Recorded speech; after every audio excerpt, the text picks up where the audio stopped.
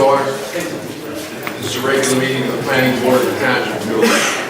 Pursuant to the Open Public Meetings Act and laws of 1975, the public has been notified that the Planning Board will meet on May 21st, 2014 at 6:30 p.m. in Town Hall. The Middletown Planning Board notified the Asbury Park Press, the Independent, the Star Ledger, and the Two Rivers Times on December 20th, 2013.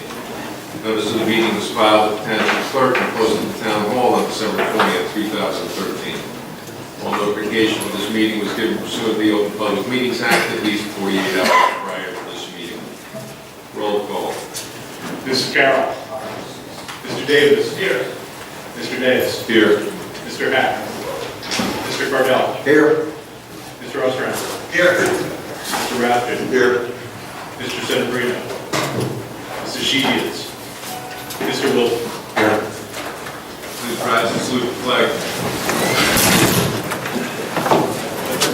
The United States of America, and to the republic for which it stands, one nation, under God, indivisible, with liberty and justice for all.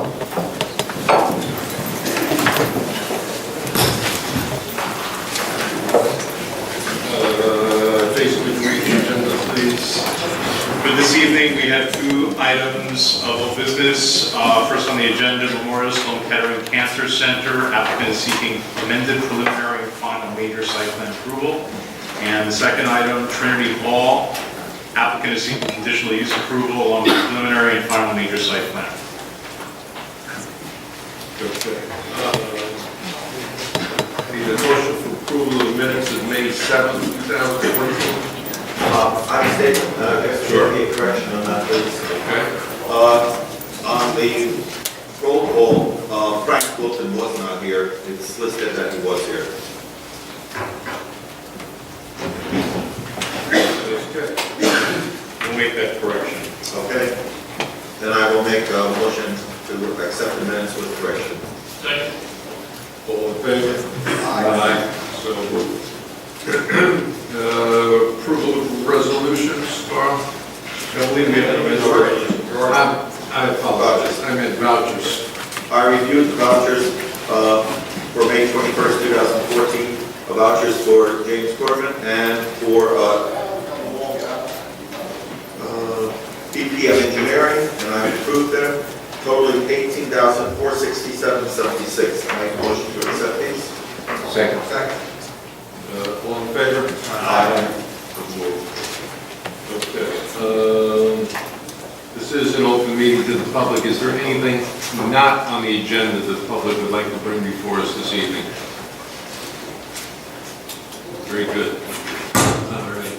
So moving on, we've already done the vouchers. So we're moving to old business, Sloan-Kettering.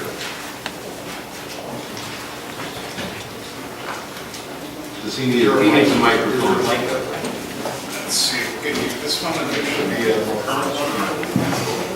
Thank you. Good evening. Stephen Tripp from the law firm of Willen, Sculpin and Spitzer on behalf of the applicant. Very briefly,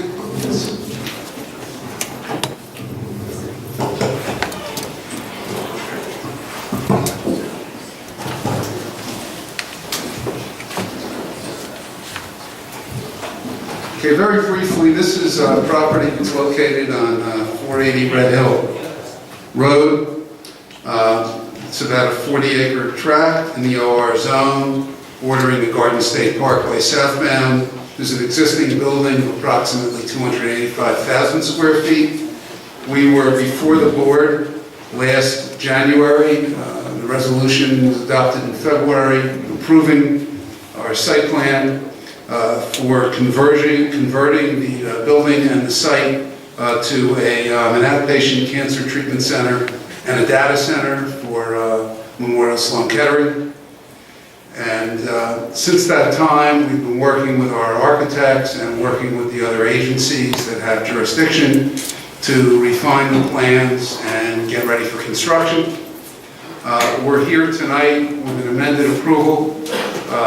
There's a host of minor changes. They're all fairly small in and of themselves, but I guess due to the cumulative nature, staff felt it was made sense for us to come back and get an amended approval. There is one minor waiver with regard to width of one of the drive aisles due to the addition of a striped pedestrian walkway. Our engineer will address that. Other than that, there are no additional variances or relief of any kind that we're seeking beyond what we got the first time. And we're not exacerbating or increasing the degree of any of the existing nonconformities or any relief that we're granted. So it's really pretty straightforward. What I'd like to do is have Chris Hager from Langen, who was the project engineer, testified last time, be sworn in and just briefly go over what our changes are. Before you begin, Sure. have you reviewed the affidavit of publication, the affidavit of service, so they're in order, the board has jurisdiction, let me just put that on the record. And then, sir, could you just spell your last name, please? Hager, Hager, first name Chris, C-H-R. Please raise, you can remain seated. Please raise your right hand, swear testimony about to give the board the truth, the whole truth, and nothing but the truth. So we got it. I do. Okay, thank you. Mr. Hager, I'm going to show you a set of 3 sheets, a handout that you prepared. Could you just describe what it is? I've marked it as Exhibit A1. Sure. The first sheet is a new rendering of the modified site plan, very similar to the existing. You'll see all the similar green space, but we have that rendered. The second is a plan that shows the itemized, the areas.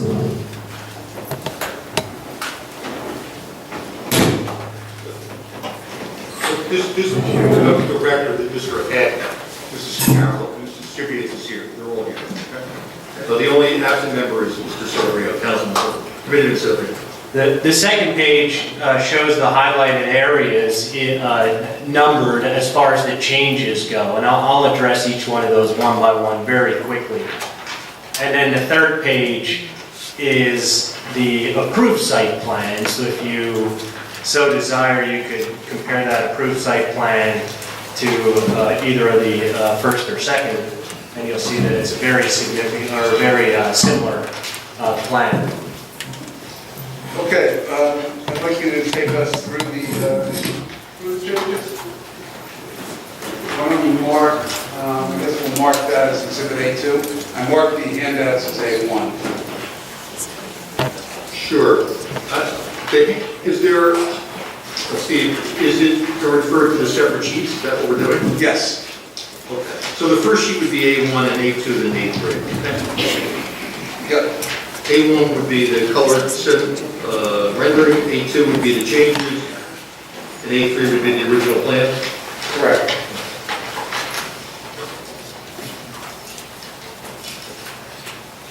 So we'll work from A2. And basically, the itemized numbers, I'll just run through the changes real quickly.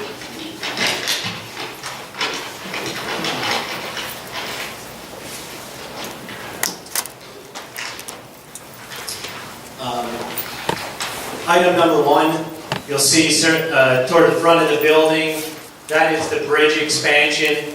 That has been actually reduced in size by about 2,000 square feet. The number 2, there used to be mechanical space filled in towards the back of the building. That area of building has been eliminated. We've incorporated some additional egress, and that's now just site plans or site area.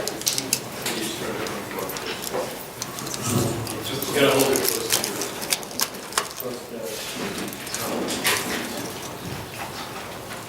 Okay, that's good. Good battery.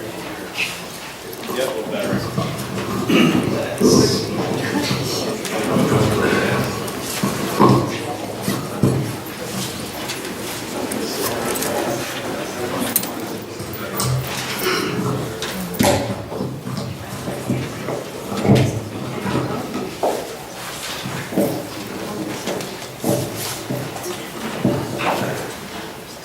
There we go. All right.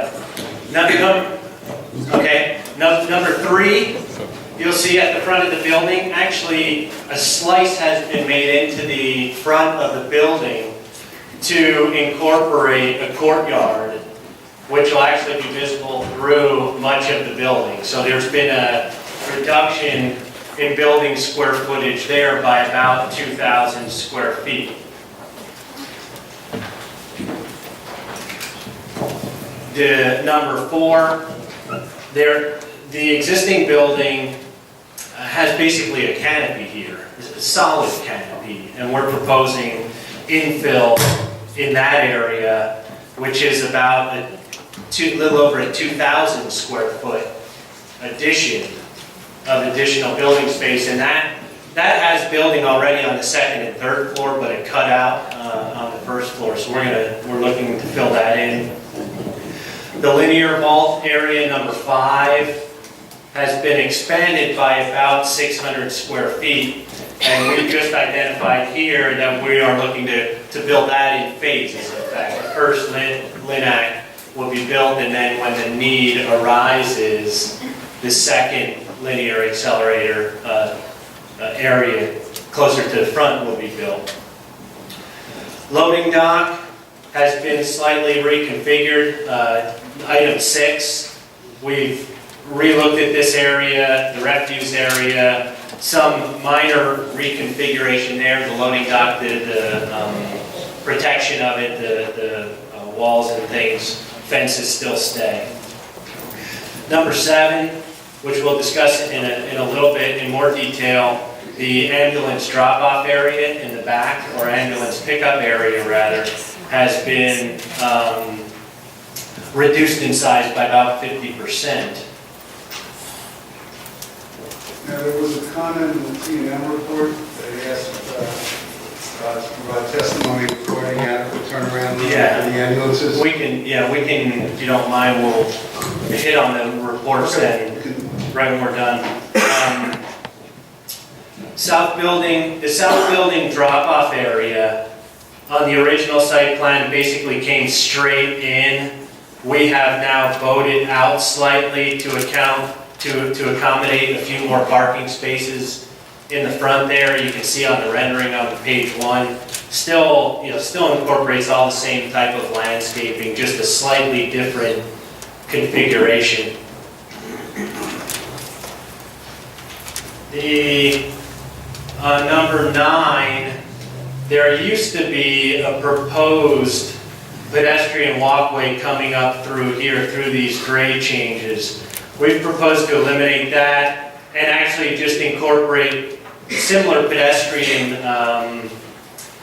movement that exists already right now, but we've just introduced some striping along the edge of those islands for pedestrian refuge, essentially, refuge to just work their way up to the building. And Does that necessitates the one? that necessitated the one design waiver. Just explain that briefly. Right, so that drive aisle right now is 24 feet. By adding the 2-foot striped area, we still have 24 feet from curb to curb, but from curb to striping, we now have 22 feet because we've introduced a 2-foot striped area.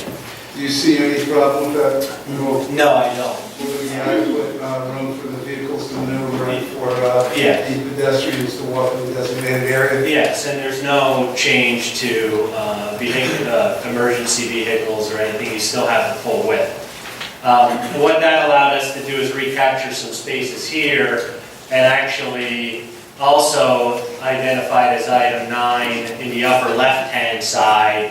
We previously had to build some additional parking spaces out in the existing landscaped area. We've been able to eliminate those spaces, which was on a sort of a sloped area, some treed area, by being able to just allow the existing ones in the southern corner. So the net is to reduce the disturbed area, correct? That's correct. That's Total parking count, labeled number 10 on the bottom of A2. We have reduced the overall parking count by 31 spaces, but that goes along with our overall building reduction of 8,920 spaces, 8,920 square feet. So we're going from 304,000 square feet down to 295,080. So a similar drop. We dropped the building square footage, we dropped the associated parking. We meet the ordinance requirement. The prior approval required 2 design exceptions regarding mechanical on the roofs. We were approved for a maximum of 16% coverage. We've reduced the mechanical space on top to 14.3, but we're requesting that there be no change in that approval, that the 16% still remain for some flexibility. But it's been a slight reduction as we work our way through the design. Mechanical equipment heights have changed by a foot or so. None will exceed the total height limitation of 50 feet. We were previously in the 58, 59 foot range, and we're at 58.5 on the north building. We're at 60 feet on the south building. So the mechanical, as we work through that design. You said 50 feet at 60, it's a 50 plus the 10, correct? That's correct. So what will not exceed is the 60 feet? It will not exceed the 60 feet permitted, that's right. We're almost done here. Proposed impervious coverage has been slightly reduced by 0.1 acres in this new scheme. And that allowed us to reduce some of the proposed bioretention areas, 2 of them, up in identified as Area 13.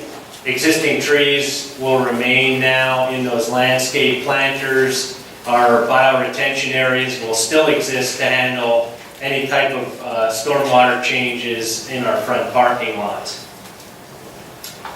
The generator, labeled as item 17, sort of the generator and mechanical courtyard area, and working through with the data center designers. That area has been relooked at, and with the equipment selection, there's been some slight redesign to the walls and the equipment area back there.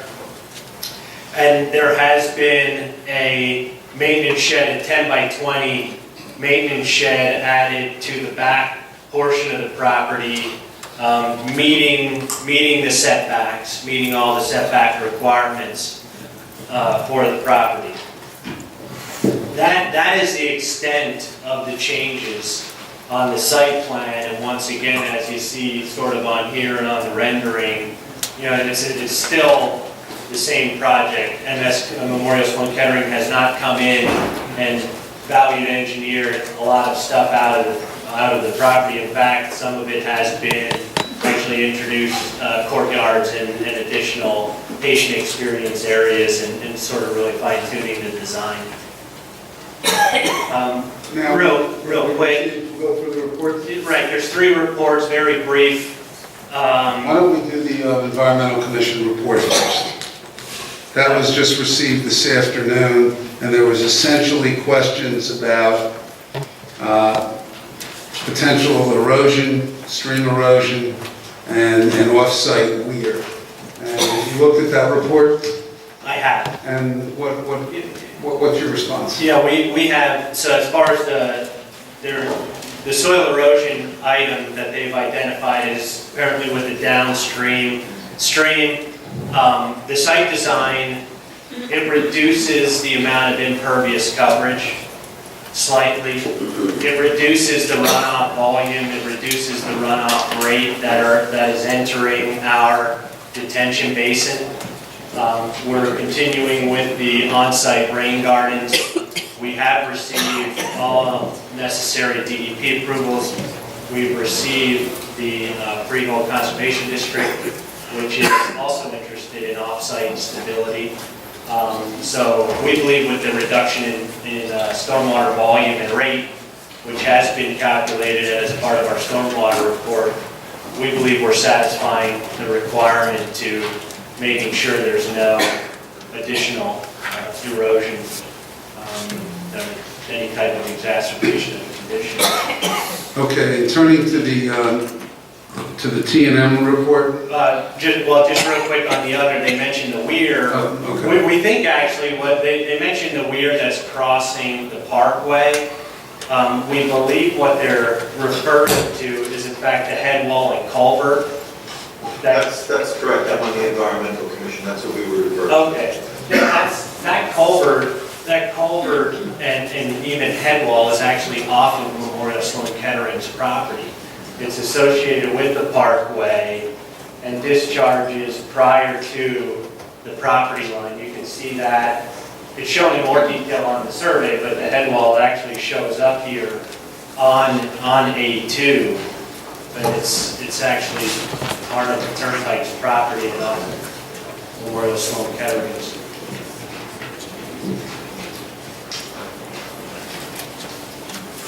On the T&M report, really two comments there.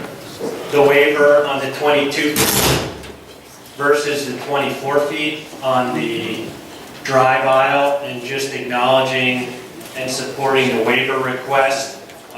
There's been testimony asked for that, so we have added that striping to enhance the movement of pedestrians to this area. That is basically a staff parking lot. We've added additional patient spots down by the drive aisles. As I said, we still have curb to curb, the 42 feet, so no impact to any type of emergency vehicles or circulation. The ambulance template, there was a request for that, and in fact, there was an ambulance template shown on one of the insets on C01-13, Rob, one of the small insets down bottom. That was probably just overlooked. So we're actually showing a movement, basically forward in here and back in, a small K-turn, which Jason has raised in his report.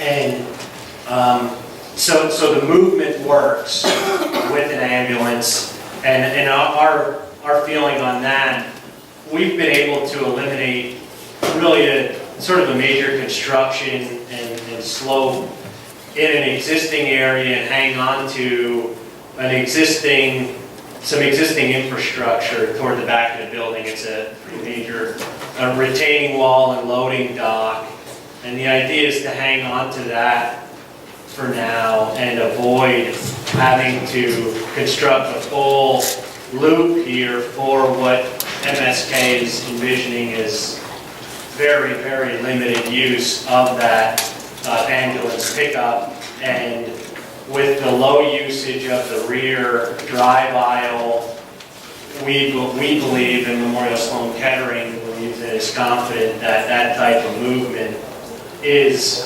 sufficient and can be done safely and as quickly as necessary, really, to do any type of ambulance pickup in that area. Moving to the planner report, there was a request for signage testimony. We had given that with our original submission, and we are proposing still, as originally approved, 25 square foot sign, actually two 25 square foot signs out toward the front, which at the time of the original submission, we identified that it met the ordinance, and in fact, that is that's in the resolution, so there's no change there, and we believe it does meet the ordinance.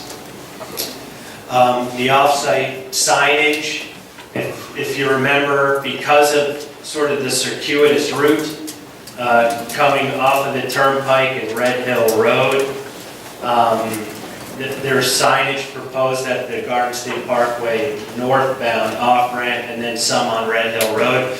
We've been coordinating actually since our approval for quite some time with Turnpike Authority. In fact, today we heard back from them that the Turnpike Authority will in fact be manufacturing and installing those signs. There are provisions in their regulations that for certain facilities and when there are certain conditions met as far as, I forget the exact wording, but when there is somewhat of a complex route and that's acknowledged, they have in their policy and guidelines that do allow signage. So they have agreed to actually do that install and fabrication. And we can provide that document to Jason. So in other words, not only have they approved the signs that we discussed that we would all want, but they're actually going to put them in themselves. Is that correct? Yes, Okay. yes. And then lastly, the birch tree location, that's been back and forth a lot. There's a few birches in through here proposed to be relocated. We are proposing to relocate 5 of them in our landscape zone toward the front. We've proposed now 8 relocations in sort of the southern parking lot area. Those are on the landscape plan. If there are other birches left, or if for some reason can't be accommodated there, but they're shown in the design and we fully anticipated, we have agreed to work with the township and we would be willing to donate those to the township for replanting somewhere else. And Memorial Sloan-Kettering has agreed to do that.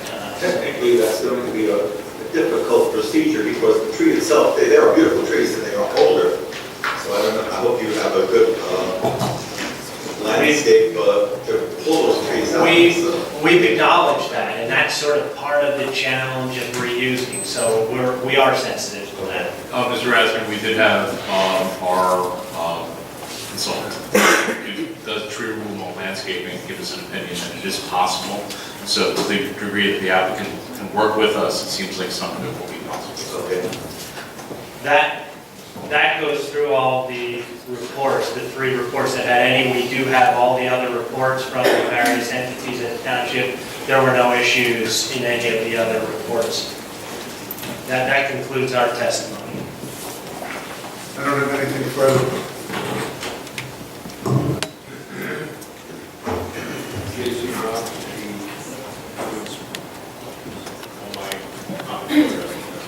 any questions from the board?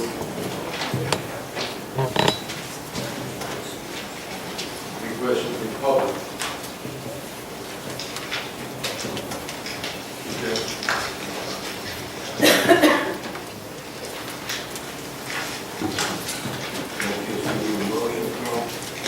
I make a motion that we accept the addendum changes for Sloan-Kettering. Second. Mrs. Carroll? Yes. Mr. Davis? Yes. Mr. Davis? Yes. Mr. Eck? Yes. Mr. Purnell? Yes. Mr. Ostrander? Yes. Mr. Raskin? Yes. Mrs. Sheets? Yes. Mr. Moore? Yes. Thank you. When's our next meeting? Okay, 8 weeks.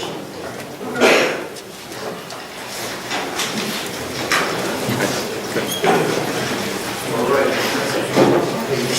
We move on to 213, 206.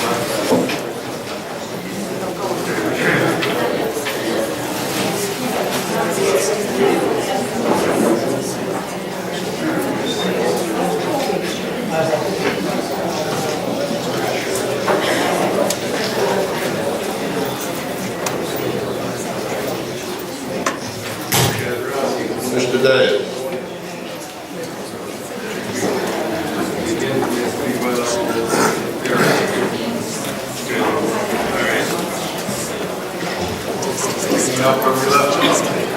Here again.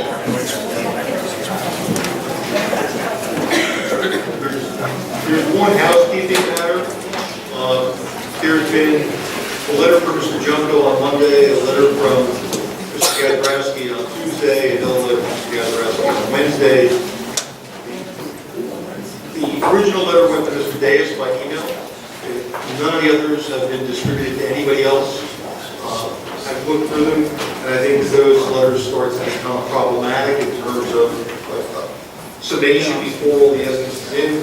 And it referred, Gazarovski pointed out in his letters about the original letter referred to matters that have not yet been in the record. They may wind up being in the record, but they're not there now. So to avoid any problems about what the board is considering and not considering, everybody except Mr. Deus, nobody else has it. Mr. Deus saw it, he's been on the board for 30 years, and he's just going to disregard the letter. I mean, we can't, what else are you going to do?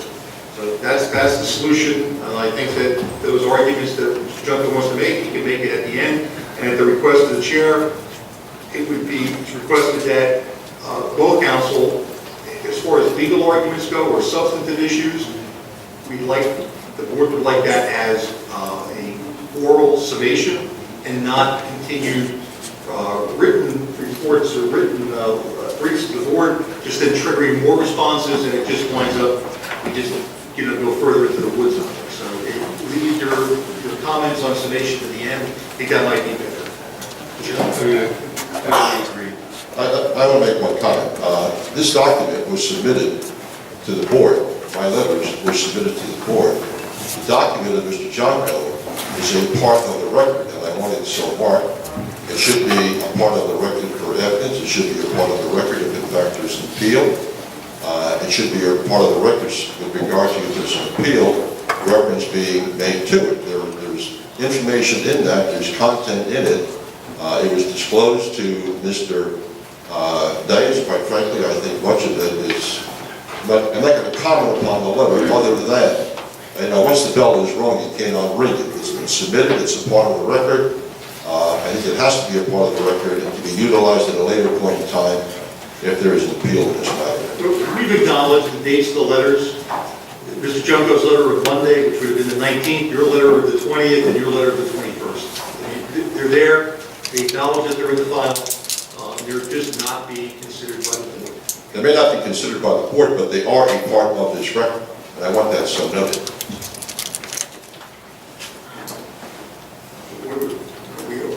What's your point? What do you The point is they are a part of the record. I think the letters were improper. They contain information which I would intend to use in my summation in this matter with regard to items that were proved or not proved, evidence that was submitted or not submitted. It is a part of the record. I didn't submit the letter, Mr. Junko did. I understand that. But just like in a jury trial, if something came up and after the testimony is out, the judge says the jury disregard that. We're going to do our best. Okay? So that's all that we can do, is just disregard the letters. We want to note that they're there, we're not marking them, they're there. You can produce them in whatever litigation flows from this, one way or the other, guys. Well, I may want to produce them at the end of this case in my summation. They are a part of the record and I can comment upon them. They should be so noted. You just can't simply take the position that they don't exist. They exist. We don't, the board does not mark as a regular matter every piece of paper that comes into its file. They're there. We've acknowledged that. So in this case, in my summation, I will have the right to refer to the content of that letter. I didn't say that. Well, I want to be able I didn't to. say not that either, but. I want to be able to do You're not that. there yet, right? Well, we may be there shortly. And as you know, I'm under a bit of a time constraint. Having said that, my position is those documents are part of this record. They should be marked, and I should be able to utilize them. For example, in cross-examination of any rebuttal witnesses that Mr. Johnson may call. Why don't we cross that bridge when we get there? What's that? Is that we kicking the can down the road? Is that what they? You can say it that way, probably do. That's your ruling. That's the chair's ruling. What do you want? To prematurely decide issues that aren't before the board? Not asking the board to decide any issues. I want the document marked as part of evidence. I want to be able to utilize it. Okay. And your copies, because I have, mine are all marked up. Do we have copies? So we're gonna mark them and then disregard them. If I'm gonna, my recommendation to the board is disregard, but we're gonna mark them. That's what you wanna do. Do you recall what exhibit numbers you're up to? The marking is yours. Let me see. I think they should be board exhibits. Part of the board record. They're not our documents. Okay, they're not the board's documents. If you want to mark them, we'll mark them as O documents, and if you bear with me, I'll try to figure out where we are in terms of the marking of documents. The board doesn't have the documents, right? The board doesn't have What it. does not have the documents? Do you know, Gazarovski, what exhibits, if any, you marked? I'm looking to see if there's any. I don't We know. had the appraiser last time, there was no written report. My notes don't reflect any objector documents. We're marking as 1, 2, and 3. Well, In the transcript Sorry. of the last hearing, the transcript of page 159 references objector 1. Okay, we'll make them 2, 3, and 4. Mr. Gorman, I have a letter from Mr. Junko dated May 19th to Mr. Diaz, S02. I have a letter from Mr. Gazarovski dated May 20th, presumably is 03. I do not believe I have a letter May 21st. Here, I don't have any writing on this one. So, here, so, Mr. Gazarovski, this is your letter by email that went over today. It just, I don't know where, you got it, I got it. So, why don't we go before?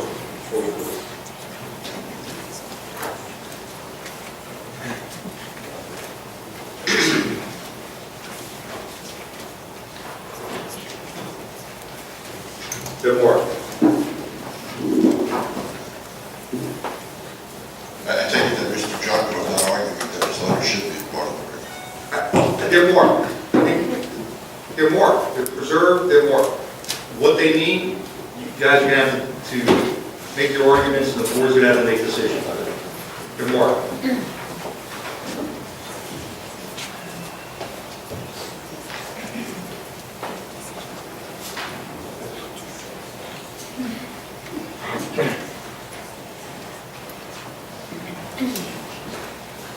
Mr. Thomas, would you identify yourself, please, and be sworn for the record? Use this.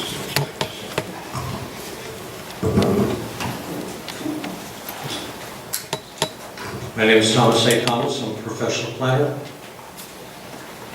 Thomas, please raise your right hand. Your testimony about the board's approval, you know that there's something got to do. Mr. Thomas, you identified yourself as a professional planner. Are you in fact identified with any particular company? Yes, I'm a partner in Thomas Planning Associates.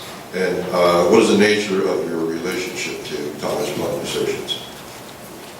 I'm a partner in Thomas Planning Associates. Thomas Planning Associates provides professional planning services to municipalities, counties, other public agencies, utility authorities, and also to select private plans.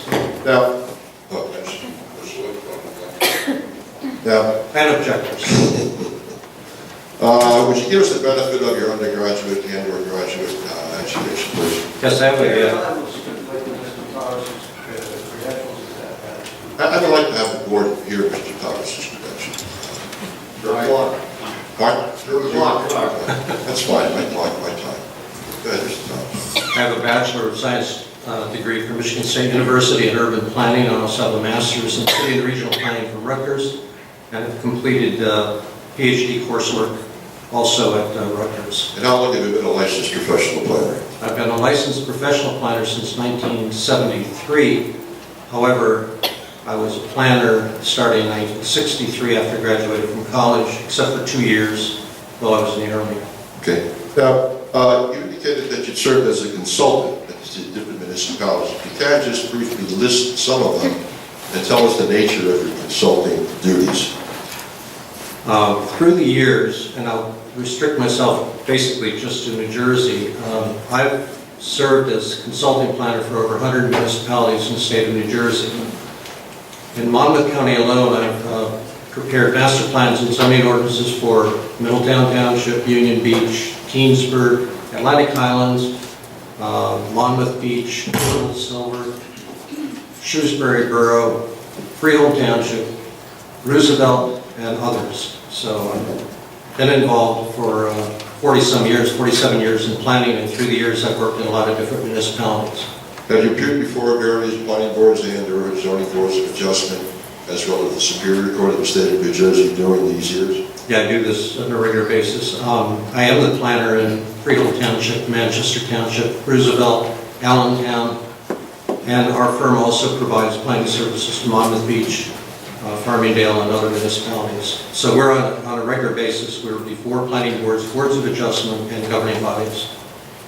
Mr. Thomas, I would think that the board will take notice of Mr. Thomas's qualifications.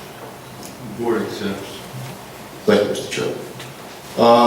Mr. Thomas, prior to coming here, did you have occasion to review the letters which have been marked, meaning that letter of Mr. Jonko as well as the few letters which I sent to the board? Yes, I did.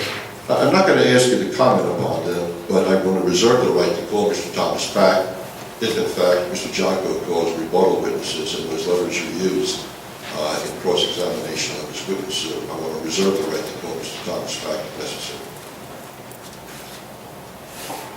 You know, to reflect, I think Mr. Davis has acknowledged that with a head shake saying yes.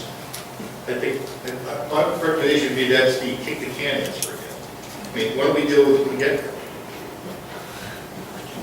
You know, this is becoming circuitous, because we have a letter that everyone acknowledges. I think Mr. Gazarovski, you acknowledge that the letter from Mr. Junko was problematic.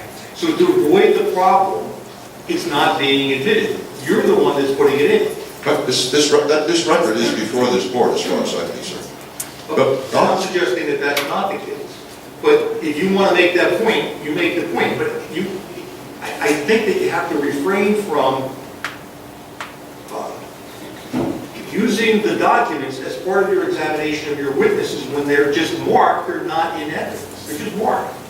Well, I would differ with you. They are marked, they are in evidence, they are part of this record. They're not. Because a letter from a lawyer is never evidence anyway. It's only just a document. It's not evidentiary, it's a brief. It's an argument. It's not evidence. But we mark them. To satisfy you, we mark them, but that doesn't make it into evidence. Now, planning boards are not bound by the strict rules of evidence. We don't typically go through what you would do in a deposition or a trial in terms of marking and then later on making them part of the record or not. Are they in evidence or not? But in here, these are clearly, these are not evidentiary at any point, because even if they were to be considered by the board, they're still not evidence, they're just letters from lawyers. They're not letters to lawyers, letters to the board. Letters from lawyers. Let's proceed. Mr. Thomas, prior to coming here this evening, did you have occasion to review both the master plan as well as the zoning ordinances of the Township of Middletown? I did. What steps did you take to familiarize yourself with this application? I reviewed the application, the notice, the testimony in January and also in April. Reviewed the master plan and reviewed what I think is an important adjunct to the master plan, which was the special study on the creeks in the area, and particularly the environmental impact that those sensitive environmental areas have on this particular site and this area. Okay. Did you make a determination as to whether or not public and or private schools are conditional uses in the zoning question? Section 16-801, which provides for, under Article 8, provides for conditional uses. 16-801 provides specific regulations for guiding principles and general provisions for conditional uses, and section 16-818 provides for specific regulations for private and or parochial schools. Okay. Now, prior to coming here today, did you in fact prepare as an exhibit a copy of that section of the ordinance, which would be section, I believe, 16-818, which lists the specific regulations for private schools? And is that of one of the board to have? Yes, it is. And I also have copies for the board members. Okay. What do we mark copy? That'll be Oh, O5? nothing. What? Oh, nothing. It's part of our ordinance. We don't have to, if you want to mark it for identification purposes, you can mark it as 05, but that is within the record of the board. It's a part of the document that we acknowledge is our ordinance. Okay. You want to mark a page, we'll call it 05.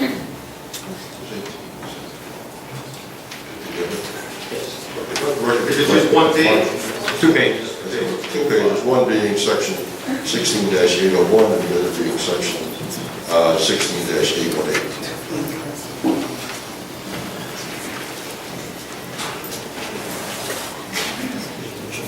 You want to pass it down?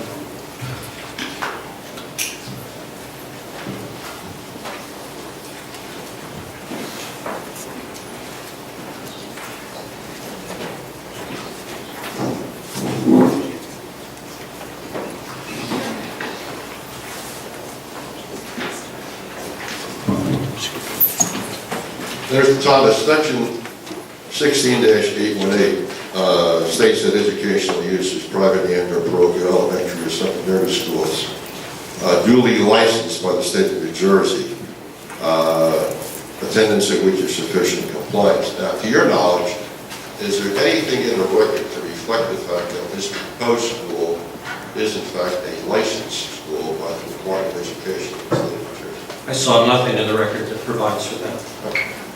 Now, let's go on to section 16-801.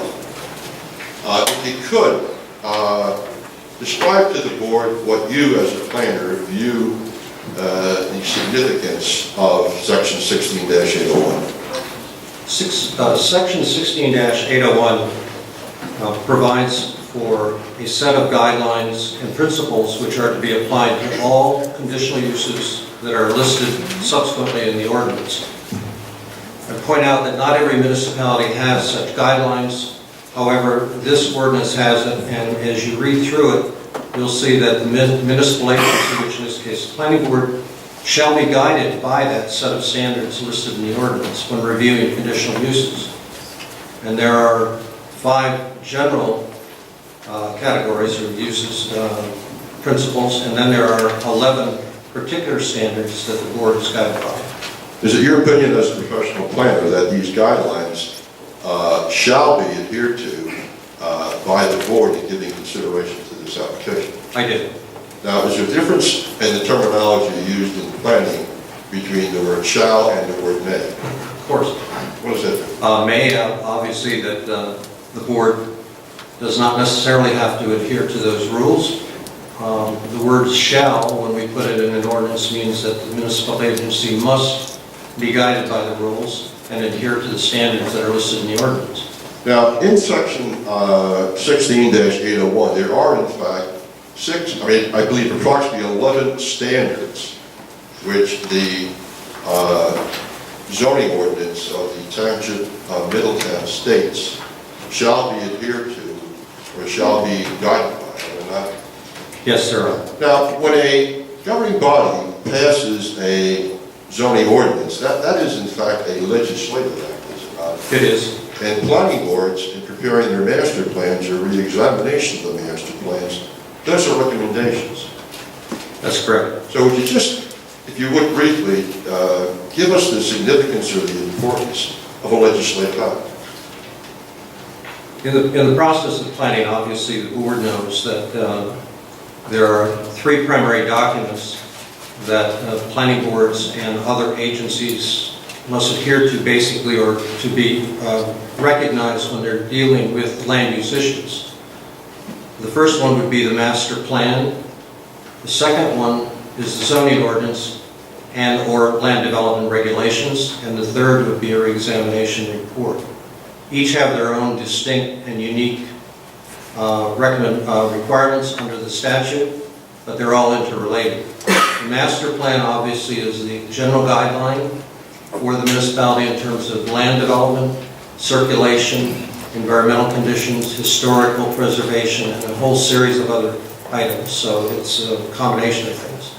provides for parks and recreation and municipal facilities, and also recommendations about density, uses within specific areas of the township, and so on. That document is required in any municipality in New Jersey in order to adopt a zoning ordinance. Municipalities that do not have a master plan, and believe it or not, I actually, when I was county planner in Ocean County, ran into 2 municipalities in Ocean County back in the 1970s that had zoning ordinances but no master plans. And as a result of the amendment to the law in 1975, those 2 municipalities had to quickly produce or prepare a master plan. Middletown also went through the process in the late 1970s and again in the 1980s to adopt a master plan in conformance with the municipal land use laws we know today, and that's basically the law that guides land development processes in the state. So those 3 documents are interrelated. The law also requires that at least now, once every 10 years, that municipalities are supposed to review their land development regulations, their master plans, to be sure that they're up to date and basically that have the planning board make any recommendations for changes, either to the zoning ordinance or to the master plan. There are some specific reasons why that's done under the statute. They're not important tonight, but nevertheless, those documents do become part of the planning record for purposes of land development. Now, in a planning board or a zoning board, giving consideration to an application, they can in fact deviate, can they not, from the master plan? Yes, they can. But with regard to a zoning ordinance, there can only be deviation if in fact there's a request for either a waiver or a variance. Is that so? There's 3 different exceptions to the, if an applicant comes in, it's either going to be a variance, which would be a deviation from a regulation. It could be a design exception, in which case the design standard would be modified. As an example, if the board required a 5, or the ordinance required a 5-foot wide sidewalk, a design exception would be 4 feet. A design waiver would mean that no sidewalk would be required. So when an applicant comes in for a waiver, that means that he's virtually asking for a waiver of that requirement. Design exception would be simply a modification of whatever is required. And a variance would be a variance in terms of density, in terms of setbacks from buildings, height, and so on. So there are a variety of different, they're referred to as bulk variances, as this board knows. Now, in section 16-801, the last sentence reads, "In acting upon an application for conditional use approval, the municipal agency shall be guided by the following standards and principles." Standards and principles does not in any way indicate that they are simply design waivers. Shall they do that? No, there are guidelines and standards that the board has to address as part of their approval of any conditional use, in my opinion. And they must be adhered to. Yes, Okay. Now, or at least addressed. okay. Now, in reading through the earlier testimony of the transcripts, did you make the determination as to whether or not many, if not all, of the listed 11 standards to be adhered to were addressed? Perhaps some of them were, but were there ones that you feel are significant that were not addressed significantly? Yes, I did go through all of those standards, and I can go through them very briefly. There's 5 standards which are identified by the letters A, B, C, D, and E. Those generally are the ones that have been, the broad categories have been addressed. For example, in item A, the use for an application being specifically listed as a conditional use within the zone where the property is located. Obviously, that's the case. It's an R90 zone, and conditional use includes the private or parochial schools. Item B, which I'll get back to, refers to design arrangement and so on. Item C, all conditional uses shall be required to obtain site plan approval, and the applicant has in fact submitted a site plan and is asking for preliminary and final approval on phase 1 and preliminary approval on subsequent phases. Item D is conditional uses shall adhere to the additional standards specified for the particular use under this article, except where no additional standards are specified herein. In this case, there are specific standards, the additional standards, and those are contained in section 16-818, private and/or parochial schools. And for the most part, the applicant has addressed the conditions, the specific conditions in terms of the amount of land area which is required, 37 acres, whether there is, whether the use is supposed to be screened and the signage and lot coverage. So the applicant has submitted a site plan which addresses all those items. The item E, that no use specified within this article shall be considered a conditional use unless it is specifically listed as a conditional use in the zone district regulations. So it's clear that this is a conditional use. It's listed in the zone district regulations, and it certainly... Let's go to section B and perhaps start with the most important one. Subsection 9 says compliance with the standards, principles, and objectives of the master plan. Would you comment upon that, please?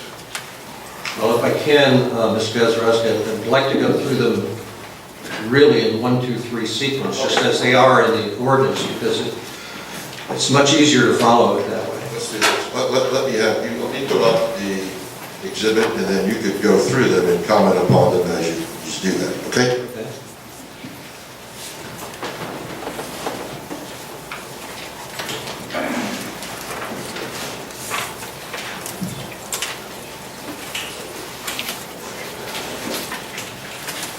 The first guiding principle in the under B1 would be the suitability of the particular property which is subject to an application for conditional use. The suitability for the particular property. I know that the Environmental Commission was concerned, has expressed its concerns about the stream that runs through the property, and I also know that there is that this facility, with 500 students and all the facilities that are proposed, is going to be a very major facility located in the middle of a residential, low-density residential area. So it will have an impact on the neighborhood. It's going to have a major impact in terms of visually. It's going to have a major impact, in my opinion, on Chapel Hill Road also. There is traffic, there will be a traffic expert on behalf of the objectors who will address that more thoroughly. But having worked in Middletown Township for more than 25 years and having traveled Chapel Hill Road, I can tell you that I'm familiar with the area and I'm familiar with Chapel Hill Road. Chapel Hill Road is designated as a scenic roadway. That roadway was designated because it is, in fact, part of a series of roadways which are designated scenic roadway, and it is a scenic roadway, in my opinion. The property was specifically recommended by the planning board, in its master plan, to be a low-density residential use to preserve the character of the neighborhood, the open space, and environmental features. In comparison to other permitted uses in the zone, a school, particularly as proposed, is an intense use physically and also in terms of traffic. It's especially intense in comparison to what was approved in 2008 for 20 single-family homes. The 20 homes were approved for the entire site, while the proposed school is only utilizing half of the site. No testimony has been presented about what will the other half be used for, and I'm not sure that it's required legally, but the board certainly would be interested in finding out how that all is, how the two portions of the site are to be fit together. It also, in my opinion, is a intense use in comparison to the impervious coverage of single-family homes on 2-acre lots. And it will also be an intense use in comparison to activities between residential development and activities which are being proposed, athletic events, parking areas, operational requirements for the school versus single-family homes. So it is going to be a major intrusion into that low-density neighborhood. The proposed uses also is in the, as I pointed out, is not it's not on a major road. I mean, Chapel Hill Road is not considered a major road. Other private schools that you have in the immediate area, including Christian Brothers and Modern Day, are both on major roadways. And so traffic in those situations basically is much different than it is on streets such as Chapel Hill. In my opinion, the proposed use, even though it's a conditional use, doesn't meet that basic standard of suitability of the particular property in conjunction with the existing neighborhood. Item 2 in the list, which I've already addressed, is talking about the compatibility of the proposed use and structure within the neighborhood. I've addressed that, but would like to emphasize that it is a major structure, major facility going into this particular residential area. The third item deals with the potential effect that the proposed use or structures will have on property values. The applicant did not provide any information whatsoever on, from what I read, on the potential effect on property values. Since there was one letter, which I can't talk about, that's the first time that I saw anything about property values, other than there is one other mention in one of the environmental reports that deals to some extent with property values and also, quote, the need for the facility. But there is no testimony concerning either of those facts. Number 4 in the list is the adequacy of the proposed parking and traffic circulation for the use and/or structures and the potential for traffic congestion and so on, and/or creation of undue traffic hazards. Anyone who reads the testimony and the comments from the planning board members in both in January and again in April, obviously there are concerns about that.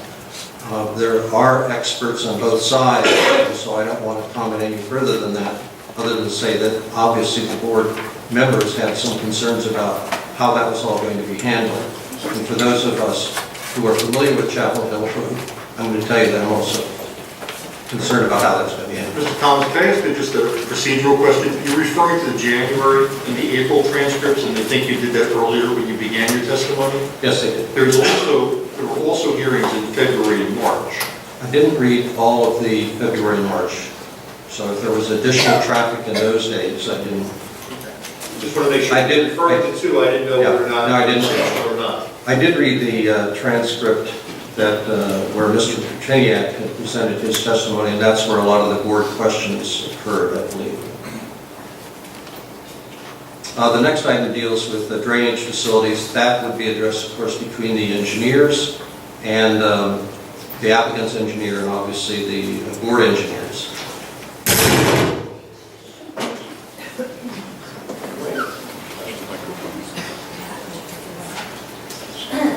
Hold on one second, I'm going to take this mic away. Every time you move the...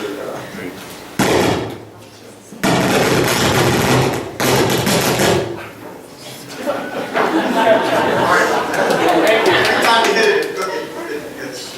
How about, did you address number 5? Mr. Desarowski pointed out that I missed number 5. Number 5. Number 5 is an interesting guideline or principle. Number 5 reads, the need for such facility or use to serve the area in which it is to be located. This use is a very unusual use. It does not, in my opinion, have to be, it certainly doesn't service the immediate neighborhood per se. It's not limited to that. And it is also a facility that's not designed to service Middletown either. What it is a regional facility which is going to extend to municipalities throughout the region. So it's a regional facility. Does it have to be in Middletown? No, it doesn't. There's no requirement that that kind of a facility have to be in Middletown. Unlike public schools, which have to be located within the municipality, private schools do not. I can tell you that even kids who attend CBA, as an example, I live in Brielle, and children from Brielle go to CBA. If this school is built, you're going to have children potentially from all over the area, not only from Middletown. So it is is it needed? That's a question that the board is going to have to address. There was no testimony, there was no report presented about the need for this facility at this location in Middletown Township. There was no testimony presented or report that indicated that there was need for this facility anyplace. It just ignored it. So it's an important issue. We did, and I don't even want to introduce this document. We did review a study which actually was prepared for feasibility for a new private all-girls Catholic high school, which we believe is the same facility. It's an interesting report, and we followed up a little bit on that report, because if you read this report, it is filled with negative comments about the need for a facility of this type. And we also have a letter, a news release from the bishop for the Trenton Diocese opposing and not permitting this school to be called a Catholic school, because the diocese is concerned about what happens with the schools that they already have. We're going to have those documents marked. So, I mean, you're referring to in your testimony, and it's part of your testimony, and you're basing your opinion on it, and you're going to have them marked. So what are those?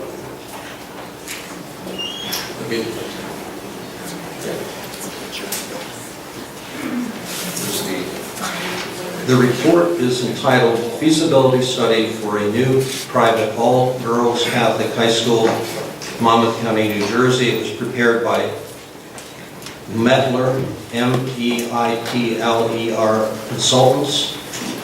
They're located in Hales Corner, Wisconsin. So, I'm going to assume, we're going to mark that as 06, and I'm going to assume that 06 is, Junko, I don't know, are you familiar with 06? Yes. And is 06 the feasibility study that has been, you don't, I think that's just a survey result. is there,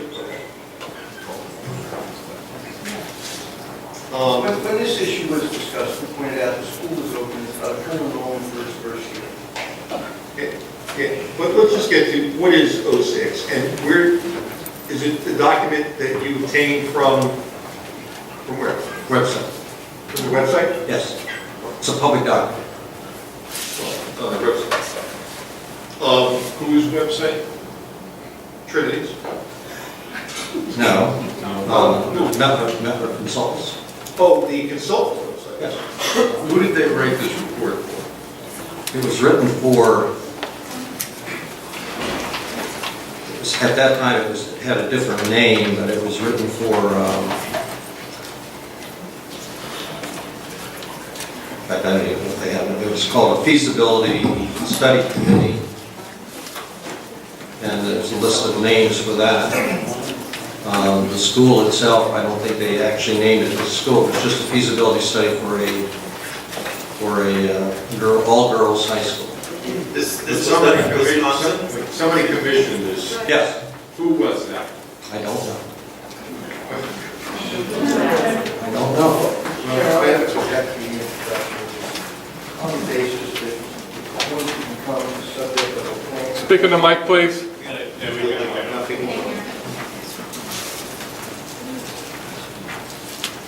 I'm objecting on the basis that if a document is going to become the subject matter of professional planners' professional opinion, that there should be some understanding of the source, the foundation, and the basis of it, rather than trying to draw a net opinion. This is not drawing this opinion, this is referring to a study that was performed. A study you can't identify. This is got to that point. It's a study that Why are you wasting our time with it? this is a document. It's a document that you can't identify as to the source, as to who it's being written for, who commissioned it, or anything else. It could have been you that's commissioned the darn thing. We don't know. I'm not suggesting you should do it, Mr. Gazarovski, but that's how ridiculous this is. You're saying that a study that was prepared for the feasibility study of a private all-girls high school in Monmouth County, New Jersey, prepared by a consultant obtained by a feasibility study committee made up of members, I would submit are members of the Trinity group, is not relevant? I mean, this is the most relevant document in the You have world. to tell me who commissioned this study, who paid for this study, who it's directed toward. You haven't done that. That's what I want to know. If you look at page 1, it says the feasibility study committee membership included. These people are members of the Trinity School. I don't know that. Can you verify that, Mr. Junko? This is the first time we have seen this here. I don't know. What I can tell you is the school is in operation in its first year of school. I don't want, we're getting trapped in all kinds of little dead ends that are just not all that productive. So, I think it's fair to say that this was something they found on the internet that was prepared for this school. And he's using it, Mr. Thomas is using it in his testimony. From what it means and what conclusions can be drawn, I don't know. But there's a document that, in all fairness, I mean, Mr. Junko, if you look at it, let's not force things. Some of the names look familiar. It looks like it was for this school. I don't think that it's, so can we get past that? It was a document prepared. What it's worth is another matter. What meaning it has, what conclusions Mr. Thomas draws. But it seems to be for this school. So there's some sort of study that was prepared. And to the extent that Mr. Thomas is relying on it, I think that we might as well let it in. With all due respect, Mr. Chairman, I mean, otherwise we're going to wind up with just arguments and arguments and arguments. And Mr. Junko may argue, but it seems to me that whether there's more, maybe there's other studies, maybe there's whatever, I don't know, but he found this one. I mean, I think we have to let it in. That'd be my recommendation. Just mark it and as 06 and go from there. Yeah. It's good. You want to walk us through that document, Mr. Dr. Cobb's was distributed. Can we just back up one second? We also have the press release. I don't know if we want to mark that or hold off until. Okay, you made reference to 3 different documents that you relied upon, Mr. Thomas, right? One was the feasibility study.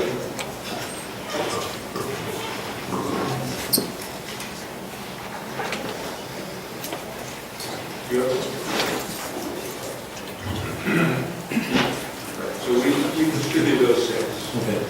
The question, or I mean, the requirement in the ordinance, basically, item 5 is the need for such a facility to serve the area in which it is located. And as I pointed out, there was no testimony presented about the need for that facility at that location or for the area. It certainly is not needed in the neighborhood. It's not needed for Middletown Township. It is a regional facility. And whether that addresses the requirements under the ordinance, I think this board's going to have to make that decision, obviously. What this study, without going through the entire study, I'm sorry, excuse me. Can you read that back for us, sir?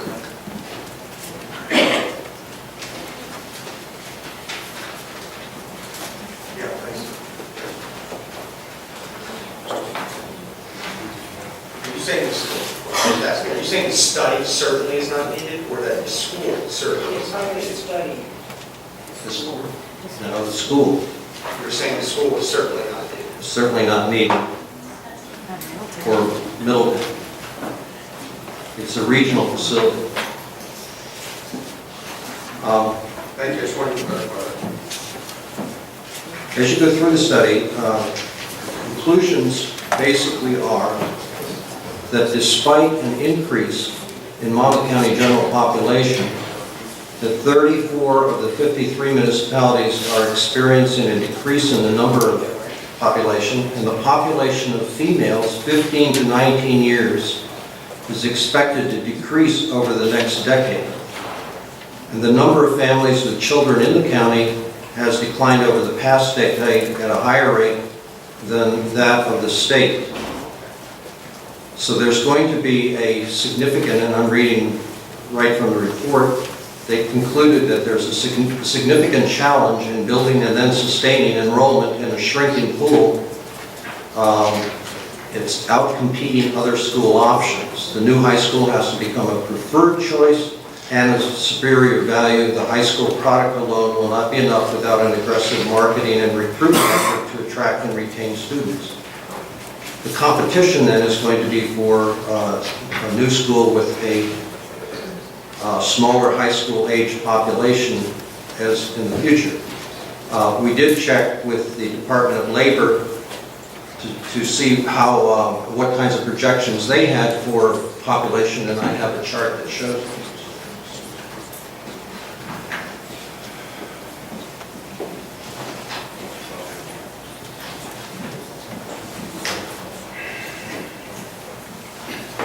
So, just housekeeping, this is going to be 07. Well, I'm trying to, want that we have marked the report as 06. We're going to mark this as 07 because if we're going to refer to something the board doesn't have, I assume this is the only copy of the map. I have some small scale copies, So, which I'll give to the secretary. I'm sorry. Which I can give to the secretary. Small scale, I'm sure. Could I see it before you move it? Well, it's not being moved ahead. We're going to mark it, but let Mr. Junko see. Do you have a small scale copy? Otherwise, we're all guessing around the pool.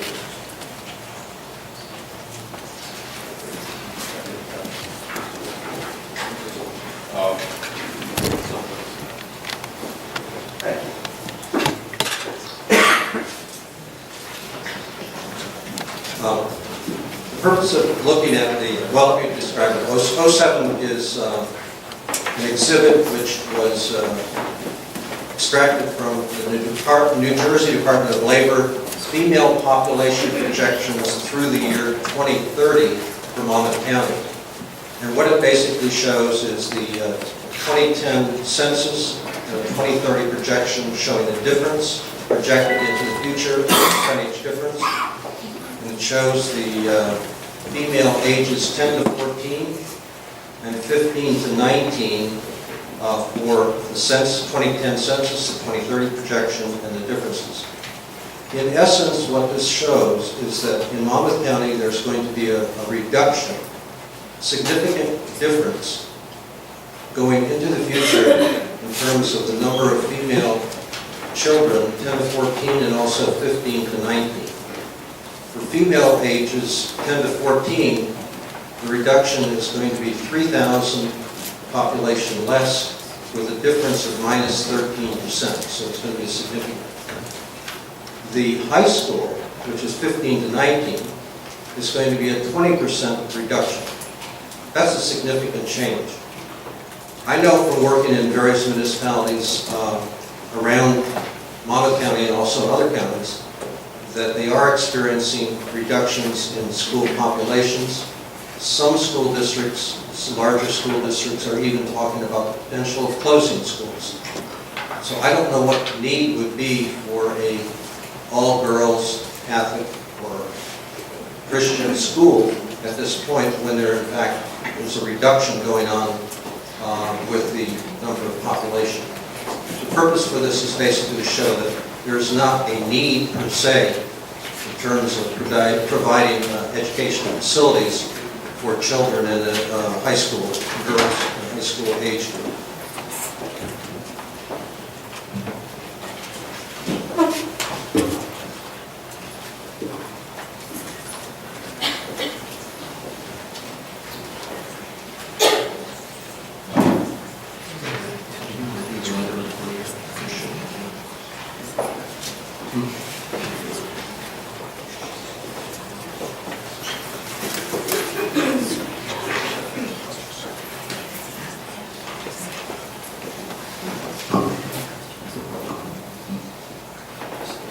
The survey that was done under the Mettler study was also part of the feasibility study, and it showed that both online and by mail, the survey was to more than 11,000 respondents, including parents of girls in grades 8 and younger, at Catholic schools, Catholic parishes, alumni, and parents of CBA and interested persons.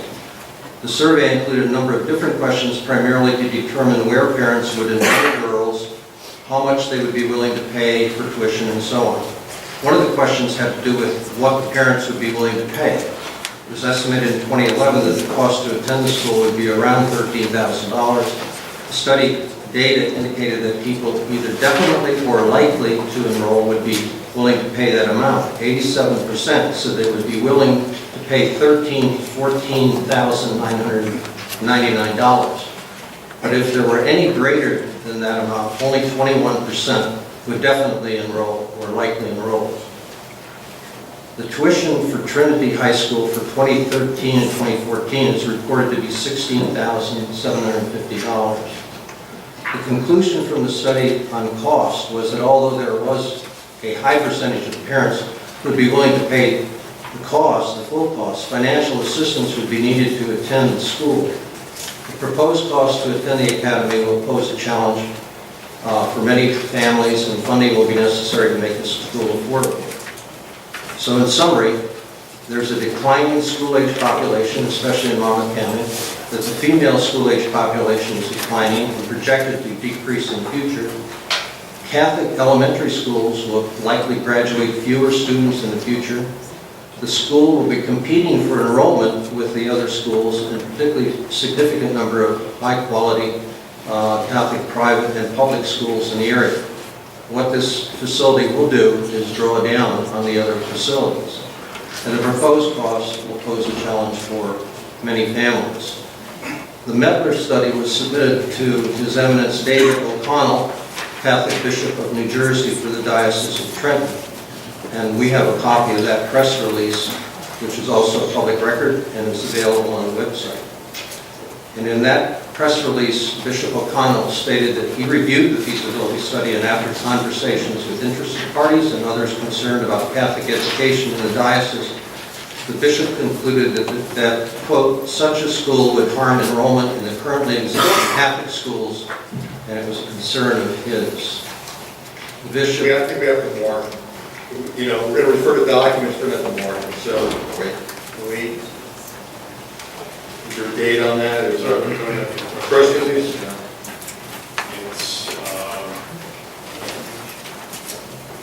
It's printed March 14, 2014. That's the date of the... So that was the date it came off the website. That's off the website. No, I don't know the... April 1/11, 2013. Yeah, that's from it. So we'll mark that as...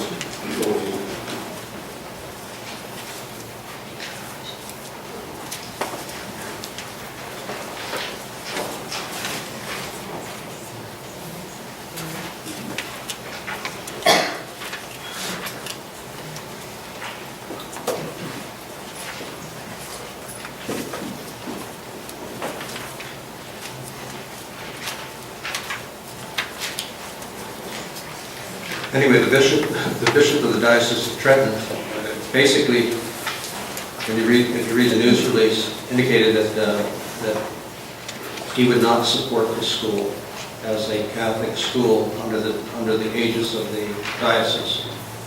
Now, when you go back to the guiding principles of the ordinance, which is question number 5, the question was, obviously. Is there a need for this facility? The applicant has not indicated that there is a need for this facility, but in fact, the feasibility study that was prepared for the school and also the fact that the bishop of the Trenton, the Diocese of Trenton indicates that they're not going to support it, indicates, in my opinion, this conclusion is that there may not be a need for that, and that's something that the board is responsible for. So they're required to take a look at that specific requirement and guideline under the ordinance. Number 6 dealt with drainage facilities. As I pointed out, that's really an engineering issue, and that's going to be addressed between the engineers of the applicant and the township. The adequacy of screening is referred to in number 7. I know that there are some concerns about whether all parts of it are adequate. There's no doubt that it will be visible from Chapel Hill Road, unless there is some awfully heavy screening because it is an open field area. The adequacy of the proposed outdoor lighting is also a site plan issue which has been addressed. And then we get to the compliance with the standards. Number 9, compliance with the standards, principles, and objectives of the master plan. That also is a concern that I have, because if you look at the master plan, there are specific recommendations related to that particular portion of the township. First of all, noting that it is a low-density area, that it was identified both in the original master plan and also a subsequent study, the McLeese Creek study, that the Chapel Hill area and that particular area, including that site, are deemed to be overall an environmentally sensitive area. The master plan, which was adopted by this planning board, made a recommendation actually that the area and that site be increased in lot area from 90,000 square feet to 220,000 square feet in order to protect the, basically to protect the environmentally sensitive areas, the steep slopes, the water resources, the wetlands, and groundwater recharge areas. Let me ask you one question, Mr. Thomas. If in fact the zoning were changed from R90 to 220, what would be the minimum lot size then, if the zoning were R220? If it were 220,000 square feet, it would be approximately 5.1 acres. Now, would that have an impact upon the amount of impervious surface throughout that entire site? That would reduce the impervious surface significantly. Would it have an effect upon its impact upon steep slopes and other environmental? Anytime you increase the, in fact, that's one of the methods that's utilized in planning to preserve and protect steep slope areas, is to establish relatively high area requirements for lot areas so that the natural features can be protected. Would it have an impact upon the amount of surface water runoff shooting across the property rather than being recharged back into the ground? It would reduce it significantly, yes. Would it have an impact upon the need for the size of detention or retention bases on the property? Well, I'm going to object to this point. I think this is really a pretty speculative series of questions concerning a alternative zoning that apparently was rejected by the governing body. And the application is under the current ordinance, which is R90. If you're going to judge the case under 220, the R220, I think that's appropriate. Because you're referring to the recommendations of You're the asking planning board. the other factor besides what Mr. Junko raised, is you're asking engineering questions it's not qualified to answer. Mr. Thomas is qualified to answer just about everything, including surveys and the bishop's letters. Well, why don't we cross that bridge when we get to it? This stand down the road, is answer the question you get. I'd like the governing body to take the rezoning down the road. And I don't think so. It's a comment upon the master plan. Let's go on then. We could let the board decide what the master plan intended to do. The Cleese Creek study was done in 2004. Subsequently, that study was incorporated into and became part of the master plan and the land use element of the master plan. And the master plan at that time specifically cited the report as follows: the proposed land use element in the residential district. The township should pursue and implement the density recommendation contained in the Cleese Creek study prepared by T&M Associates in November of 2002 and revised in January of 2003. This area of the township contains some of the most fragile and environmentally important features of our region, and heightened protection of land in this area is in the general interest of the community. So the master plan was adopted and incorporated in the Cleese Creek study, and it specifically called for recommendations. Now this board's in a position where the ordinance says that you are supposed to be cognizant of and take into consideration the recommendations of the planning board. So that's why I'm raising that issue. Since 2004, the township updated the land use element in 2009, and the township planning board also prepared a re-examination report in 2009 and again in 2011. This board adopted the re-examination report in 2011 and on September 12, 2011, and it specifically stated the need to lower residential dwelling unit densities in areas where significant environmental constraints exist and where significant amounts of potentially developable land exists was considered an objective in order to limit excessive growth and its associated community impacts. Overuse and overdevelopment of environmentally constrained land was considered a problem, particularly in the Cleese Creek and Navesink River watershed. This proposal, in my opinion, absolutely was would be an overuse and overdevelopment of that property, which is contrary to the master plan and contrary to the re-examination report which has been adopted by this planning board. So the Cleese Creek study has been an important aspect of the master plan and re-examination process for the past 10 years. In addition, and complementing that, of course, is the fact that Chapel Hill Road is designated in the master plan as a scenic highway. And it says in reference to that scenic corridors, which include roadways that extend through a variety of township landscapes, contribute to the quality of life for all township residents. These corridors contribute to a sense of community identity, and scenic roadways themselves function as important landmarks. Expansive, unobstructed views and uniquely picturesque sections of the township are quickly disappearing as development pressure mounts for the dwindling supply of developable land.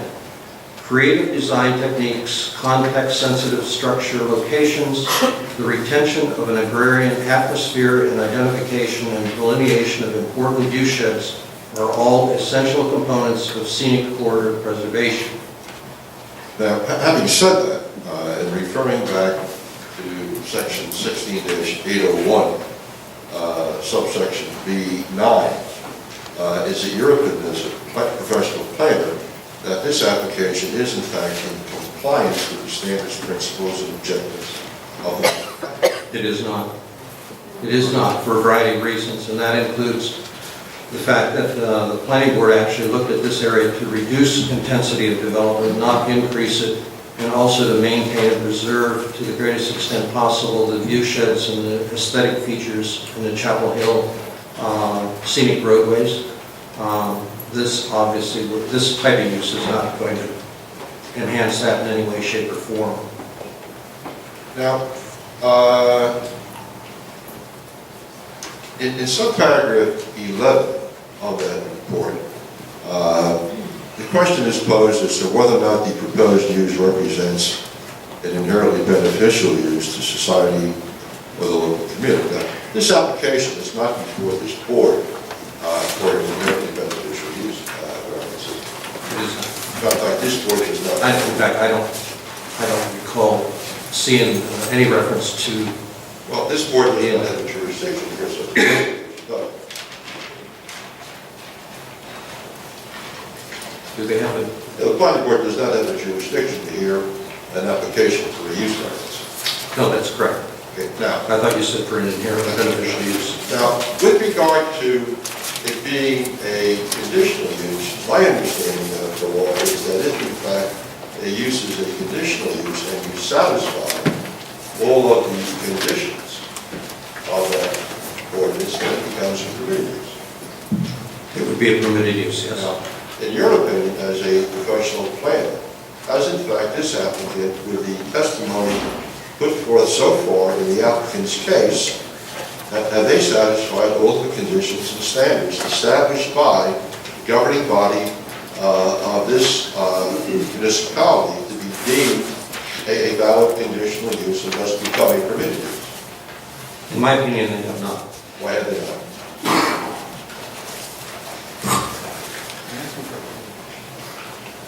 Under section 16-818,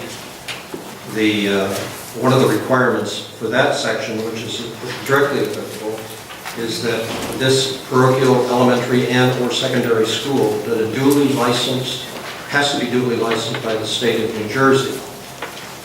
And that has not been presented in any way, shape, or form. So they have not met that condition as far as I can tell. The master plan also is an important factor. And this is the board that adopts the master plan, adopts a re-examination report, and makes recommendations to the governing body about how the municipality is to develop. And there are specific recommendations in the master plan and the McLeese Creek study, which is adopted as part of the master plan, which would talk and addresses lowering densities and lowering the intensity of development. This application is contrary to that. So it's contrary to the master plan and the goals and objectives which are established by this board. Now, in your earlier testimony, referring to the report, I believe that was marked as either 06 or 07, there was issues with regard to feasibility. Now, in your experience as a professional planner, have you seen instances in which a facility such as a school has failed, and if so, what happens then? I have. In fact, our firm represented an application in Middletown Township during the past year where a K-8 school, private school called Chesterbrook Academy, went out of business and was vacant for several years. There were no buyers, and it was finally sold to and received a special approval for adjustment approval for a senior daycare facility is entitled Golden Years Senior Daycare. The question is a good question. With the advent of a declining school population in Monmouth County and schools potentially closing, public schools being closed, I've even heard, I don't have any documentation on this, but I've even heard that the Fury Hill Regional High School system is talking about the fact that the Colts Neck High School is declining rapidly, so rapidly that they may actually have to consolidate those students with other high schools. It's a big issue. I mean, it's going to be a big issue. I can tell you that the same issue... Well, I'd like to interrupt and object at this point. If you don't have any documentation, that's a pretty inflammatory and strong statement. If the schools are going to close because they don't have enough students, it doesn't have any little bit of sense. But the question is, on what professional basis can you rely if you don't have any documentation? To present that to the board as part of a professional opinion. Hence, I object to the board that this is irrelevant. That's really something coming from Mr. John, a letter which you wrote to the board.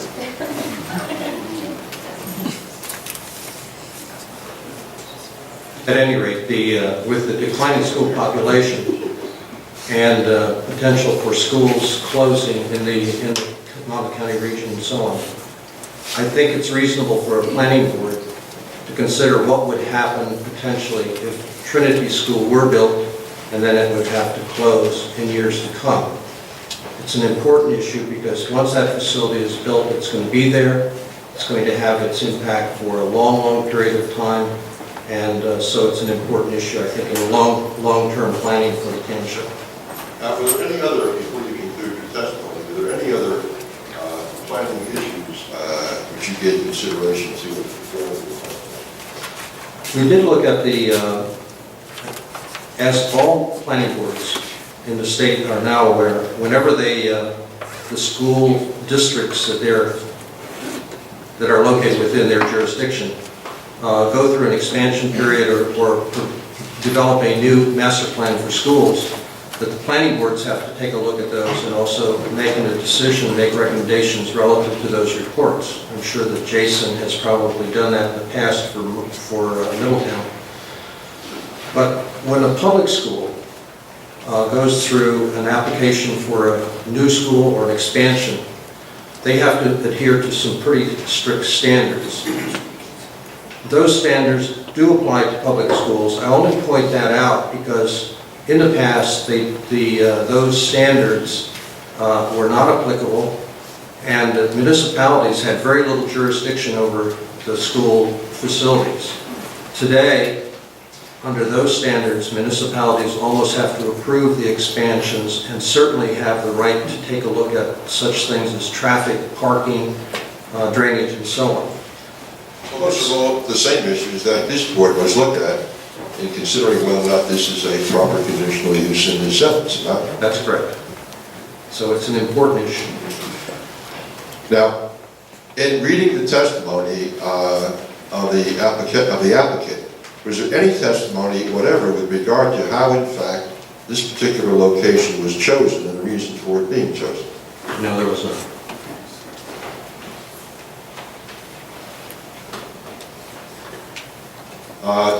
To your knowledge, other than the testimony of Phase 2, is there any discussion in this applicant's testimony with regard to the possible future expansion of this school on that vacant property? The applicant has indicated that there would be 3 or possibly 4 phases, and that it would be eventually up to approximately 500 students. That's basically what he presented. Now, taking into consideration all of your testimony, which you have put before this board, is there anything further which you would like to place on the record? No, not that I know. Okay. Have you, in fact, as a professional planner, formed an opinion as to whether or not this applicant has satisfied those conditions specifically set forth in section 16-801 as well as section 16-818? Is not, and particularly in terms of item B5, which deals with need for the area and for the community, and also in reference to the master plan itself. Now, in the testimony put forth by the applicant, was there any planning testimony? Not in any of the testimony I read, no. Was there any testimony put forth by a member of the faculty or the administration of the school that gave testimony as to how classes would be taught or how the school itself would be run? Not that I saw, no. Was there anything in the record put forth by the applicant to establish the operation of this school, the need for it, and why it's going to be where they propose to put it? Not from the school itself. Mr. Trinity indicated in his testimony that he had spoken to the school about how they operate, how many teachers they would have, and so on, and I believe that's all in the record. Approximately 60 instructors and up to 500 students. So it's your testimony then that nothing was put forth by, I mean, do we know who Trinity School even is? Who the owners of it are, who the trustees are, what they intend to do? I saw no testimony about that at all. I have no further questions of this witness. Mr. Chairman, if you may, at this particular time, I know the chair is going to open this up to the public for questions as well as Mr. Johnfeld. He earlier indicated to Mr. Gordon that I have to leave for another matter. Mr. Gemma, who previously was here, is going to sit in my stead, and I will attempt to be back. But he, of course, appeared in this matter in the first instance. He is, in fact, a professional. He is, in fact, a licensed attorney in the state of New Jersey. So he will take my seat at this time. Okay.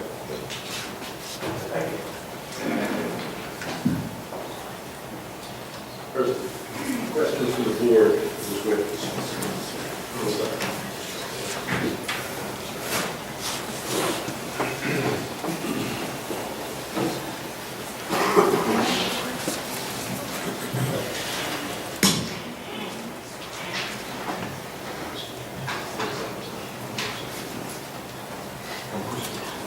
Mr.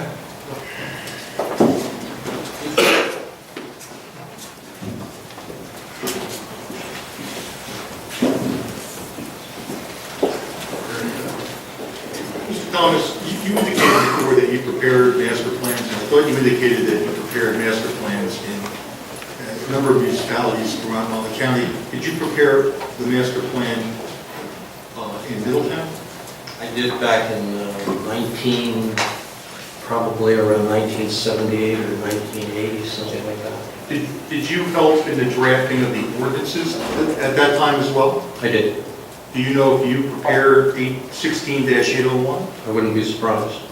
I was trying to find the original ordinance. I think it may date back to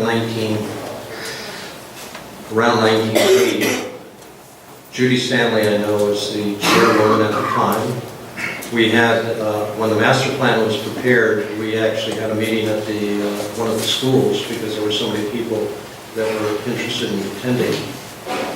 And one of the issues that came up was the zoning for the area in and around Chapel Hill Road. And so that was an issue way back at that time.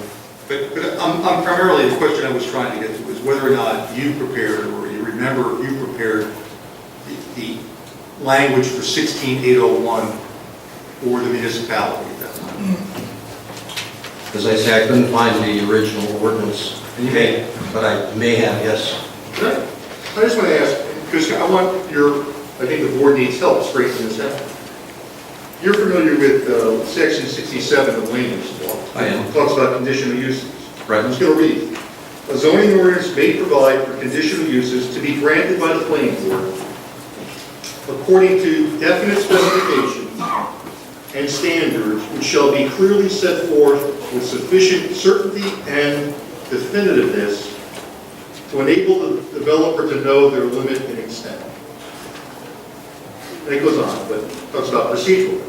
But within that one sentence, it says definite, specific, standards, clear, sufficient, certain, definiteness, and limit and extent. In one sentence.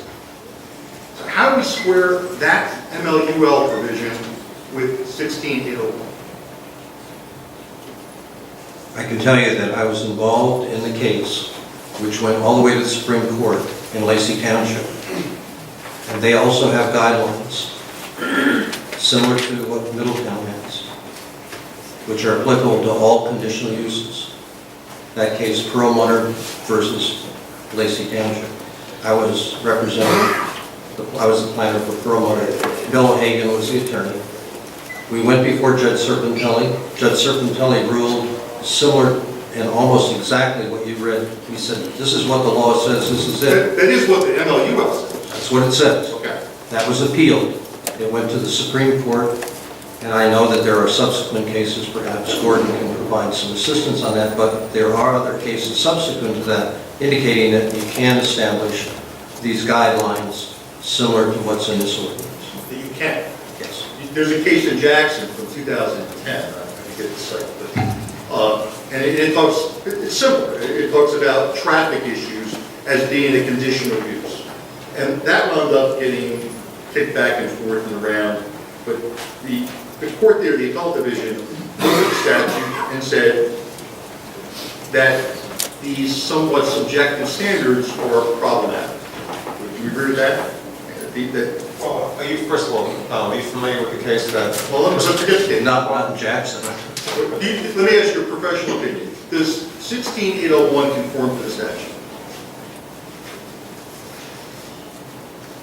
I believe it does, in terms of providing guidelines and principles which are specifically stated, and these are only applicable to the conditional uses. Because under that scenario, and under the Supreme Court ruling, they would be applicable. Okay. Let me ask you, is 16-801 definite? In parts, yes. In parts not? Well, in parts, it specifically says what you have to do. Does it contain specifications? It does. Does it contain standards? It does. Are they with sufficient certainty and definiteness to enable the developer to know their limit and extent? No, not in all cases, no. I agree with that. I'm not No, trying to, I know. Tom, I've known you a long time, I'm not trying to get you right now. I'm trying to help the board here sort through what seems to be somewhat of a conflict between 16801 and the set. And I'm asking for your help. I understand that, and that's why I think that the importance of the case in Lacey Township was so important, because that was the first time that we saw, and I saw as a professional, where general guidelines were applicable to conditional uses. And subsequent, I believe there are other cases which also say that the board has, or that the ordinances that contain provisions giving the board guidance and requirements can be applicable to all conditional uses. It had to be, Mr. Gorman, as you recall, it had to be applicable to conditional uses. You couldn't have a set of standards like this which would be applicable to all uses. And that's what the court said. So if they're applicable to the conditional uses, you had two sets of standards, general guidelines and principles, and then also the definitive standards, as you point out, such as changes or differences in land area requirements, height, or whatever. I'm just pointing out that Right.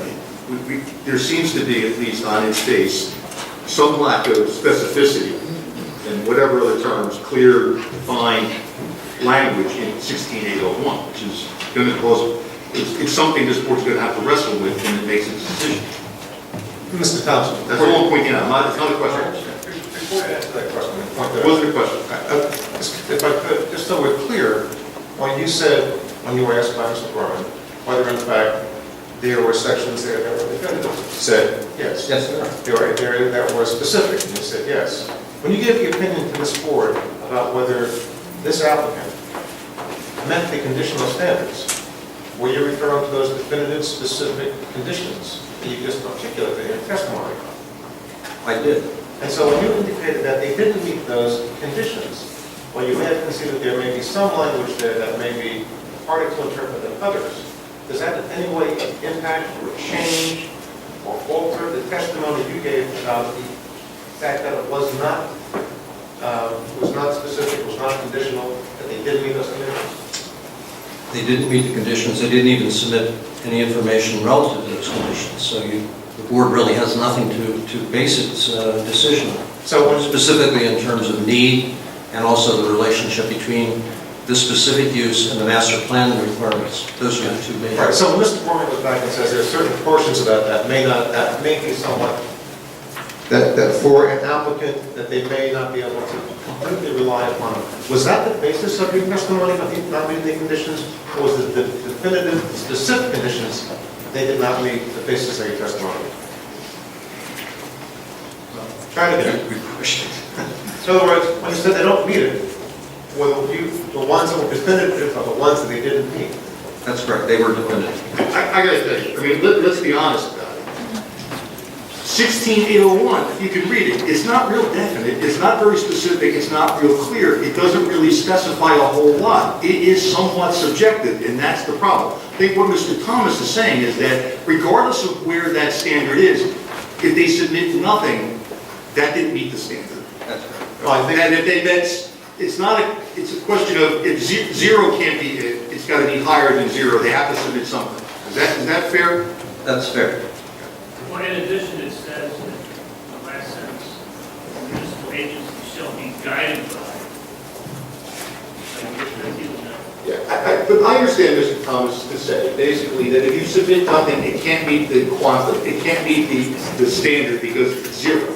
You have to submit something. But I think And then once they submit something, then it becomes a decision by the board as to whether or not the standards are met. If they submit nothing on it, then nothing can't meet the standard. You have to have some proofs. Right, but I think Mr. Thompson went further than that. I think he went further in the sense that he said there are specific standards. Well, I'm just John, let him finish. that wasn't his testimony. He didn't say nothing was submitted. He indicated that here are the standards and here are how they were not met.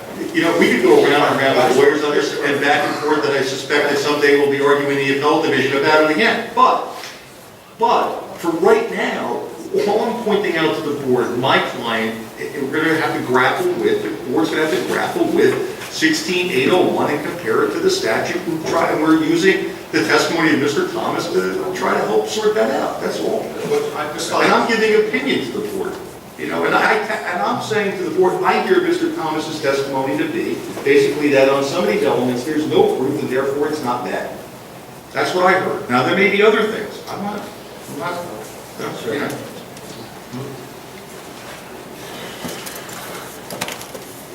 Well, I don't think you can do this, guys. I mean, you know, I understand, Mr. Berman, I understand, I just want to make sure. Tom doesn't have gray hair, I'll never know, or just that little bit. He's a carrier, it looks like my son. I'm older than you. I know you are, that's what I'm saying. However, did you see my son? I know. He's got gray hair. He does, and he does. Not quite as much as you. No, nobody has more than I do, you couldn't. All right, all I'm saying is that the board's gonna have to wrestle with that. I'm not pointing it out. It's an obvious problem that's gonna have to be dealt with at some point as the board makes a decision.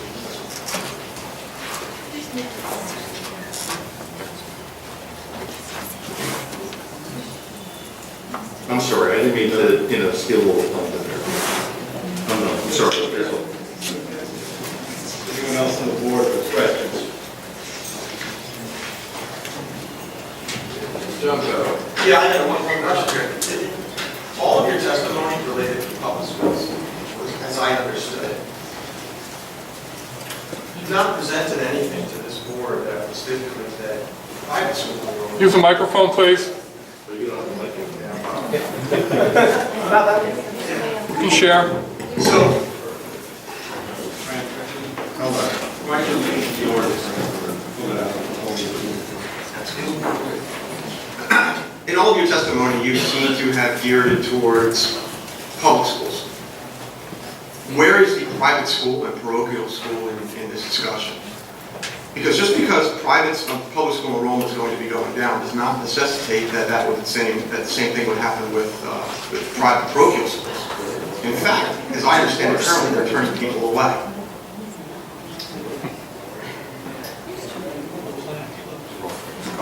All I want is an apples comparison. Okay, I don't know, that's fine.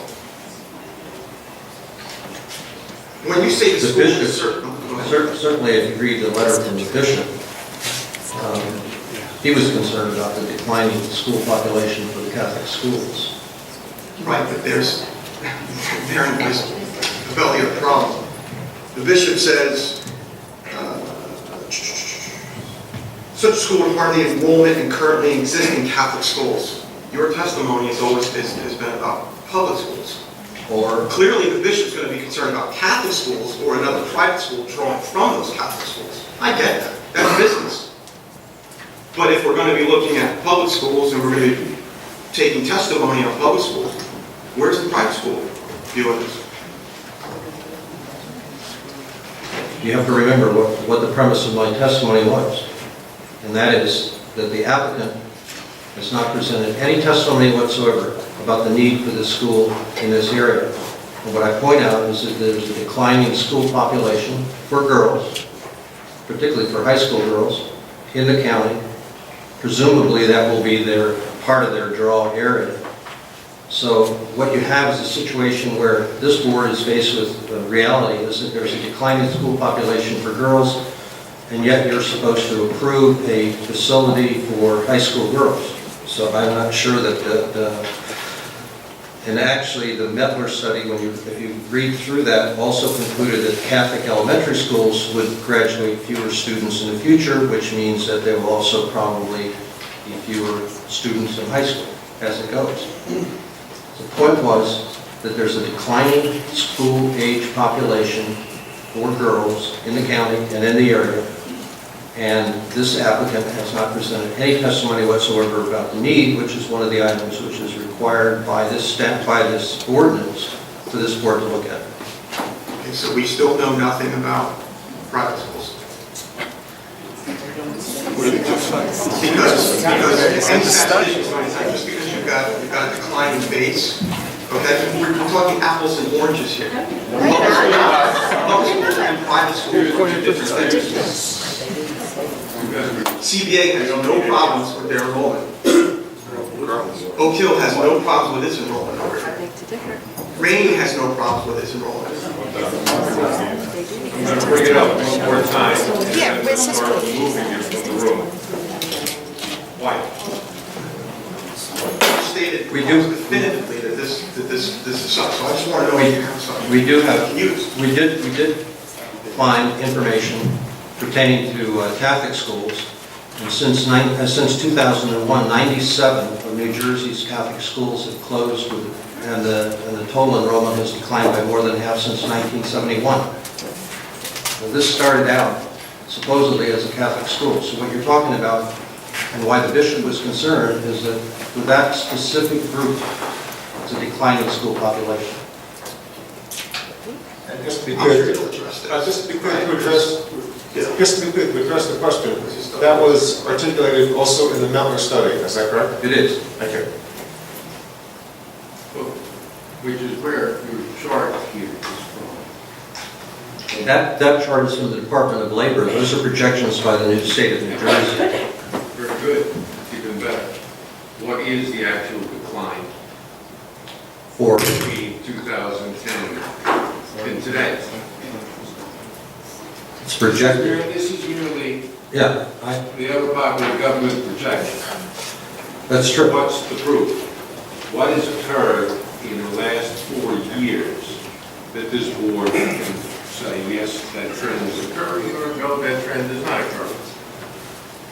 I'm sure I can produce I don't have it with me, but the reason that the state of Department of Labor is showing a projection or a declining projection is because that's occurring now. It's occurring now. This is in 2010. It was actually occurring prior to 2010. That's what would precipitate, if you're doing any kind of projections, that would precipitate how those projections are done. If they had a large increase, they're not going to show a decrease.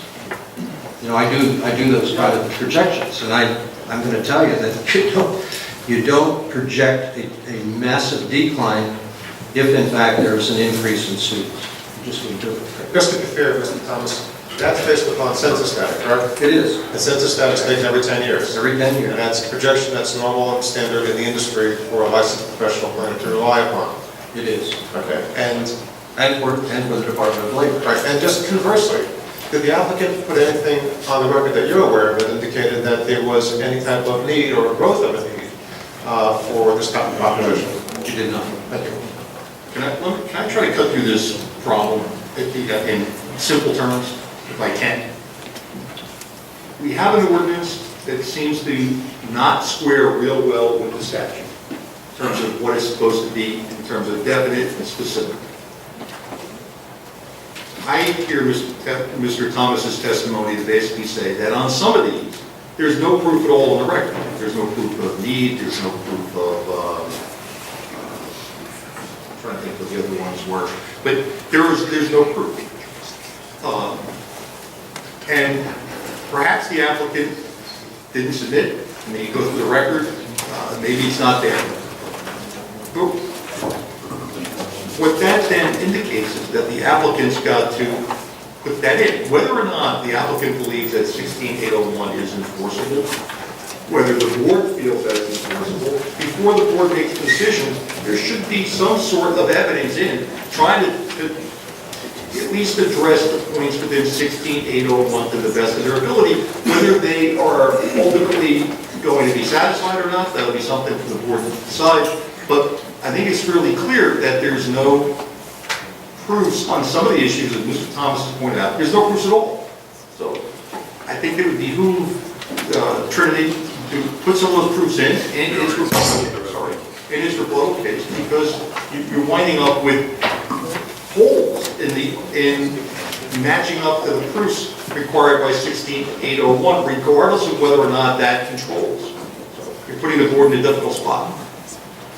Not intentionally, I understand. No, This has become a major focus of the application, which perhaps you might not have anticipated back in January, but it is now. Well, I would just comment that I believe the transcripts do address all of these issues.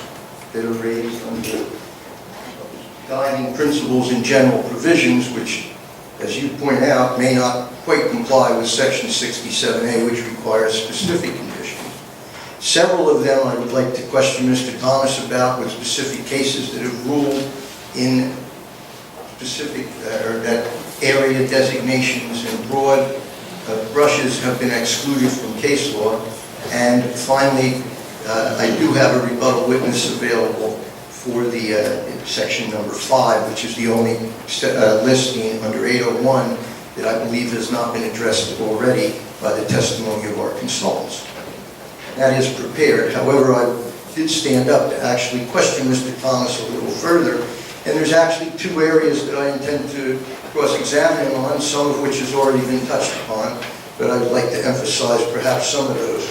And the first is, am I correct, Mr. Thomas, that section 16.801 says guiding principles and general provisions as a caption? That's the caption, yes.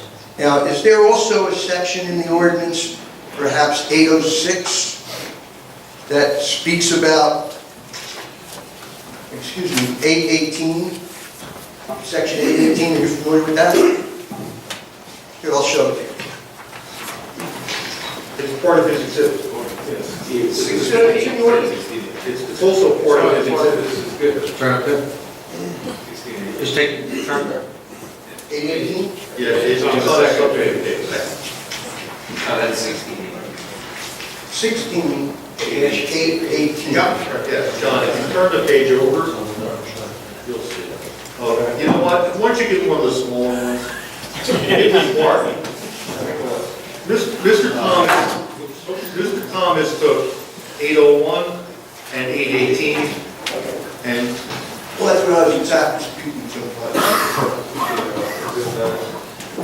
It's not marked, is that marked? it's the second page of, Objectives 5. let's go back. Just the record. Right? 05. Referring to 05, does this say private and parochial schools? Yes, And that follows 801?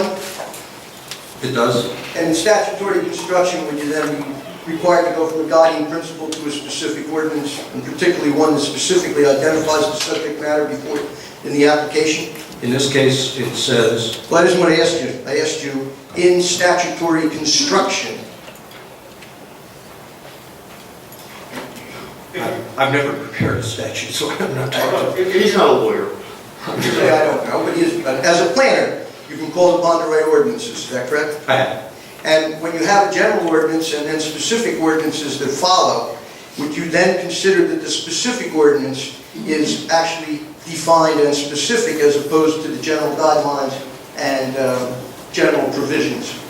Yes. Right. So in section 818, are there conditions that are identified there for public and or private and or parochial schools? There are. Okay. Now coming back to section 1801 and the general provisions, I'd like to draw your attention to one of the items that you seem to have the most interest in, which is item 5. And does that use the word area in a general sense? It says that it should, that the need for such facility or use, or uses, to serve the area in which it is to be located. In the ordinance, what's the definition of area? I don't know. Is there one? I doubt it. Right. Based on that, are you familiar with the case Lincoln Heights Association versus the Township of Cranford Planning Board? No. In 1998, it was decided. And in that specific case, if I were to say to you that that case had a provision that spoke first about surrounding properties, it does not impair the character of the surrounding area, and then subsequent references to that come to a conclusion that says, in addition to being invalid for lack of specificity, that section of the Cranford ordinance contravenes the balance of power structure of the planning zone. Is it a reported case? Yes, it is at Superior Court, 314 NJ Super 366, 714, Appellate 2nd, 995, 1998. Mr. Corman, I certainly let Mr. Jones go through this case on the record. Witness has indicated he's not familiar with the case. So the case would speak for itself. Mr. Junko argued the case and its validity as to the applicant's, the witness's testimony, but to opine upon a case he's never heard of would be inappropriate. Okay, but he can ask him questions He about... can ask questions. He can take a quote out of there and say, does this apply, does it meet it? He can do that. Well, he can certainly take, it's not a quiz. I don't understand that. He can take things out of context and certainly ask the witness in the context of his testimony. But just for the record, Mike, the witness has indicated he's not familiar with the case. Right. So if John can, skilled cross-examiner, does a great job. For the record, the witness has indicated he's not familiar with the case, doesn't have a holding. Certainly, you can make, you can try to give an opinion based upon the questions that are answered, but only in that context. All right, then let me ask the question this way. If there was a case, such as the one that may have been referred to, which I won't identify any further to upset anyone or confuse you. No, that's not, let's be clear. You can say, he's not familiar with this specific case, but you're... And then we call upon it made. Now that you've made it, let Mr. Gorman. So, but if that case says, and I'm just going to say, if it has a quote or something simple, and Mr. John can say, you agree with that? Is that your opinion? Could you explain that? He can do that.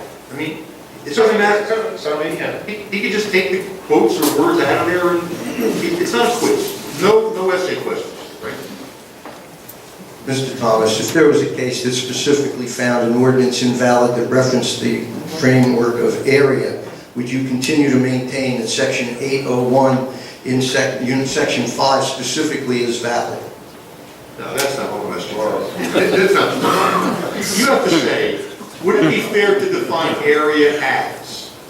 Or would it be fair to say area means region? So area means a county, or area means whatever. If that's what that case stands for, then you can ask them that question. Is it fair to define, for example, in Mount Laurel, we have regions, right?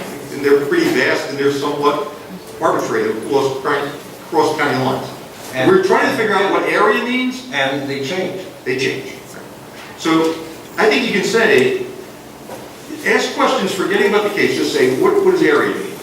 Would it be this? Could it be a county? Could it be a region? Is it 15 miles? Is it 3 miles? You know, things like that. But, you know, we're getting hung up on what a legal analysis is on that case. So let's avoid that. But I come back. I'm trying to find, I'm looking at Mr. Cox's handbook on Lincoln Heights right now, so, you know, trying to figure out where we're going. So, John, you can ask questions about the case, just don't, it's not a quiz, that's all. Well, you know what?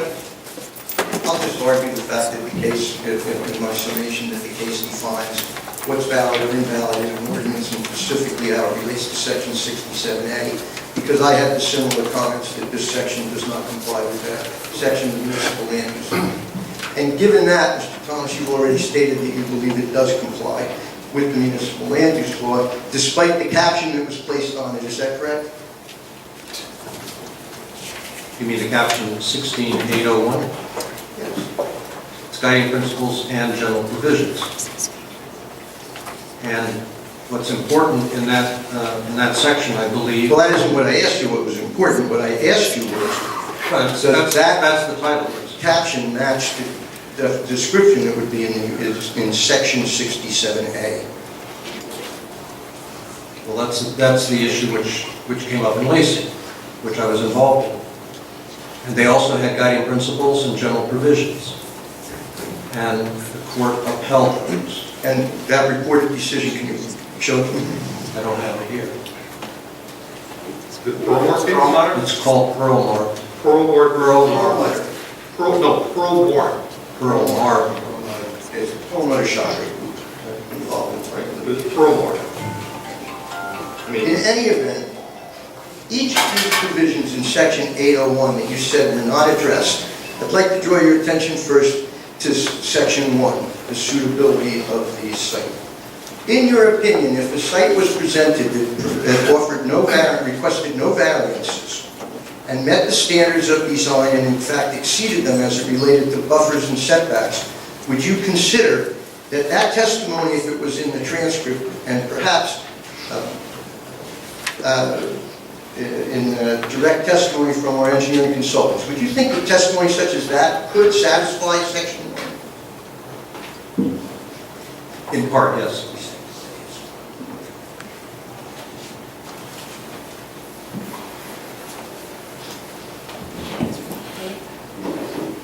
Did you answer that? I did. And what did you say? I'm sorry. I did. Pay attention. I said in part, yes.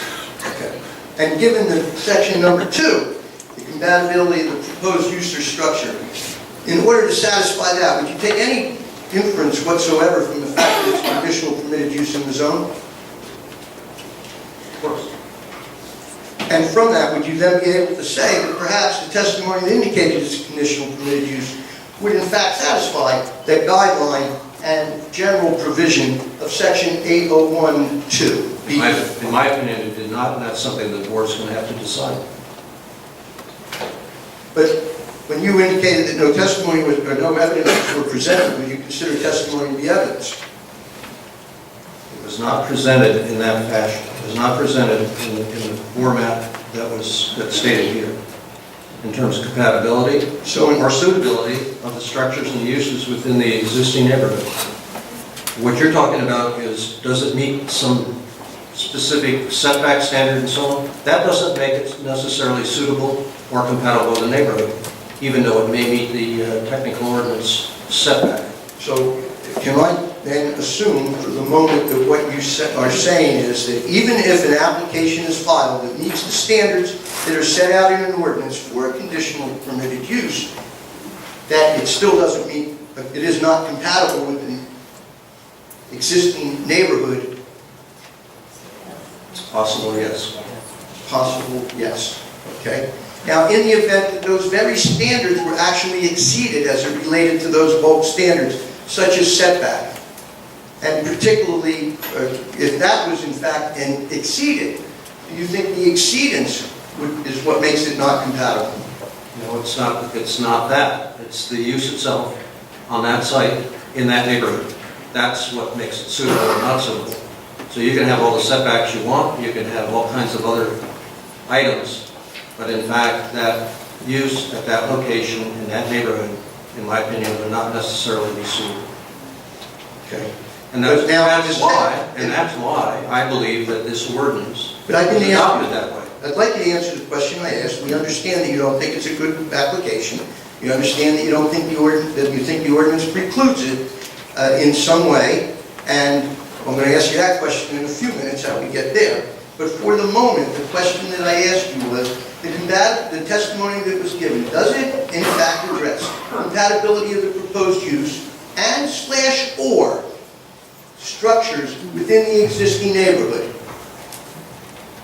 What? Just because it exceeds the setbacks? That's one standard. And I just said, even if it exceeded the setbacks, that doesn't necessarily mean that it's suitable for that neighborhood. But what standard would be applied to that? What specific standard would you apply where it says proposed uses and then it goes and / or? And what does and / or mean? Does that mean that it's either one or the other? Or can it be both? Or you have a choice that it can be both or one or the other? You could have a use which may be compatible, but structures may not be. Now, and I believe that's the case here. Okay, I'm going to come back to this ordinance, your answer, and ask you to again evaluate section 67A, which speaks of ordinance specificity in the standards so that an applicant can understand exactly what it is that the board expects us to do as an applicant. And ask you again, now with that consideration, does your testimony remain that that ordinance is in compliance with statutory section 67A? I got too argumentative, John. Yeah, just tone it down. Your motions are getting the best of you. Mr. Thomas is calm. Take the vote on motion out of it. Mr. Thomas, in section 2, it speaks of proposed uses and / or structures. Do you deem that to be specific and definite in accordance with section 67A of the ordinance, of the statute, excuse me? That's where it gets fuzzy, because now you're talking about court cases, which expanded beyond that. And that becomes the issue. But my question was specific here. In this particular section, is that specific, is that definite in your opinion as a planner?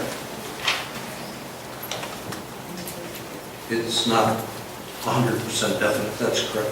Now, the next question, if you were going to write an ordinance today to be in compliance with section 67A, would you use this language over again? Probably not. I would probably not permit the use of this type in the R90 zone district. You know, I would like to come back to section 1 and specifically ask you, did you review the transcript of January 22nd, page 9, lines 3 through 8? Unless he's got incredible, Unless you're going to give them, yeah, you gotta give it. refreshing recollection, give them a copy of the transcript. So give them a copy, you get it, remember it, and then you can respond to it. That's not appropriate. What page again was it? January 22? Page? January 25. I have 22. I'm sorry, 22, page 9, lines 3 to 8. And I ask you to give Mr. Thomas an opportunity to review it, then comment on it.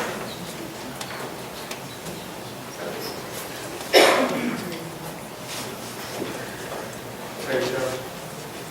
No. Page number, please.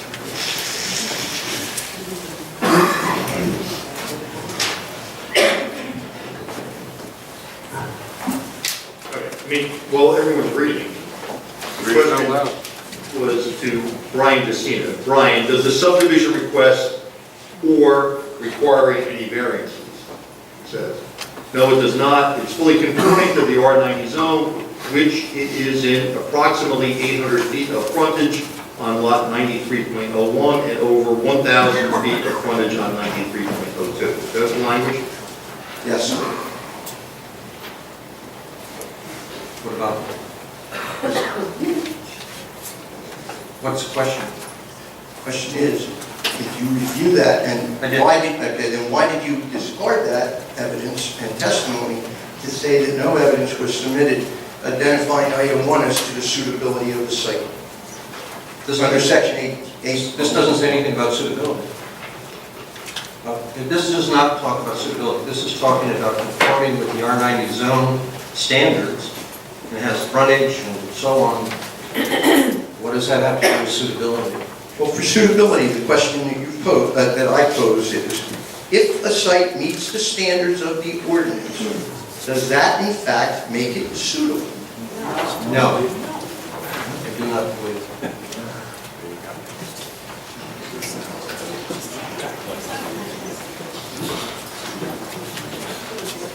What standard would one apply to the compatibility of these proposed uses and/or structures within the community that would satisfy you? I have to object. Tell what it says. It says within the existing neighborhood. So if you're going to Within the existing neighborhood. I'm going to read it. So the standard of compatibility for the use of the structure is within the existing neighborhood. No, and/or. And/or, you're up there.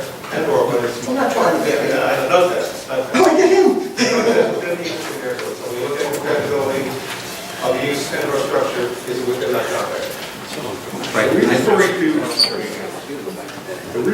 to subparagraph 5? No, Page B2. Okay. That says the compatibility of the proposed use and/or structure within the existing neighborhood. And the question was, what standards would apply for that, to that? That one could know, an applicant or the board could know whether you've met that standard or not. That's the beauty of the guiding principles and general provisions. The way this ordinance is structured, you could have a conditional use within a zone district or several zone districts in spots or locations where it would be compatible. Would be compatible. You could also have same use and structures in an area where it's not compatible. And I believe that that's the beauty of having the general guidelines for the board to determine whether that use is that suitable in that particular neighborhood. In that particular neighborhood. So you could have that 37-acre site on one of the other major highways, surrounded by more intensive uses, which may make it more compatible. That's all I'm saying. So it's possible. It's possible that you could have a perfectly conforming use as far as the detailed standards relative setback, coverage, and all of that, and still not be suitable in that particular neighborhood. So, in section 67A, there's another provision that says, with sufficient certainty and definiteness to enable a developer to know the limit and extent. Now, based on that statute, and based on this, and the beauty of this ordinance that it doesn't have a specific standard that anyone could figure out, how can you suggest that what's been presented doesn't indicate compatibility? And what I basically pointed out is that when you look at the court cases relative to general standards that a board can look at for conditional uses, not for all uses, but for conditional uses, that the board has the right or has some flexibility in that regard.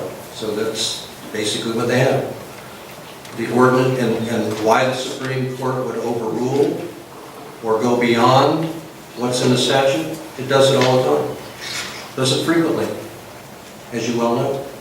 And then, would you first look to the ordinance itself for those standards that would define compatibility? If I were an applicant, I would look at the definitive ordinance first, but I would be also cognizant of the rest of these requirements. So then, in order to establish a compatible standard, that would be with certainty and definiteness to the developer, and given the ordinance in Middletown, is the ordinance that would be specifically referred to as section 818? Might be included in private and or parochial schools. That would be the definitive requirements, yes. So then, if one meets the standards of 818, isn't it just some simple correlation that that meets the compatibility requirements? Because the ordinance actually defined what compatibility should be in section 818. Not necessarily, no. Now,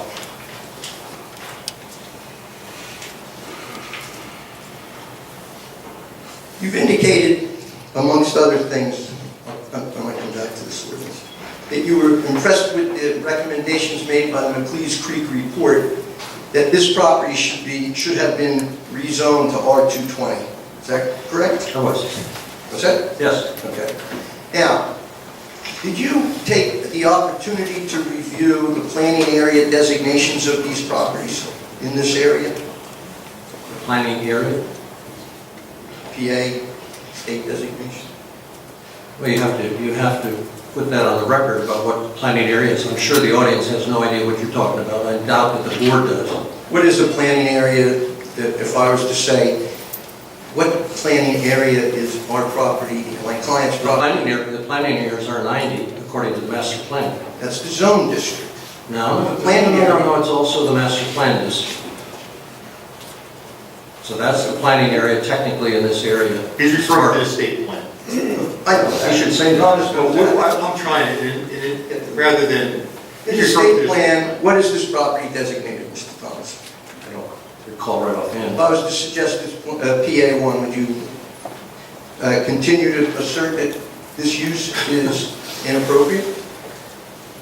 Even in PA1, even in any of the zone district, any of the planning areas that you have within those areas, environmentally sensitive lands and other things which are described in the state plan, which may not necessarily provide for high intensity development. And I know that because I've been in court on that issue. Now, in terms of the McLeese Creek study that you like to rely on, it made a recommendation that the governing body adopt the ordinance in R220, is that correct? Yes. And in R220, were there any conditional permitted uses? I don't recall if there was any.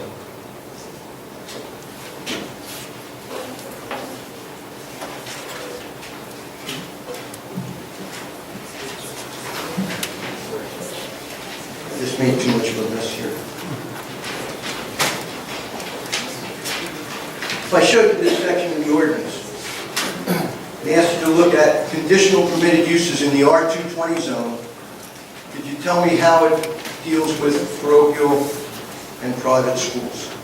Private and parochial schools are shown as conditional use, not only in the 220, but in virtually all of the residential zones, except the very small, the R1, R2, and that's basically it. So in the event that the governing body had accepted this recommendation and changed the ordinance, would our client still be entitled to apply as a conditional permitted use? Sure, he could apply. unless the ordinance is changed, obviously. But the ordinance wasn't even changed. It was not. And for 10 years, the Please Creek study has been there. Was that your testimony? Since 2002, yes. And since those was 12 years, right? And in 12 years, the governing body has not. It's been in the master plan for 10 years.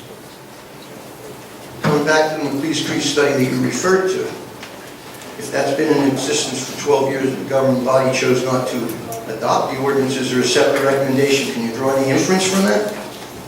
No. No. Okay. Then would you find it reasonable for me to suggest to you that the reason they didn't adopt it is because they didn't agree with it? Objection.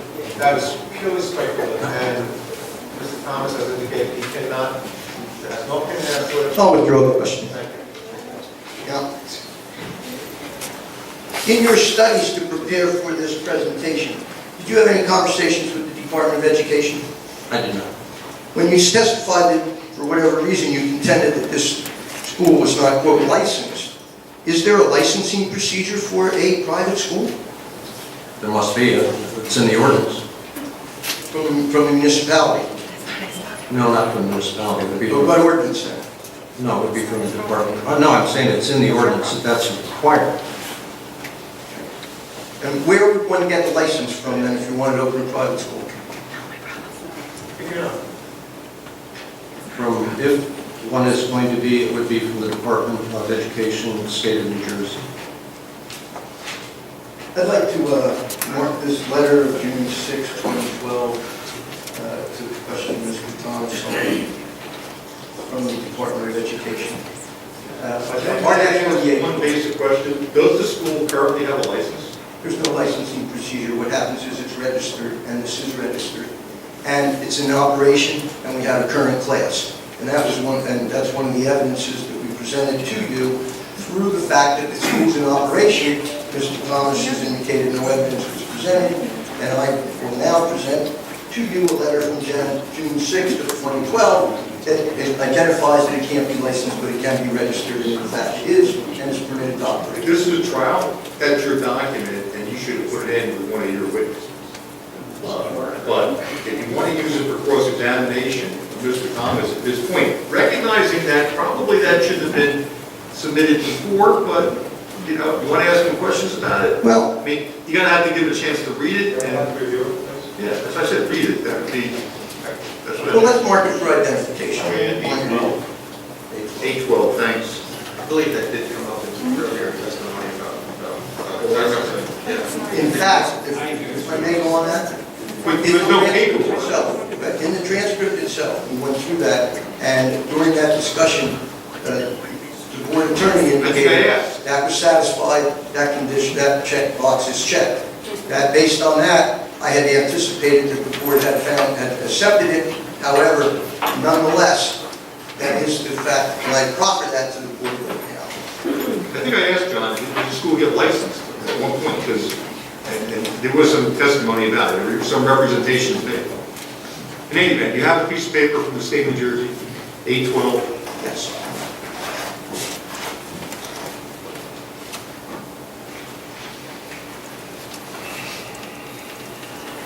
Well, certainly the letter speaks for itself. And John Bell was able to ask any questions of Mr. Thomas that he'd like. I don't think Mr. Thomas identified himself as This is silly. This is silly. This is silly. Silly. It's all silly. Whatever they need, they have to have. So the board can put it as a condition of approval that they need to be fully licensed, permitted by the state of New Jersey. And I don't think that's really an issue in this case.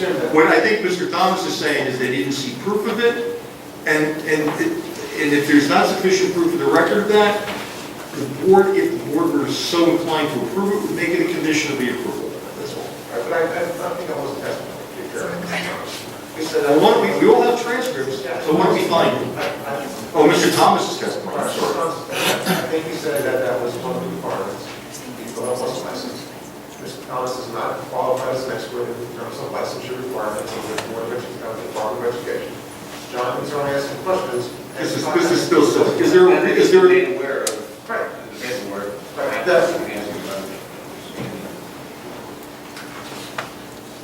I don't think you can, I don't think you're allowed to tell them what to say.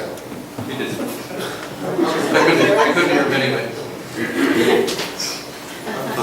Just remind me again what it was. I still don't think you really should be doing that. Well, Can we just stipulate for the record that this is, that whatever this school needs to operate from the state of New Jersey, they either have or they're going to get? I mean, perhaps the paperwork is site specific, you have to have it for this property and this site, and they're going to have that to operate here. and in fact, that was part of the testimony that was presented about that issue. I think it was representation that we might have made when the board arrived, we're asking questions. But the school is up and in operation. Mr. Thomas, in terms of the declining population of students, and particularly the impact that you find to be adverse to the community for Trinity Hall, can you make any conversation or discussion or inquiry of them as to what the current enrollment was or is for this school year, or what it is for next school year? I did not. If the school population was increasing by 66.5% from year 1 to year 2, remember it's a founding year, would you consider that a declining population? Of course, it would not be a declining, but what's the base? What's the base? I mean, 66% of 6 is one thing. 66% of 30 or 40 is something else. Correct. I mean, it's still 66%, it's certainly an increase, but I did not. Since the school The answer is I did not. If the current population of the school, which was focused to be 30 students, was 30, met the goal of 30 students, and if the population for 2014 is already committed, it was 50 students, would you consider that to be a situation of a declining enrollment? Not in that school, no. And I'd say in that school, we're talking about, I talked about declining population projected for the state and for the county. Now, when you refer to the potential for a failure of a school, you refer to Chesterbrook Academy and now Township. What was the basis for their closing, do you know? I don't know. Did you inquire of the corporation? No.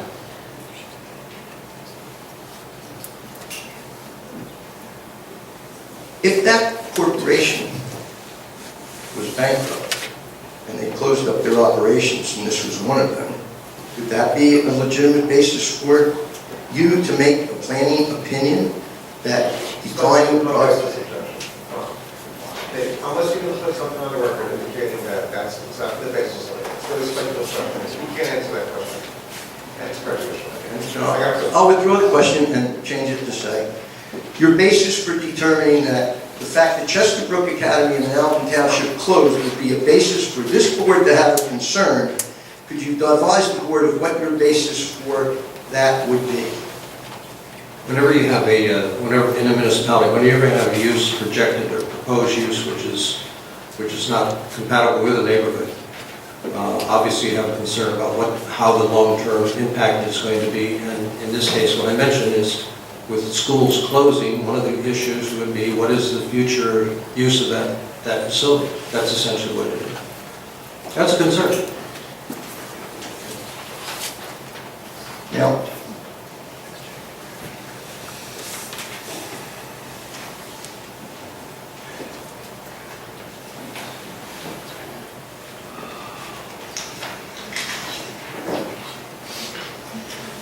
in section 801 deference do you give to subsection D?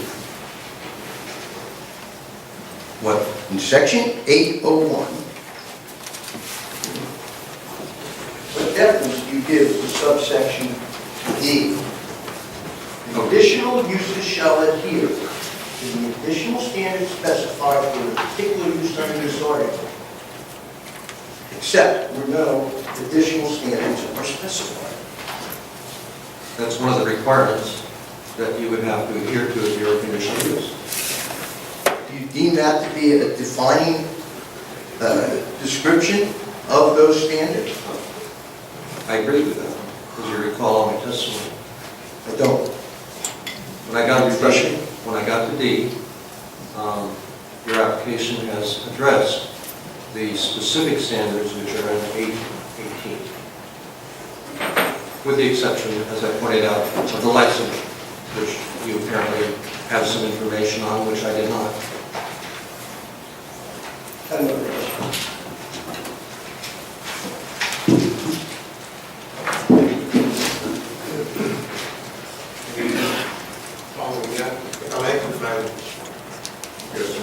you, Summary Director. Just very quickly. Mr. Junko asked you to look at section 818. Is there anything in section 818 which says to ignore any of the language in section 801? No. Is there anything in section 801D? Is that additional conditions on top of the other conditions in section 801? Or to ignore one of the conditions of section 801? You read it the way I read it, and still continue to read it, is that there are the conditional uses which are required in 801, and that they have to adhere to that, and to any additional standards which are specified for the particular use in this article, which is the conditional use article. And the except where no additional standards are specified herein, that applies in those situations where you may have a conditional use listed, which is so compatible or similar to the use such as a residential use that you would not necessarily have to have any additional standards in terms of area, height, setbacks, or whatever. So. Mr. Junko asked me a question about area and indicated that it's somewhat vague. In section 801B2, is area specifically defined as the existing neighborhood?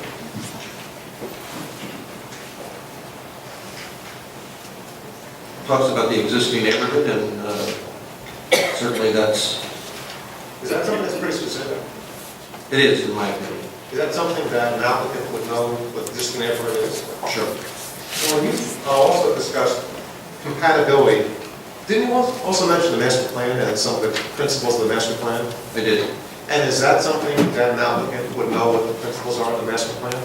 Certainly would. And are those pretty specific, particularly when it comes to like McLeese study and the environmental sensitivity of the area? They are very specific, yes. Right. So when Mr. Junko asked you a question about, well, don't require a variance, so therefore it's suitable. Is that appropriate, or are there other items looked to in addition to variance relief? I pointed that out. Even if a use has no variances and it complies with all of the specific design standards per se, it still may not be compatible with the neighborhood. Okay. And that's my opinion. That's your opinion because of the language of specific existing neighborhood, is that correct? And my experience as a planner in the state of New Jersey and other states. I think I stop right here. And in your opinion, how does a planning board turn something down that the judge doesn't turn around for that question? Using door, espouse. Mr. Duzzi, you can ask the attorneys. I've been in front of probably 15 or 20 judges. I can tell you that it's not clear cut. What happens, the first judge may laugh at you. Judge Serpentelli laughed at us down in Lacey. The appellate division overrode Judge Serpentelli. The Supreme Court upheld the appellate division. So who's laughing at this point? And just to be you can't win. This board typically goes 2 levels here. If this thing goes to the Supreme Court, we're all in here for a long time. But I'm just trying to get a sense of, you've in effect given a board the possibility of saying no to anything ever. That's what your opinion was. You just said to this board, we can still turn it down. Because we believe its vote doesn't fit. Right. I believe it. Okay, that's the only thing I want clarification. Just to be clear, Mr. Thomas, it's not that the board has unfettered discretion. It has to be compatible with the existing neighborhood or not. Is that what you're saying? Right, and they would have to have reasons for turning it down if they were going to deny it. Now we're there, because that was going to be my first question. I want a definition of existing neighborhood from you. That's always an interesting question. In this case, I believe that the existing neighborhood can be defined in a couple of different ways. Number one would be the zone district in which it's located, which is a little broader area. But more specifically, the immediate impact of this facility within a visual distance of the facility itself. And that may be 1,000 feet, it may be 500 feet, but certainly some visual impact that it's going to have on the neighborhood in which it's located. And that's visually. And then also you have to look at the impact that possibly it will have in terms of traffic, safety, and so on. So that's a different area. And that may be a little larger. There's no definitive area definition that I'm aware of. I was a county planner for several years, and we dealt with all kinds of areas, you know. So some are very large, some are small, some are We're small. talking about existing neighborhood, But not areas. No, well, it's an existing area. I would say that it's the area, well, that's a good question. I'm not sure I should define it. But I believe that it's an area basically within a quarter, certainly within a quarter or half mile of the site, and certainly within the zone district in which it's located. Where it's been argued, the neighborhood is within 5 or 6 blocks, not a mile and a half. Now you're drifting into areas and zones and many other things. Yeah. Versus neighborhood. People have a pretty good definition of what neighborhood means, and that's within a few blocks of their house. That's the neighborhood.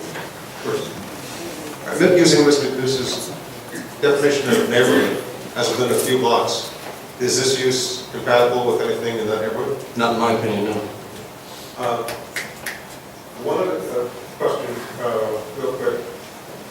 That is, Mr. Jones will ask you, would you improve the language of this ordinance if you had to write it again, and you indicated, I might. Just because it would improve the language, does that make the ordinance itself as written valid? Not in my opinion, no. Thank you. Well, we are going to improve the language of this ordinance. Okay, anyone else from the board, questions for this witness? Did you say, Go ahead. did you say that under that definition, Do you have a microphone down there?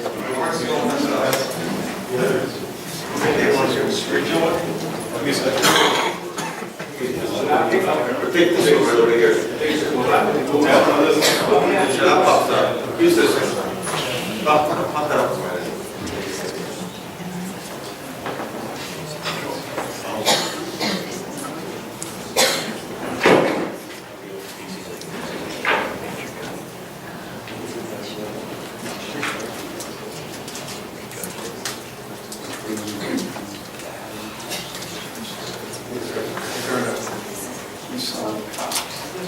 following the testimony,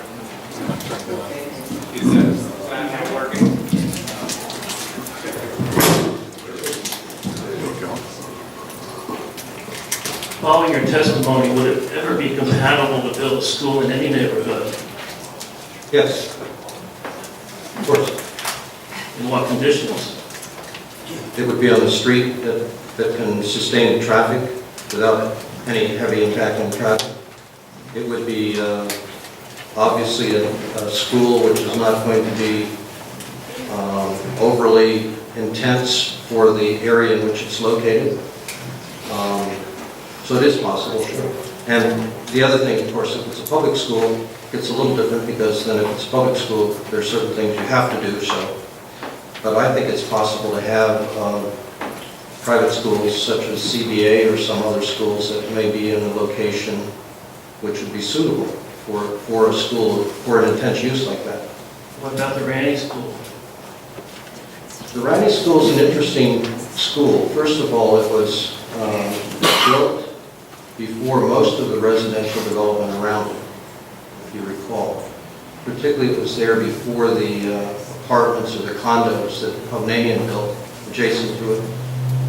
And it's on a major road, you know, a minor road, minor arterial roadway. So yes, that's one that certainly would fit. You know, so you can have private schools in areas where I think it would be compatible.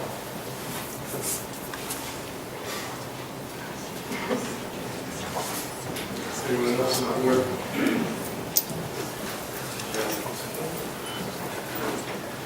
All right, anyone from the public?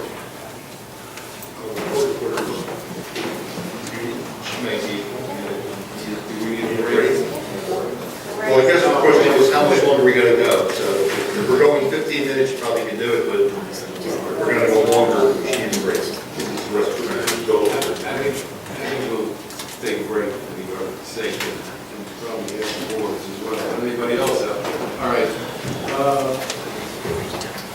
We'll try for our normal 10 minutes. Back here in 9:30.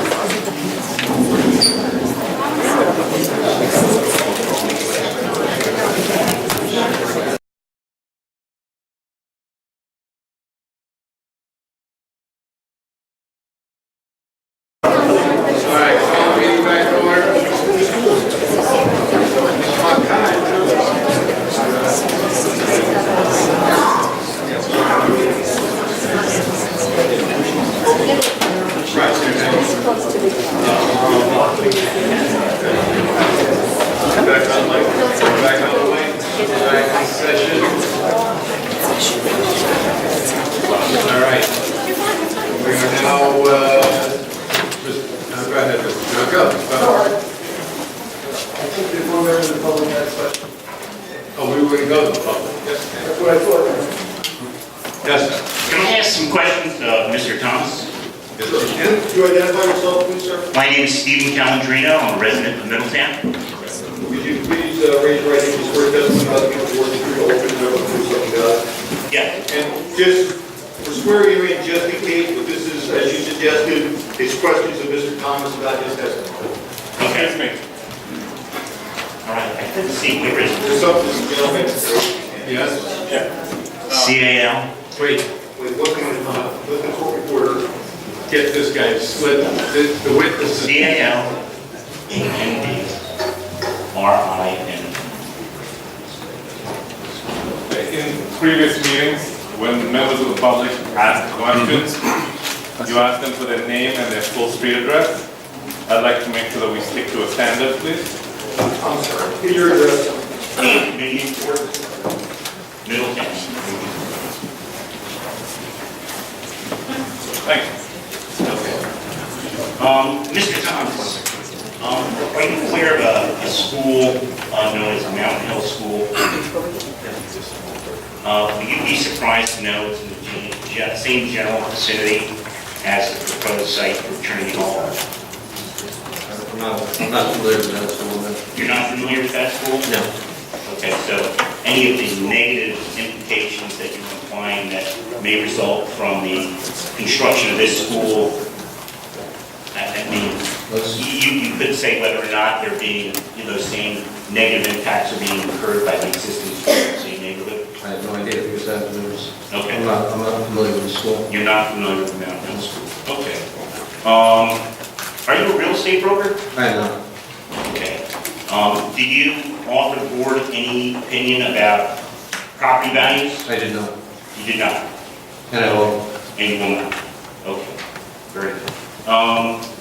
When you speak to a need for a school like this, and there being no evidence on the record for a need for a similar kind of school, can you tell me how many all-girls schools there are, or high schools there are in Monmouth County? None. There are none. I shouldn't say that. None that I'm aware of. Okay. I'm not aware of any either. So with the fact that there's no all-girls schools in the entire county, or as far as I know, in the neighboring county, Ocean County, would that indicate to you that there may be a need for this school? Don't include Ocean County. Okay. Well, Monmouth County. Is there a lot of girls' schools in Ocean County? Okay. Well, Monmouth County. Are there any all-girls Yes. high schools in Monmouth County? No. Okay. Not that I'm aware of. Okay, not that you're okay, very good. Would you say there was a need for Christian Brothers Academy? Is there a need? I don't know. You mean when it was first built? Well, does it serve a need in the community? I don't know that it serves a need. It serves a service, sure. Okay. All right, well, I find that interesting. The letter that you submitted to the board from the bishop, okay, indicated that his concern was that the existence of this school could draw from other Catholic schools. Would you say that's an accurate summation of that letter? It says what it says. That's what it Okay. said. Could this school drain the other Catholic schools if there wasn't a demand for it? Well, That's pretty broad. well, I mean, if the fear of the bishop is that it could reduce enrollment at the other Catholic schools, wouldn't that indicate that there'd be perhaps a demand for the school? Okay. I can't. Okay. I can't say what the bishop thought when he wrote that. Okay. Well, that's the extent of my questions. Thank you very much. What else? Yes, sir, right here, right here.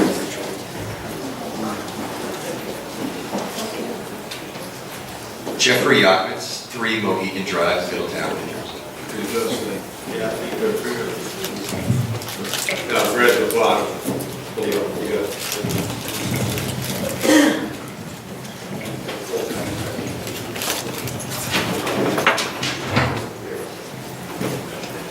The last name is spelled Y-A-C-H-M-E-T-Z.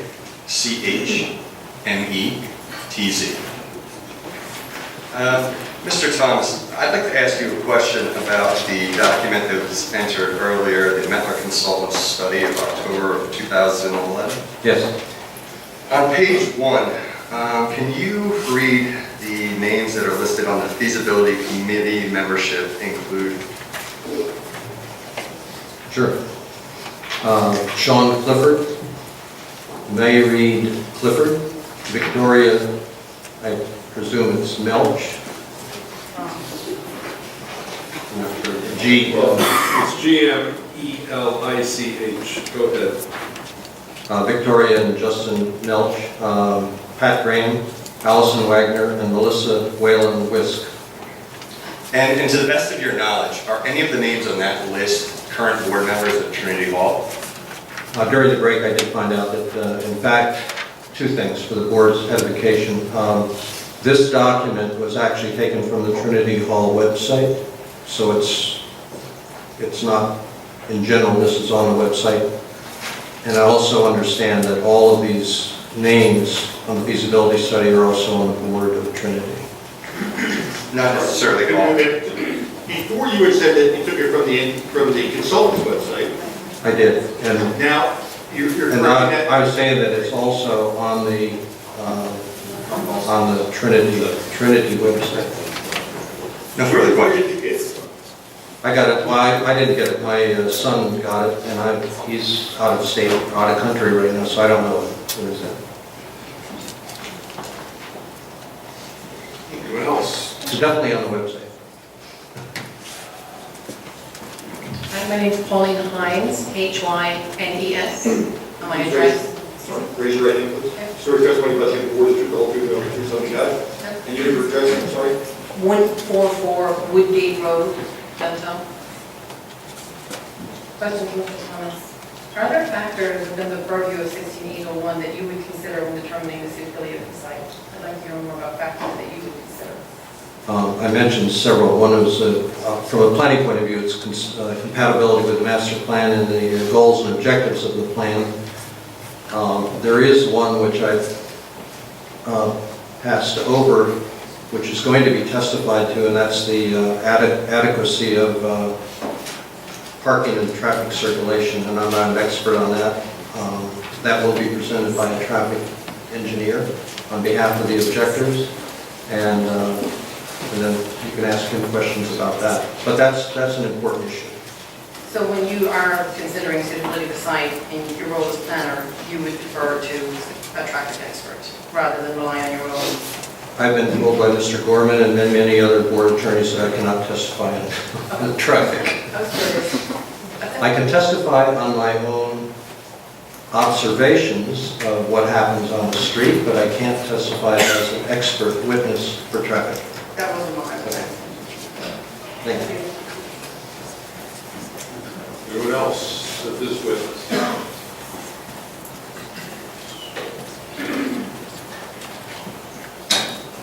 Seeing no one else? Thank you. We were done with this witness. What I'd like to do now, Mr. Chairman, is call our traffic engineer. Thank you.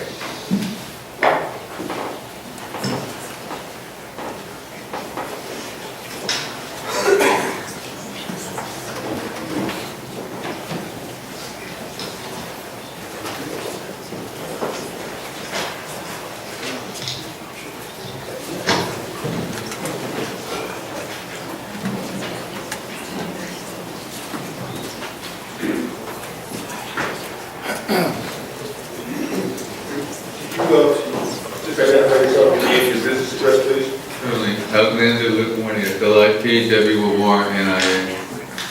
And your business address? 3 Trading Post Trail, Medford Lakes, New Jersey. Please raise your right hand. Swear testimony about to give the board the truth, the whole truth, and nothing but the truth, so help you God. Yes, I do. Mr. LaPorte, if you could, for the board, give them the benefit of their education, professional licenses, and experience before the board, since they're attorneys. Well, I've been a professional engineer probably for over 40 years, and I've worked as a traffic and transportation consultant for the majority of that time. I've worked as a director of planning and traffic and transportation planning for Tri-State Regional Planning Commission. Board accepts. The board accepts it. And Mr. Junko, any objections? Thank you. And he's qualified then as a traffic engineer, a professional engineer with an expertise in traffic engineering. Right. You are still a traffic, you're also a professional engineer, correct? Yes, we've done site plans, and the closest one was in... You intend that Mr. Warney to testify as a civil engineer in general or only on traffic? I intend to have testifies to traffic and mainly, but there are certain engineering issues considered touch upon, so I want to be clear for the record, he is a licensed professional engineer. Any objections, Mr. Junko? Well, in what capacity are we meeting the traffic area? There, I just want Mr. LaPorte to discuss briefly the issue of the stormwater report and the stormwater management report. That lady is qualified in those areas. What we can do, Let's make it clear. Mr. Warney, you're a professional, you're a licensed engineer in the state of New Jersey, Yes, sir. and you have a bachelor's degree in civil engineering, Yes. and you've been working as an engineer for how many years? Oh, probably 40 years. 40 years? Is there any real objection to this? Thank you.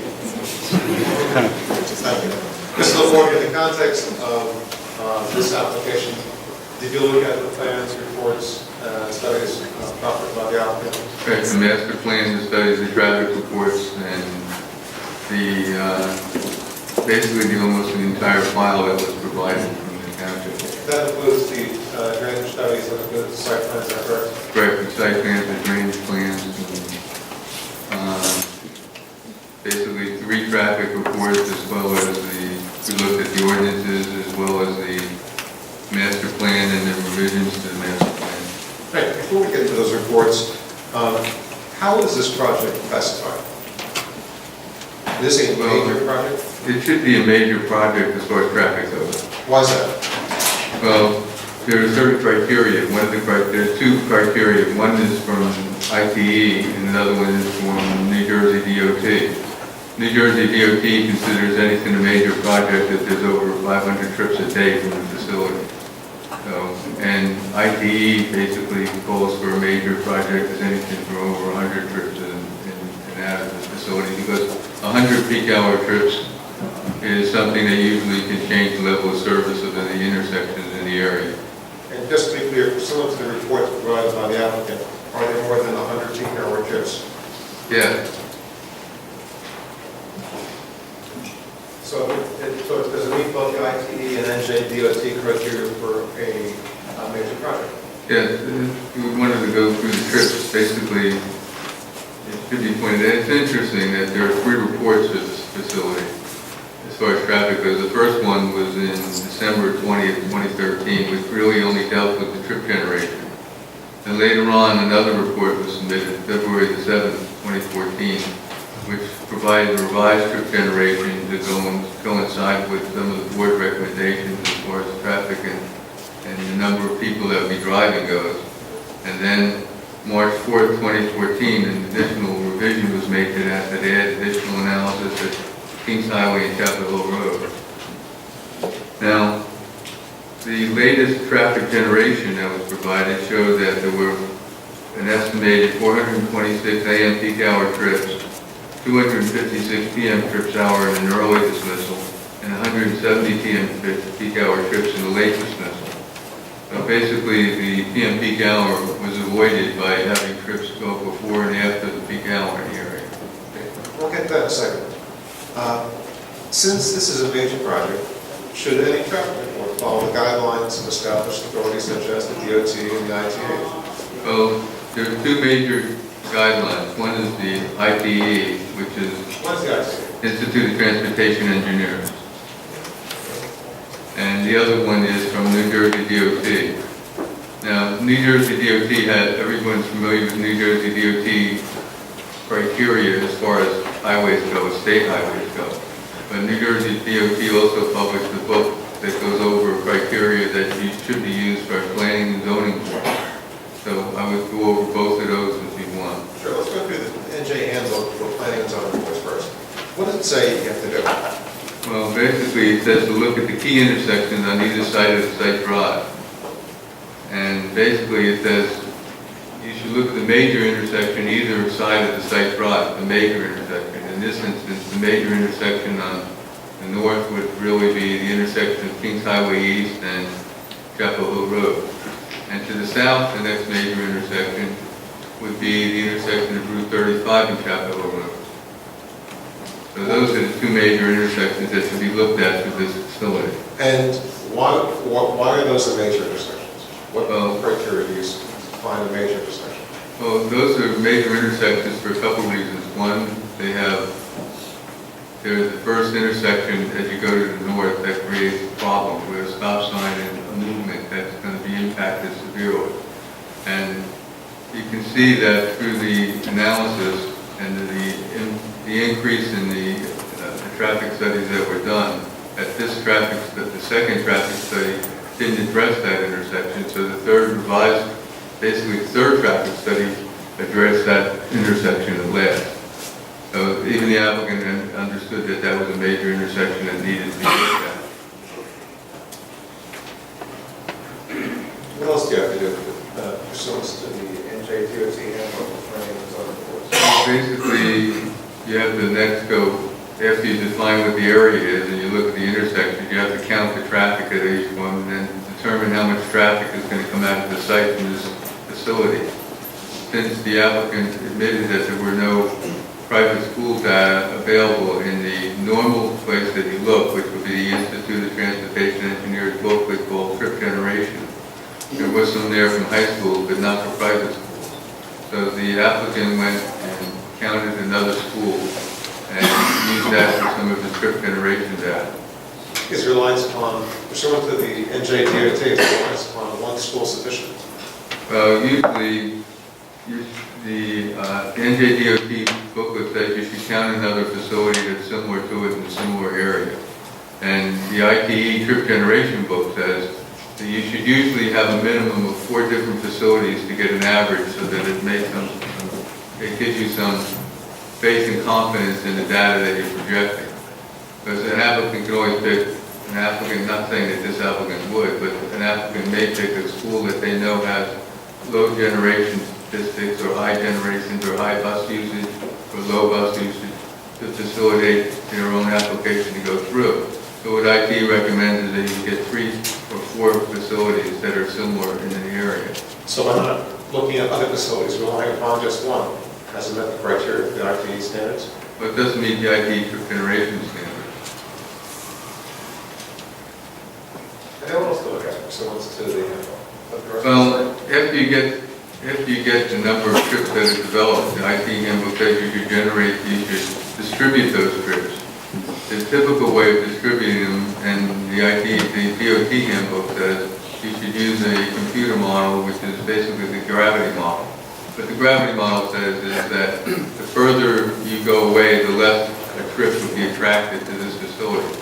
So somebody that wanted to go to this facility from 10 miles away would be much less apt to go to the school than someone 1 mile away.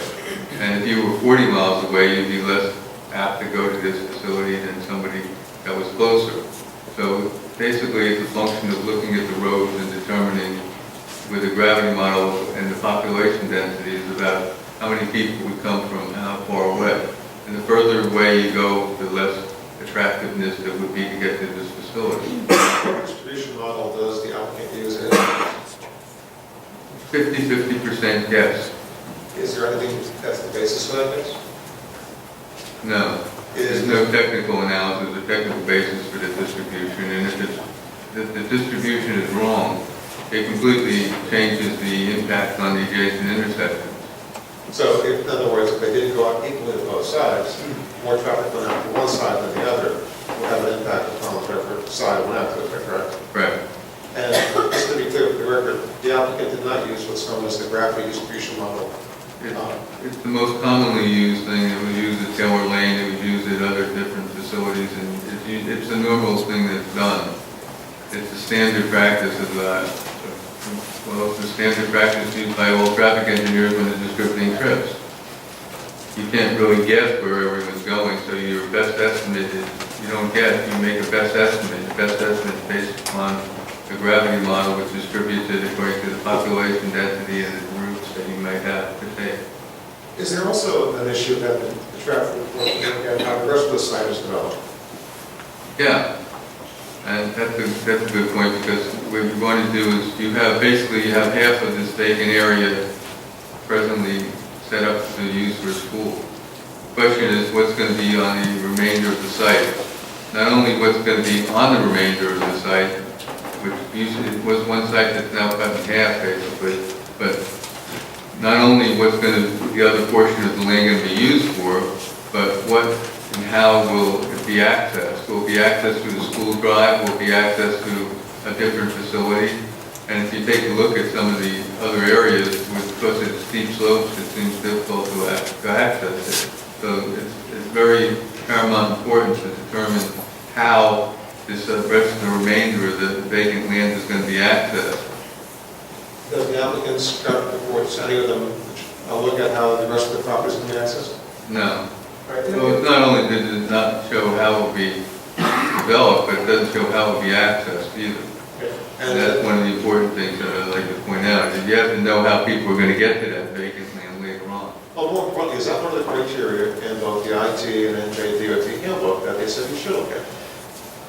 Well, yeah, it says that in the handbook. I could read it from you if you want, but basically that's what it says. You should get time. There's another concept in the traffic reports about site distances and safety of site distances.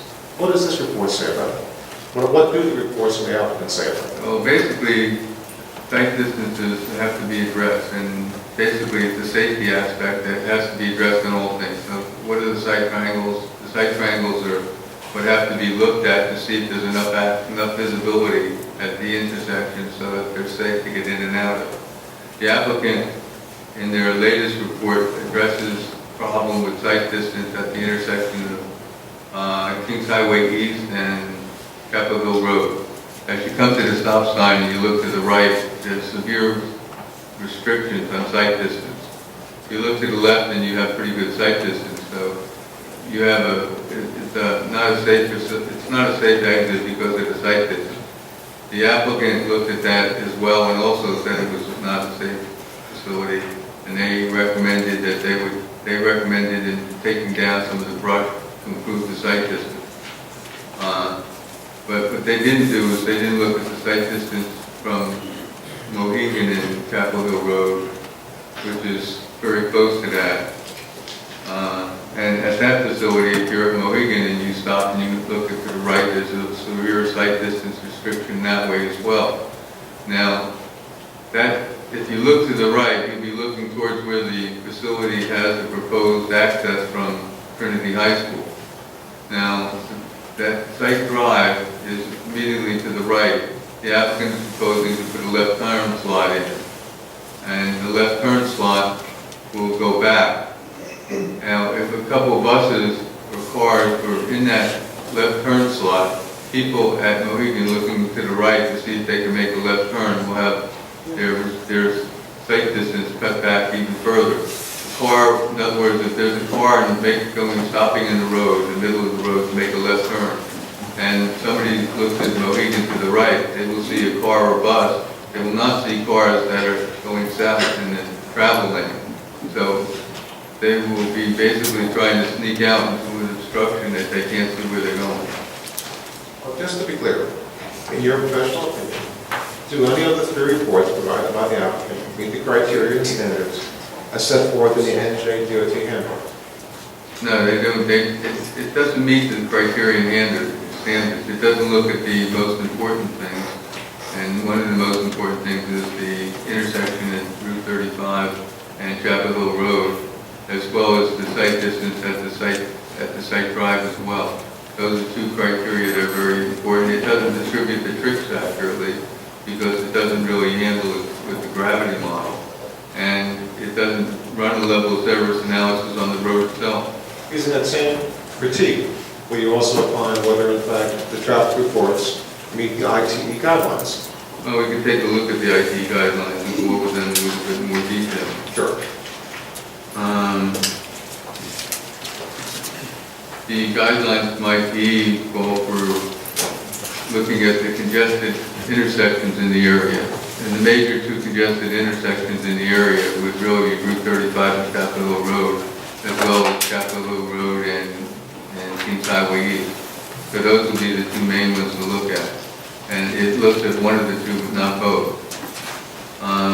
One of the things it didn't do is to see if there was a need for a traffic signal at the intersection of Chapel Hill Road and Kings Highway, which is one of the things ITE says to look for. And in my opinion, that would most likely qualify for a traffic signal at that location.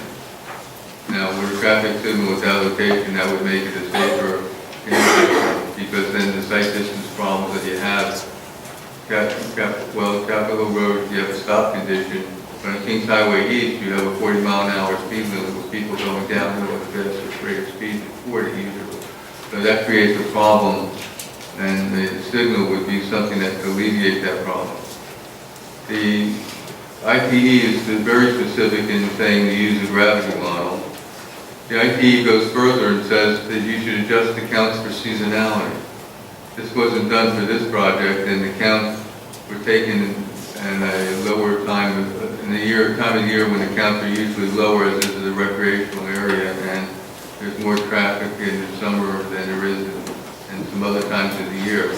In any event, it's about 13% lower than in the average than it should be if you adjust it for seasonality. Another thing that the ITE guidelines say is to look at the crash analysis. They call it a crash analysis, and the crash experience for the last 3 years. Well, the applicant looked at the number of accidents at Chapel Hill Road, but they left out the same intersection that we've been stressing, and that's the intersection of 35 and Chapel Hill Road. And that intersection has a substantial amount of traffic accidents that we'll see later. Sure. Just to be clear then, do any of the three traffic reports submitted by the applicant meet the requirements of the ITE guidelines? No, for the same thing as we said for the DOT guidelines that were made. And I stress again, the DOT guidelines that I'm talking about are not DOT guidelines for state highways. They're DOT guidelines for working on local roads, county roads, and township roads. And those guidelines are geared toward county, well, for municipal and planning and zoning boards. That's what they're geared for, and that's what they're recommended for. We're not meeting either the NJ DOT guidelines for planning boards or the ITE guidelines, a professional expert opinion by the traffic report submitted by the applicant petition. In my considered professional opinion, I don't believe that they're accurate or adequate for the reasons that we just went over. Primarily because of the fact they didn't handle the key intersection to the south, as well as the distribution that's flawed significantly. So they're, in your opinion, they're inadequate for this board to be able to rely upon to render a decision about safety and adequacy of proposed use, is that correct? Correct. Let's go to some of you mentioned some major concerns, and if you could spend some time articulating those major concerns for this board, so they can understand what they are. And let's start with site distances at Chapel Hill and Mohegan. I went over that a little bit in Mohegan Drive and, well, Mohegan and Chapel Hill Road. People making the left turn have trouble seeing from that area because they can't see to the right because of the brush and other things alongside the road. And if there's going to be a left turn lane in that area, that's only going to exacerbate the situation. Let's talk about the site distance at Chapel Hill and Kings Highway East. Well, before we leave Chapel Hill and Mohegan, I looked at the analysis, and there was an analysis that the applicant made saying that the left turn storage lane would be required using Highway Research Record 211. Highway Research Record 211 is a bunch of charts and graphs, and they tell you how long the storage lane has to be. Well, if you use Highway Research Record 211, which is used by the DOT and all traffic engineers to determine how big a stacking area has to be for a left turn lane. Well, if you do that, the applicant came out with 225 feet being required. I went over and came out with 325 feet being required, using slightly different numbers than he did, because I used his same input data, but I didn't add them up the same way he did. And I didn't use them more conservatively. I did them the way you're supposed to do them. And basically what they did was, he didn't, in my opinion, accurately do the math. And because of that, there was an error, and a 320-foot storage space creates a big need for storage for left turns going in. You have to remember, 325 feet is not a lot by itself. If you have two buses in there, you're using up 60 feet or 70 feet. So if you have 3 buses, 4 buses, you're not going to have much room for anything else.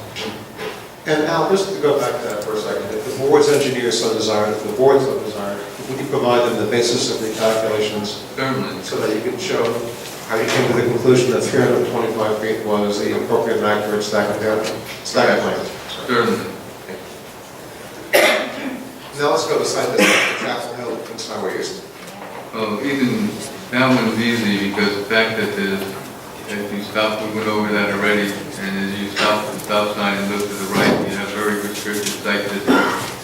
So people have to pull out into the travel lane to see it to the right. So they have to pull in so they can pull up so they can see what's coming to the right before they pull into the lane when they make a left turn. That, even the applicant agreed that that was a problem. The easiest way, the best way to handle it would be to be a traffic signal in that area because of the geometry as well as the narrowness of the road. And is there an issue to get a traffic signal about warrants? What do you need to do?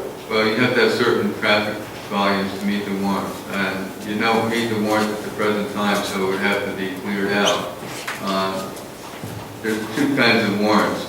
There's lots of warrants, but 2 that really work on this facility. One of them is an accident warrant, and I hate using an accident warrant because that means somebody has to get killed or hurt and maimed, and a lot of people have to get injured before you get to use it. And that's not one of my favorites. But basically, what I would recommend is that the site distance be cleared, which is what the applicant also recommended, that the site distance be improved to the right as much as possible, and then after that's done, see what else can be done. So there's additional mitigation after you improve the site distance, is that correct? Besides that, there could be additional mitigation. It would depend on what you have to do, which could go from lowering the speed limit to putting in a traffic signal, depending on what the volumes are. With the school in, the volumes would be met for a signal. But without the school in, you still want to make improvements to the site distance because people are still traveling on that road every day. You don't really want to have additional accidents. There have been about five accidents in the last 3 years at that intersection that could have been avoided if the site distance would be improved or a signal was installed. What's the issue of excessive delays? Well, the intersection of Capitol Hill Road and 35 has significant delays and backups. And people, I've been there and seen the delays. They've stacked pretty far up on Capitol Hill Road and create problems with people getting through the intersection. But more importantly, if you took a look at the accidents, it's there's two things. One is there's severely a lot of accidents at that location. And number two, it is identified in the master plan as an intersection that should be improved. When I say number of accidents is high, there's over 86, I think there's 86 accidents in the last 3 years at that intersection alone. And that's a significant, to me, that's a significant number of accidents. Now, Alex, I'm calling a distribution model more than 50-50. So this gravity distribution, and if that indicated that there was more flow in that direction, would that exacerbate the impacts there? Certainly. Let's look at the issue that you brought up before about the future traffic. Right. Well, to design a roadway properly and to look at the analysis, you have to know what the future traffic is going to be. One of the things is the trip generation has to be added, the background traffic has to be added, the adjustment has to be made for seasonality, which wasn't done, and then other approved projects in the area should be added in to get the complete background traffic. As an example of an approved project, the town center project in the area. The town center project supposedly will be developed to a certain extent. The amount of extent I'm not sure of. Right now, I was told there's a developer's agreement between the municipality and the developer to develop a certain amount of housing at the present time.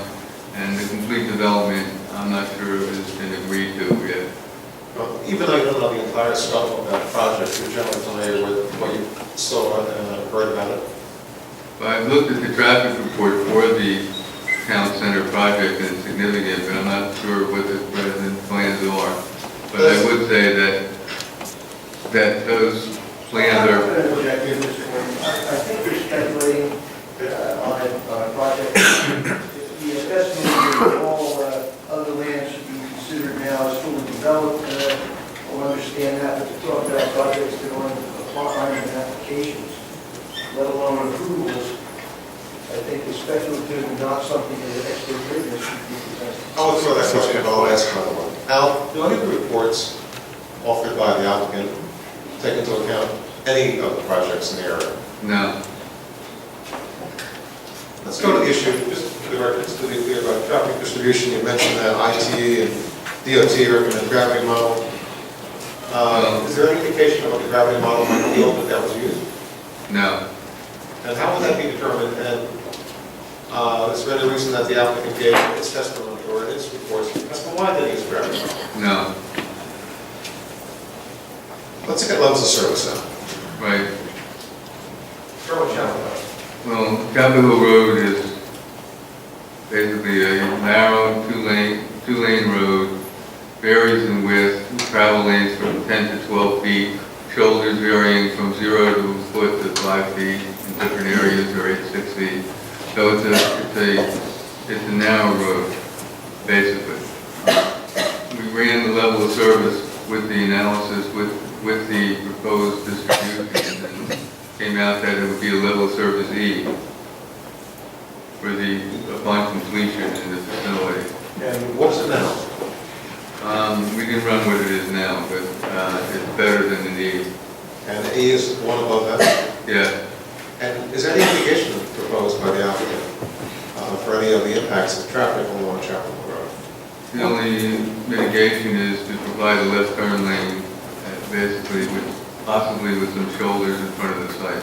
And will that mitigation resolve the issue of degradation of the levels of service? No, because you're still going to have narrow spots along there. You have real narrow spots along the bridge further down to the south, and you'll have narrow spots further to the north towards Kings Highway. Let's get the school drive itself out. Was there analysis done to determine that traffic signal would be required in the school drive? No. And should this be addressed? Excuse me? Should this be addressed? Well, it could be addressed. Shouldn't be too difficult. Well, there was, you indicated before that the applicant had, in order to, in your opinion, diminish the PM peaks, is split early and later recess. Is that correct? Correct. It's done in a lot of schools that way. What was not done was, it wasn't addressed what happens during those times of the year when there is no late bus. And everybody leaves early, because in certain times of the year, between school, between sports and things like that. And then some of the times there are times when there are no late buses, exam periods or other periods like that. Your professional opinion as a traffic engineer, should that be one of the analysis that air traffic experts provided, just so the board can look at the possibility of this being one dismissal? That would be what I would recommend. And when you look at reports for schools, is that something that we do as a matter of course, just so the board can get an understanding of what happens if there's not a split dismissal? Yeah. And let's look at the crash experience now. You indicated before that that was one of the criteria that you utilized in the context of either the IT or the NJDOT guidelines. What does that indicate here? Well, looking at the crash experience, you can see that the majority of the accidents really Route 35 and Chapel Hill Road. But you do have Kings Highway East has 4, now the applicants said 5, there's another one since we've got our record in. And I know that there's been a couple other accidents since the beginning of the year. So the last 3 years, 2011 to 2013, there were 124 accidents along Chapel Hill Road. So from Kings Highway East to Route 35, basically there were 124 accidents. So that's basically 40 a year. And you indicate that the highest number of accidents took place on Chapel Hill Road and Route 35, is that correct? Correct. And is there a proposal in the master plan that for improvements to this intersection? For that intersection, yes. And is that part of the basis of your indicating that the traffic board should examine that intersection as to what the impacts might be to the school? Well, if we're going to add half the traffic to the school going through that area, I would assume yes. Is there anything that's looking at as to the traffic portion of the testimony now? I think that's basically the main part of the traffic testimony. Yeah, I think we brought it before, but I think let's do a brief review of the stormwater analysis. Do the stormwater analysis, in your opinion, follow NJDEP procedures in order to provide this board? And if not, how and why? Well, it doesn't, because recently there was a recent, as everyone knows, court decisions change things. There was a recent court decision which was NJDEP versus Care 1, which is in, I believe it was Hamilton Township, Mercer County, where basically the court ruled that NJDEP uses what they call a non-structural point source program. It's a computerized program. And what it does is it shows you get certain points for certain procedures that you use to determine whether or not you're meeting DEP guidelines for improving the environment and the water flow and the water quality in the after condition. So you get a point for using a lightweight vehicle in a place where detention basin is supposed to be as opposed to a heavyweight vehicle. And you get more points for putting in grassy swales. And if you get enough points, you show that you have met the DEP criteria. Well, the DEP criteria for using non-structural point source data in the computerized model from the DEP was ruled invalid by the court because no one ever reviewed it and it was never published, and it was just an individual guideline put out by the DEP unilaterally without any input by anyone. And some of the questions and some of the things they came up with it were, how do you enforce whether an applicant actually goes out and uses a lightweight piece of equipment? And if it is a lightweight piece of equipment that he's doing the work with, what if he runs through the bottom of the bed as opposed to using heavier equipment and stays outside of the detention basin? So those type of things were some of the things that the DEP was fraught with, and so the courts basically said that they have to modify this, come up with advertising, come up with a new type of non-structural source model. And actually, the court said they might be able to use the same model, but they have to get public input and then use it and do it the correct way, instead as opposed to just publishing or not even publishing it, but just doing it whatever they want, publishing a little book. So is it your opinion that this system that was utilized, appropriate to be utilized at this time? It was utilized, and so it's invalid. It means the stormwater section is invalid at the present time. It's not something that the applicant probably knew about when he did it, because the court case was just recent, so it was in the last couple of months. And what would be your recommendation? What type of analysis should they do? So they did a stormwater analysis, and they used the non-structural point source program from the DEP to determine whether it met their criteria or not. So that has to be redone, redone. Okay. There's an issue about the drainage areas now. If you go into your opinion, what the good drainage areas are? Well, the drainage areas are those areas that are draining into the catch basins, and then where it goes from there down to the river and then further down into the ocean. So it's just which areas are draining that are going to be drained into the area. Well, does the analysis, the drainage areas show that on the other side of the surrounding roadways entering into the site, are they included in the watershed area? Well, there's some overflow from outside of the area along Chapel Hill Road, north of where the proposed site drive, where there's some drainage into the area overland in that area, which would increase the drainage area for that basin area. In addition to that, I was under the opinion that there was some drainage, there was a culvert mark that goes into this area that's marked on the drainage basin, the drainage area basin maps from the stormwater report, which actually shows a culvert from the north of Kings Highway East into this area, and that drainage area, which would have been to the north of Kings Highway, is not included in the analysis. So that should be done if in fact that culvert that's shown on the map is still active. I didn't really go onto the property to check it to see if it's still active because I don't have permission to go out on somebody else's property to look at it. But in your opinion, was that addressed in the stormwater analysis? No. And should it be? If in fact the culvert was active, I didn't see it. It's marked that there is a culvert there on the stormwater map. So is there anything in the stormwater analysis that would give you or this board an indication whether it was or was not active? Well, to me, I thought it was active, but I'm not positive because as I said, I'm not going to say that. I didn't go out there to look at the culvert, so I don't know. I did ask for, I'm asking for some additional data from the township that might show it or not. Right, and if it was active, should the area of the drainage area be enlarged then? Well, if the drainage area is enlarged, that would mean the detention basins would have to be bigger, that's special. Okay, you mentioned the detention basin. What are the issues that you have with the detention basins? Well, I had a couple issues on the detention basins. I looked at basin 1. There's a soil log for basin 1, and the soil log for basin 1 was test pit 32.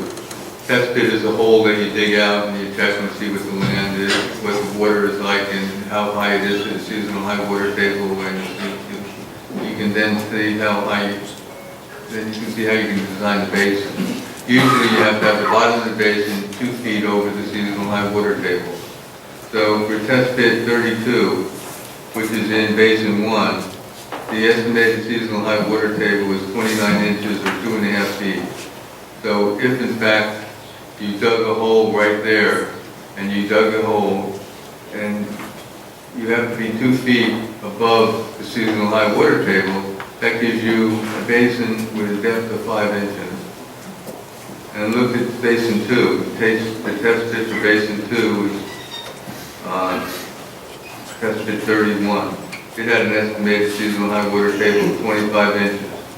So if you had the bottom of the basin 2 feet above the seasonal high water table, that basin would be 1 inch deep. And that doesn't work well. On the basis that, it's my understanding that all the NJDP permits required for stormwater have been issued. And if there's some failure in those permits, perhaps that's appropriate, but the speculative nature of other methodologies that may or may not be imposed on the permits that have been issued. Objecting on basis is not related to the subject matter. Well, with all due respect, what is Mr. LaPorte is testifying to is as to the stormwater analysis, which may or may not be part of the permits that Mr. John Doe received, and simply indicating what the standards are and what the size of the basin would be based upon the test pit analysis that he looked at. I think it's very pertinent.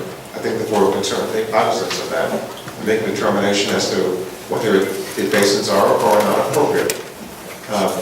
Certainly your engineer can look at that and make an opinion. I'm going to defer my questioning to our engineer. In our report, we have the same comments as far as the height of the groundwater table as pertains to the basin, and the fact that it is less than 2 feet. The applicant responded that they will address our comments.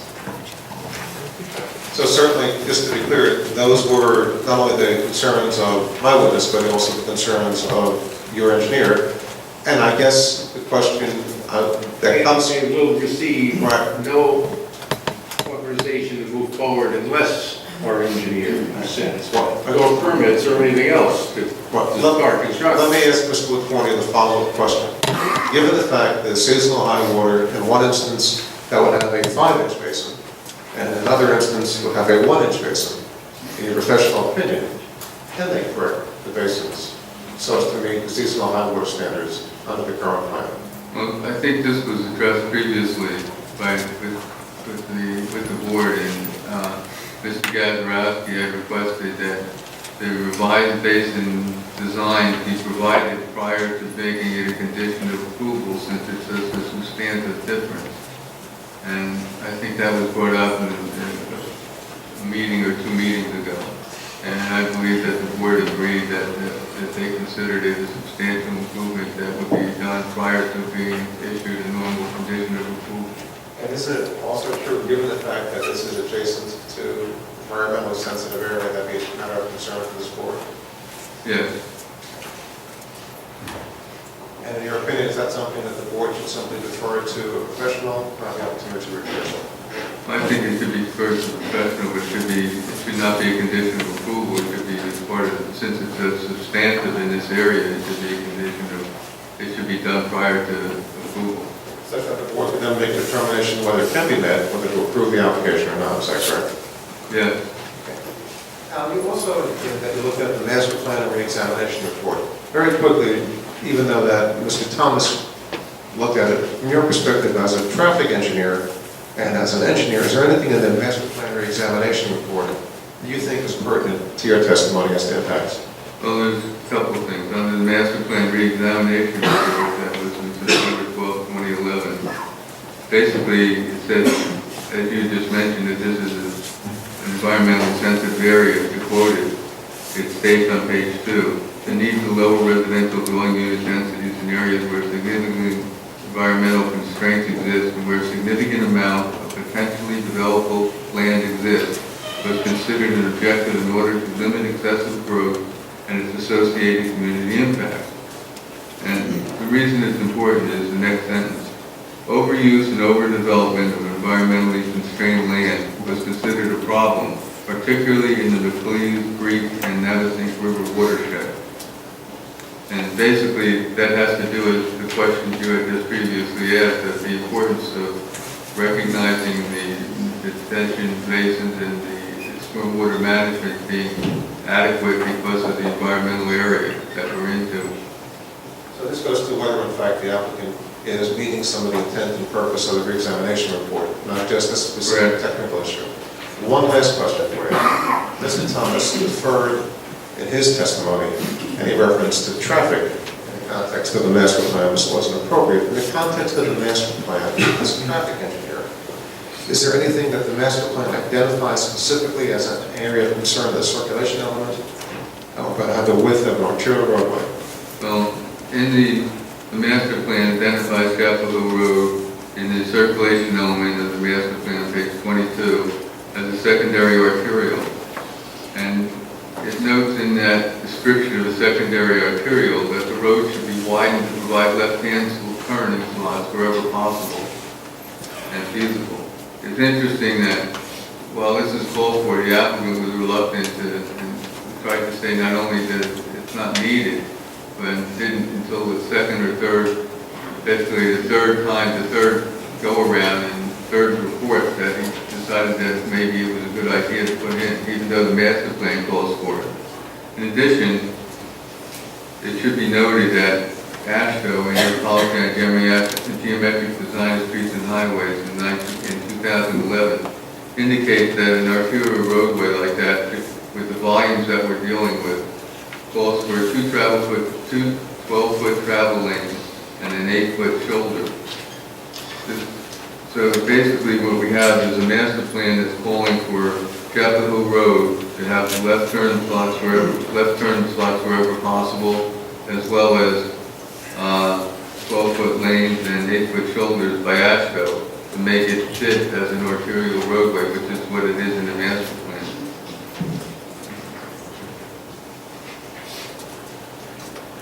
Are you suggesting that the entire length of Chapel Hill Road?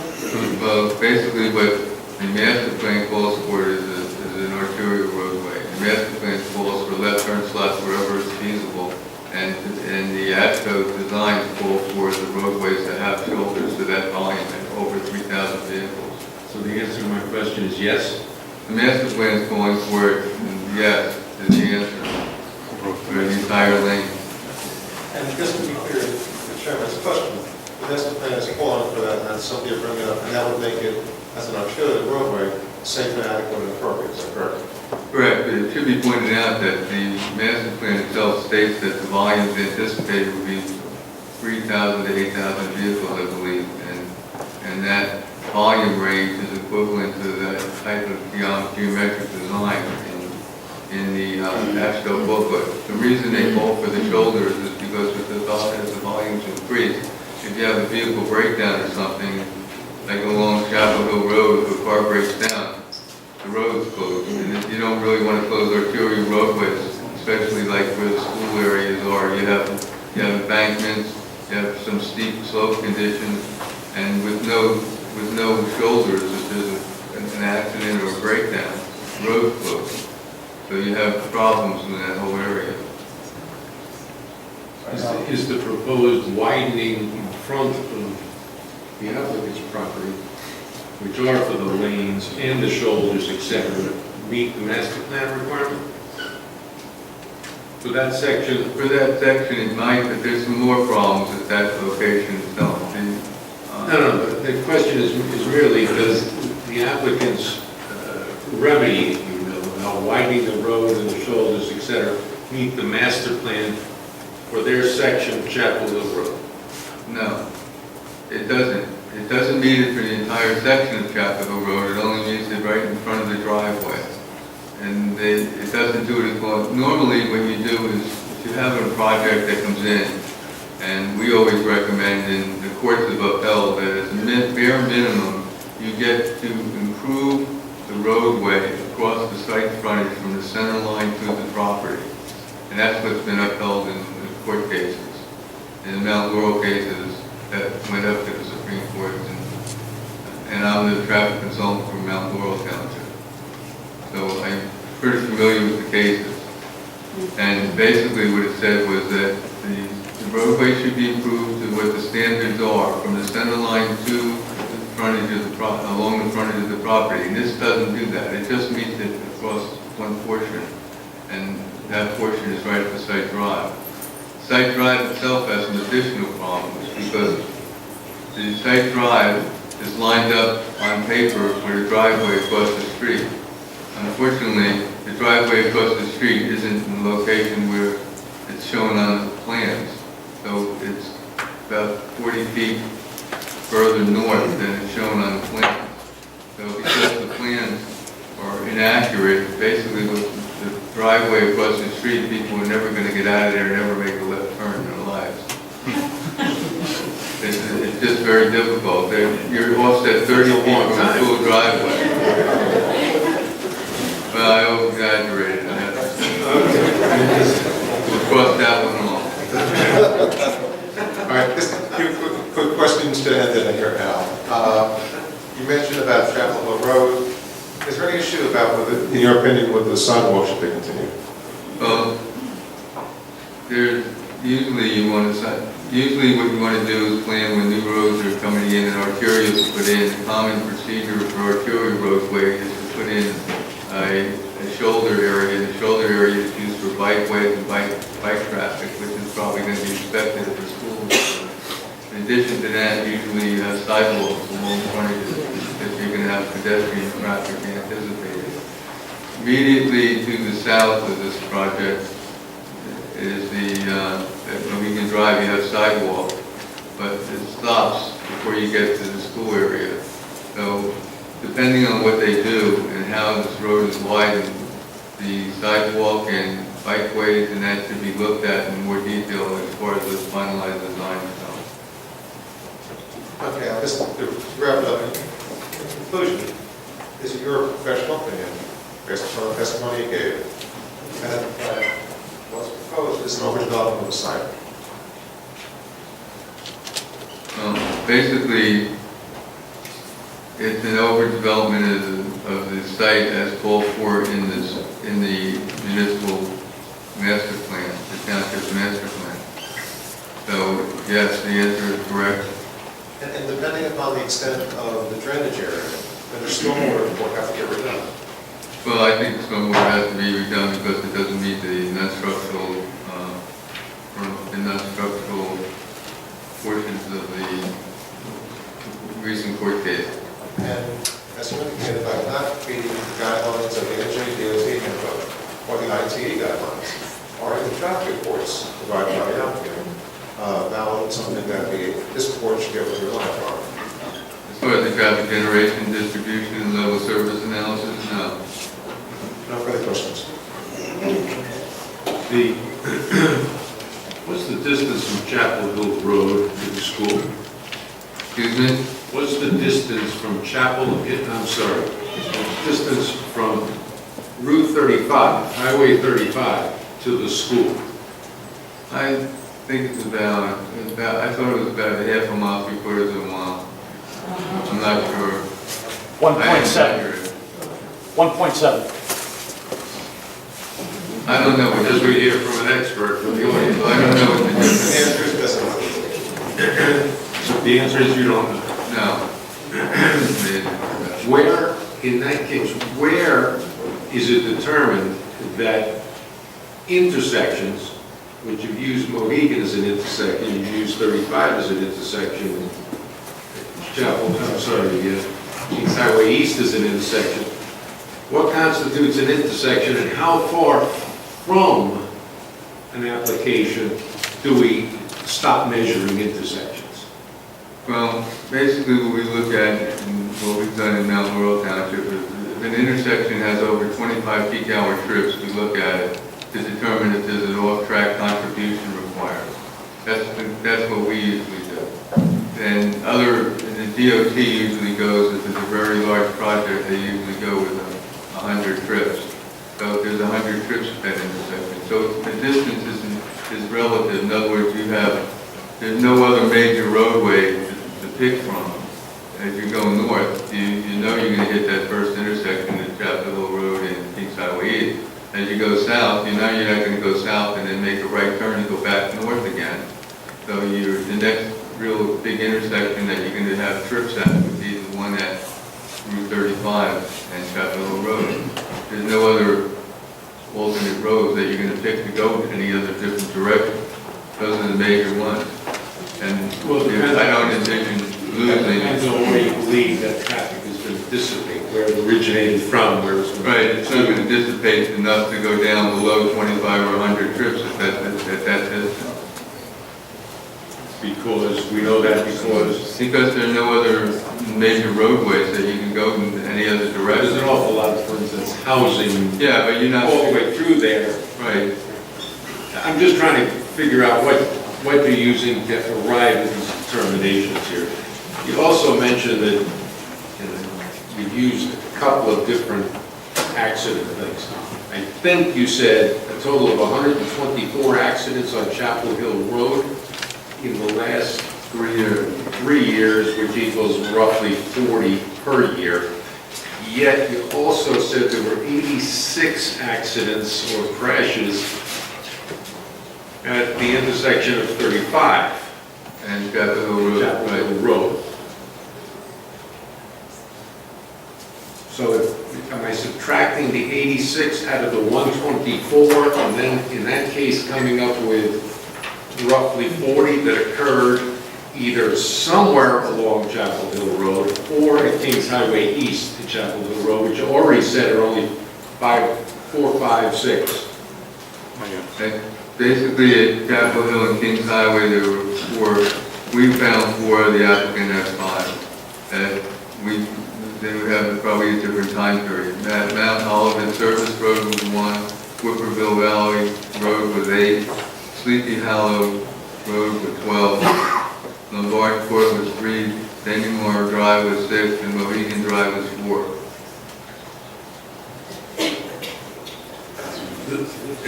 I didn't do the arithmetic, leaving us 86 at 86, but I left the 86 out, which was a Route 30. Which is a Route 35. Right, and we had that up at 124. For those 86 at Route 35, it's a 4-way intersection. What is the breakdown of what was coming off of Chapel Hill Road versus what was across the highway, what was north and southbound, or as it is, yeah, it's north and south of 35. Do we have a breakdown? I want to know where the causes were. On Chapel Hill Road and then that approach. On that intersection of 35. I didn't really count everybody as I recall. The best I can recall is it did not include all the accidents and stop rear-enders on 35. It was mostly just the Chapel Hill Road approach. And we didn't look at the other side, which was another, the name of the road changes on the other side. I'm trying to get through to understand this because as you understand and know well, planning board can turn down applications for traffic issues almost never. Right. Right? Okay. And I'm trying, and you're suggesting, I don't disagree with you, that our master plan calls for an improvement to Route 35 at Chapel Hill Road. Right. The only problem we have, and you know that as well, is that's a DOT road. We stand no chance on influencing what the DOT does at that intersection, how it designs it or what it does. I mean, we can put something in writing and a request, but that's a DOT intersection. No, I think I have to disagree with you. We've gotten things changed with the DOT on more than one occasion. And the main reason we've gotten changes with the DOT and we've gotten our projects approved and prioritized is we use the off-track contribution. So if there was a project and this project has an impact on Route 35 and Chapel Hill Road, and we knew what that impact was, we would assess them a pro rata share contribution. After we assessed the pro rata share contribution and we got a certain amount of money together, we then met with the DOT and we put up the match, or a portion of the match, or all of the match, or more than that, towards that improvement. The DOT would then prioritize that project and get it done quickly, and we've done that on more than one occasion in towns I work in. We've done it basically we've got it done in Hamilton Township and Atlantic County on more than one occasion. Have we ever done that, Jason? We have required modifications to signal timing at Highway 35 and Chapel Hill Road, for example, when the village of Chapel Hill was constructed. Typically, to extract a pro rata share ordinance in place, and there would have to be a calculation and a formula so that there's a rational nexus between what the improvement that's being requested is and what the impact is. And it worked really well, and we don't have such ordinance at all. We don't have the ordinance yet. About time. The MLWL does allow off-site traffic improvements on a pro rata basis, but you have to have it in the ordinance and you have to have a formula that makes rational sense. And then the applicant then has to chip in for its pro rata share. And that intersection is what the warning is. It would be a relatively low percentage of the overall traffic in Chapel Hill and 35, correct? It would be a real high percentage, but the problem would not be a high percentage. But the point is that as you get it from every applicant, then the aggregate is high. And it works out well that way. In addition to that, I would say that we've gone a step further in some townships, where what we've done is we've recommended a level of service criteria in the ordinance that requires a certain level of service. And when you go over to the DOT and you have a intersection and they want to have all the time on the main roadway, they don't want to change their traffic signal timing. And we have a level of service criteria on our township roadway approaches. The DOT has honored that when new applicants come in with projects on the state highway. So they've required the applicants to come in with levels of service of C or D at the worst on the township roads, when otherwise they would have been Fs. So it was very good to be able to modify the ordinance to provide the level of service Cs on the township roadways as well. So you can get the DOT to go along with you if you have ordinances that support what they're doing. Agree with that. There's something else that has the plan into the township ordinances, which we don't have in place. Any questions? And we point out that it's not only for traffic, it's also for stormwater and water connections as well. Anyone else? Anyone from the board? This is 2 questions in redirect from Mr. LaPorta. From what the chair? It is. Just to try to clear the record. Mr. LaPorta, you indicated some question by the chair that the importance in terms of intersections to look at is not so much physical distance, but actual impact. Is that correct? Actual impact and volume. And is that why it's important to understand what distribution model? This is you have more going for one intersection than another, and have more of an impact? Correct. Okay. And you also, when we were assessing pro rata share contributions, we want to make sure it's based on something as opposed to a guess. But now, the chair indicated that the traffic may dissipate by going to some of the houses in and around the area. Therefore, you can't make the assumption that 50% would go left and 50% would go right. All 50% would go to the intersection. Is that correct? Well, you're going to have people are going to go, there will be some minimal amount of traffic that's going to go to the residential developments that are right there. But did the applicant indicate when they were talking about the students that were coming, that they're going to pull just from the area, or they're going to pull from a larger scope? Like Monmouth County was used as an example of where the need might be. It will be from a larger area. Okay. And just to be clear, the accidents that you quoted on Chapel Hill were on the applicant side of the road, lined up in the intersection of Chapel Hill and 35.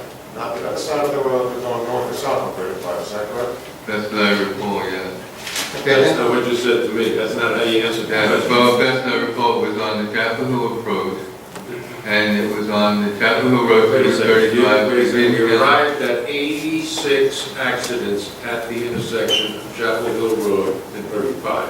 And then specifically asked you, what was the breakdown of that? And you said you didn't have it for the rear end collisions I didn't. on 35, et cetera, et cetera. Bottom line, you couldn't break out how many were just, of the 86, were just because of Chapel Hill itself. No, Yeah, that's not how let me it clarify is. that. He is the one answering the questions, not you. We don't need your help.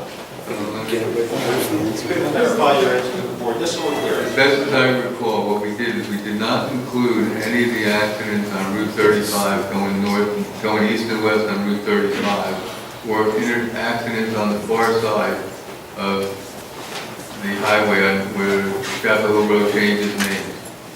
And I forgot what it changes names to. But it did include, as far as I can recall, it did include some accidents in the intersection when people were going through Chapel Hill and they were, in other words, you came in through Chapel Hill and you hit another car in the intersection. So one of the people in the accident was from the Chapel Hill area, the roadway. But in other words, you had rear enders on Chapel Hill Road, and you also had some right angle inside the intersection itself. But I know we left out, as far as I can recall, we left out anything with on the other approaches. That's because of the Whole Foods shopping center, they're coming out of Whole Foods, if they're making a left, or usually if they're making a left out of Whole Foods, and accidents there. Was the confusion that when the question was asked and you said on this side, on the applicant side, let me finish. Did you mean on this side of Chapel Hill Road or this side of Route 35? I think that was confusing. I meant on, just to be specific, rather than specific. It was 86 accidents. Not 86, it was the 40 a year. 40 for 3 years, 40. The accidents in question, that number, where specifically on Chapel Hill Road are you referring to? On Chapel Hill Road going south or north, as well as in the intersection itself. I think that is along Chapel Hill Road, is that correct? Yes, Okay. but not on the north and south. As far as I recall, that did not include the things going east and west on 35. In other words, if you were rear end on 35, we can count that. Just want to be clear. One last question. Is the safety and adequacy of traffic something for the board to consider for making a determination as to whether the applicant meets the standards of the ordinance and the guidelines of the master plan? Yes, and especially at especially at the intersection of the Site Drive and Chapel Hill Road, which is close to Mohegan and creates a problem with the Mohegan traffic. That's one of the places there's a problem, as well as the problem with people coming in and out of the driveways on the far side of the road right there. So that's one of the prime concerns, that intersection, as well as the intersection of Chapel Hill Road and Kings Highway East, where the site triangles are very bad, and there will just be an increase in accidents if we have a lot of teenage drivers going through that area. Okay. Finally, is the sufficiency, adequacy, and accuracy of the traffic report pursuant to established guidelines something that a board should consider to make a determination? Yeah. No further questions. Jim, go.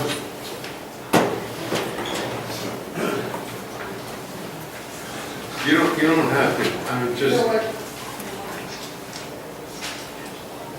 just have one question. Mr. Labornia, at what point did the applicant withdraw its request, because I'm not aware of it, its offer to improve both sides of Chapel Hill Road, the entire length of the frontage to Kings Highway?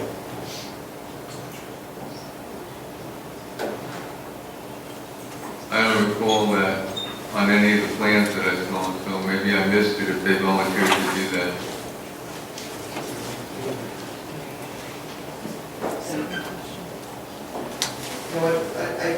Excuse me, didn't you say though, from the bridge over to Kings Highway East that you would widen it or you would repave it? First of all, resurface it. Second, to add the left-hand turn lane. Third, to widen it the length of the property to Kings Highway. And fourth, to modify the intersection based on the recommendations of T&M of Kings Highway and Chapel Hill Road. Okay. And inherent with that was comments from Mr. Katriniak that the sight lines needed to be cleared and that certain vegetation would be removed to achieve that, both along on my client's property and the adjoining property, both on Chapel Hill Road and on Kings Highway, which is much more extensive than Mr. William. But I have no other questions. Any member of the public? In the back.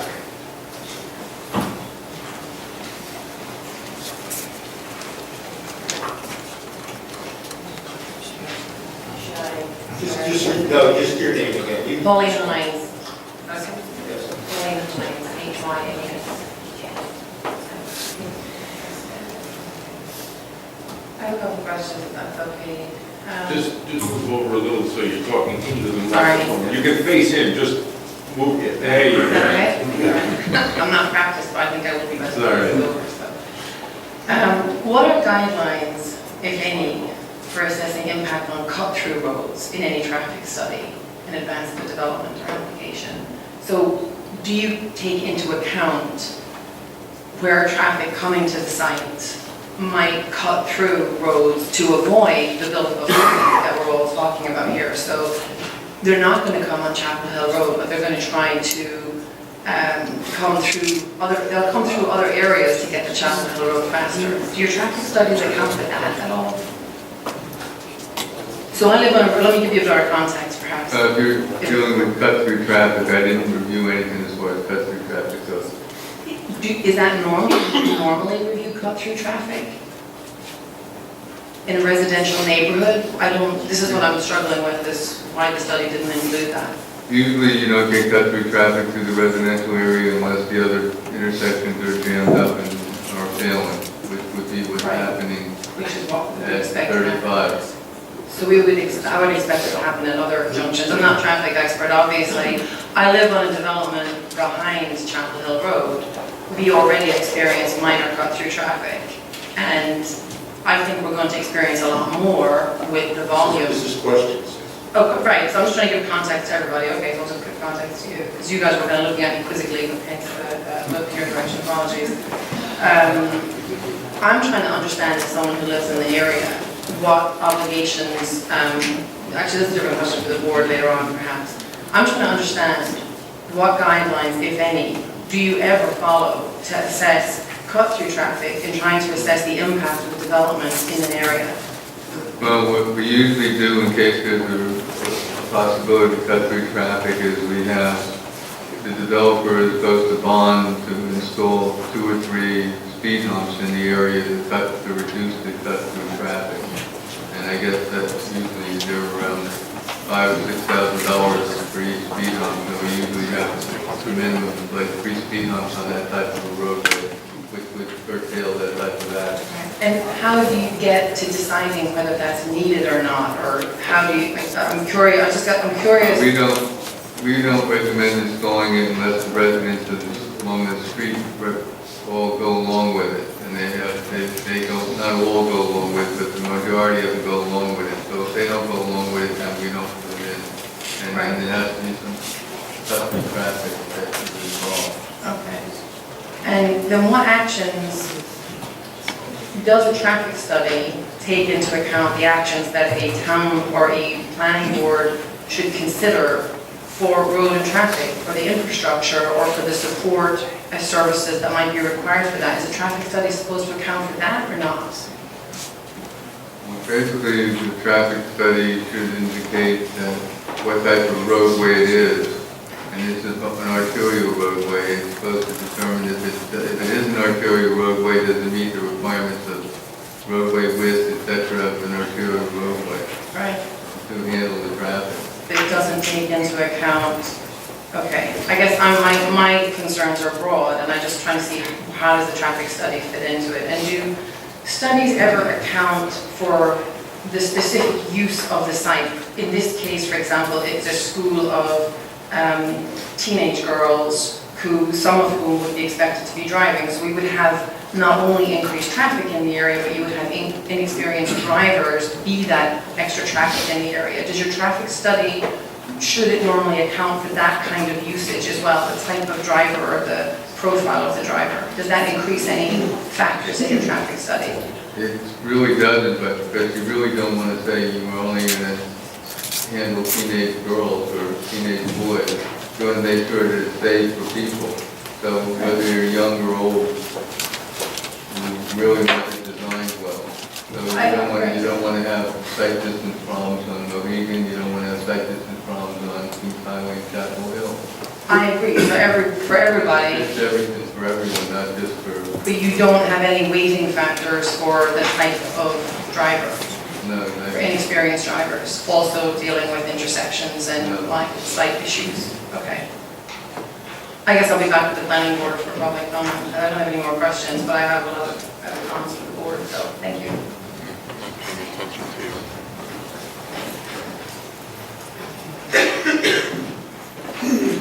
You'll be next. I wasn't sure which hand was up first. Yes.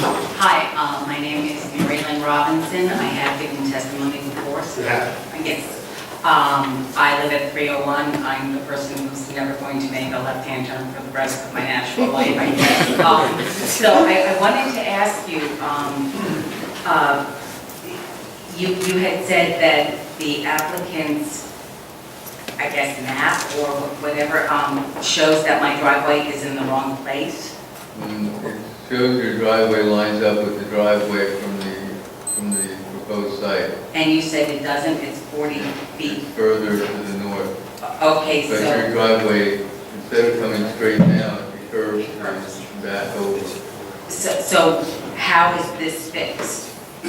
Or do I just make a right-hand turn for the rest of my life? I'm sorry, I just found this out, so forgive my ignorance. Who fixes this? Who takes care of this? Well, usually you want to have the driveway aligned so that you can be able to get in and out with some other traffic moving in the other spot. And you don't always want to align them, but if you don't align them, and you want to have more than like 30 or 40 feet apart, you'd like to have them further apart so they can get together. Okay, so will this be corrected? Who corrects it? I mean, what happens to make this right? If this is wrong and I can't get out of my driveway, who do I talk to? Sorry, I just... And more ideally, it would be better if it was lined up with Mohegan. If the main site drive was loaded with Mohegan or with another major street. Is there a picture we can get? well, I don't have one ready, but... No, you don't. I mean, Let's make sure we understand what we're suggesting here. You are talking about the relationship of her driveway to the school's exit. Is that what we're talking about here? Right. So You're saying that it's not directly opposite. It's not. The driveway is actually 40 feet or so north. Correct. Toward Kings Highway. So Can we verify one way or the other, Mr. Keating? So, Marty, what's the basis you're making that statement? going out in the field and looking at it. But the only thing this board can do is the plan. That's what I'm looking for. Do we have? Shown, the way it's shown on the plan is not the way it is in the field. So if you look in the plan, it doesn't help you. You have to really go out in the field and confirm it. And what methodology did you use when you went out in the field to confirm it? Just so the board understands. What they did. Looked at where the site, looked at where the property line was, and so what distance it was away as opposed to what it was on the plan. Okay. So you physically measured it? Yeah, paced it all. Okay. You paced it off by you know, a step being the yard. Yeah, no, well, mine are 5 feet for one left foot to left foot. Having been worked as a surveyor. The point is though, that your basis for your testimony that their plans are wrong is you walk down the street and pace it off. You're a professional engineer, really, you want to say that? As a matter of fact, there's 2 things that went on here. I went out and met with the people that were out there. People went out there, showed me where the marks were, and they had it marked where it was. I went out and paced it to verify where it was. Having worked as a surveyor, I can tell you that my paces are pretty accurate, because I've worked surveying for a couple of years. And when you're doing surveying for a couple of years, you're pretty accurate in what your paces are within a couple of feet. And not questioning your paces. Who were the people who were telling you where the marks were and things like that? Well, they showed me where the people that lived there. I went out and saw, I met with them, saw where the property line was. Showed where her property line was. So where her property lines were, saw where her solar was on the map, and pasted off to verify what the 301 locations were. I'm directly across from. If the board were to approve this, you could make it a condition that they verify that by survey and actually measure on the survey to confirm where the driveway is, because well, yeah, but they can do it again. I mean, I know it says it on the plan, but they can do it again and get it certified, because your survey usually just deals with most of the stuff on your property, and the rest of the stuff off-site usually not that dimensioned as clearly. That is correct. You can do that as a condition of an approval, if an approval was granted. There was no intention. There is an absolute intention to put the driveway across from this access. And if it's not, and this, move your driveway. This driveway is located in the same location as the prior approval, which at that time went through the process. The intent is to line it up. Yes, and if there's an error,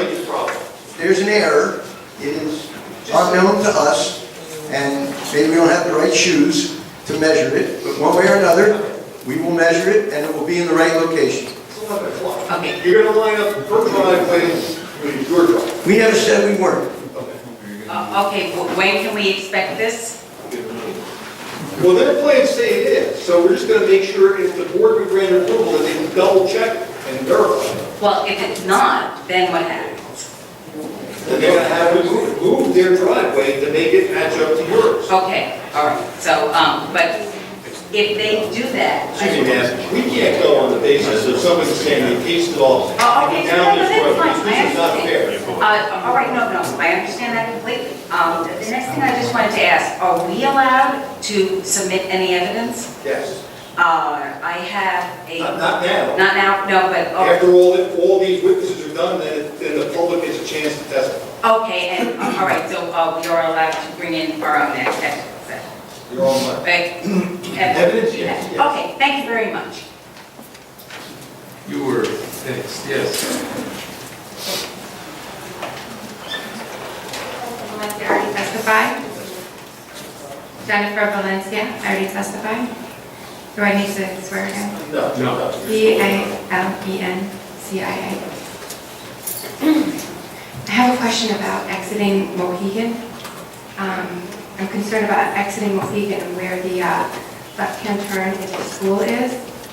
So if I'm exiting Mohegan, say, and I want to take, right-hand turn, right? And there's already buses, maybe, like the big buses in the turn lane to go into the school. Am I going to be able to see oncoming traffic? Or there's already a problem when you turn from Mohegan onto Chapel Hill. You know, you're trying to make a right. Help us here. Are you making a right on Chapel Hill to go up to go up Highway Chapel Yeah, East? then that should be a good move. That should not be a problem making a right from Milton. What about if I'm turning the other way? I'm going out of Mohegan and turning the other direction. You want to turn left? Yes. Then you have a problem seeing to the right because there's a sight distance problem now that has to be cleared out. In addition to that, if there are left turn slot with any buses in it, you won't be able to see anybody coming along figured, because even with cars, they throw you out of the bus. You're not going to be able to get around that, right? Well, if there's a bus there and there's a left turn slot, and the cars between you and the cars will be on the far side of the bus, so you won't see people coming down south on Capitol Hill. All right, thank you. Would that also apply if there were just regular cars there, or is it only if there are buses? Well, if there's buses or cars or vans. If there's, So the addition of the buses doesn't well, buses with, necessarily mean there's going to be more. well, okay, the answer is either, if the car is coming, it would be hidden by other cars, or buses or vans. If a van was coming, it might not be hidden by all the cars. So if a bus was going and there were cars there, you'd see the bus coming, but you, in other words, it depends on what's blocking your view. What's stacked in the left turn lane is what's going to stop you from seeing. I have a question, excuse me. That stacking lane, which is 325 feet, which seems to be inadequate, if they doubled it, would it be adequate in the eyes of safety? If it was 625 feet? Well, if you double it, then it would be safer that way, but then the question is how you're doubling it so you get the left turn slot all the way into the intersection in Mohegan.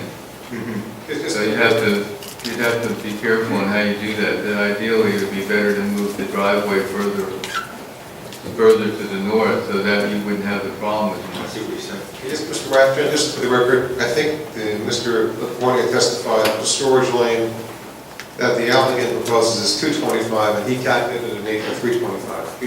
Right, but And it's 225? right now, I think Mr. LaFornia's testimony was currently it's 225, and he suggested another 100 feet is needed. That's what I could say. I just want a procedural issue.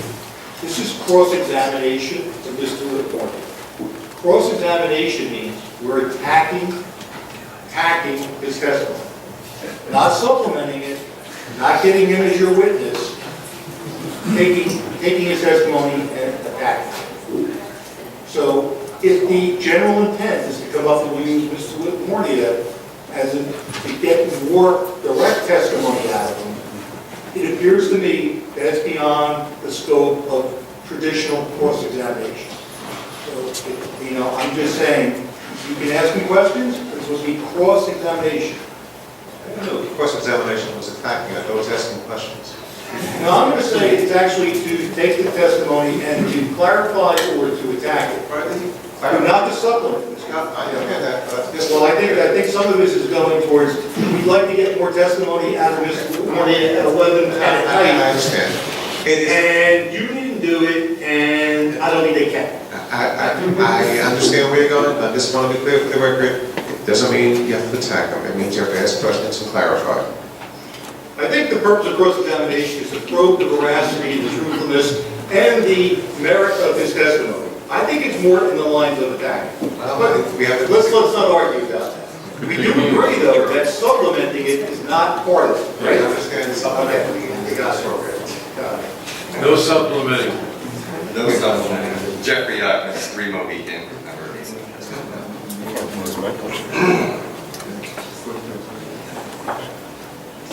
Al, in your professional engineering opinion, is the traffic analysis submitted to this board sufficient enough for them to render an opinion?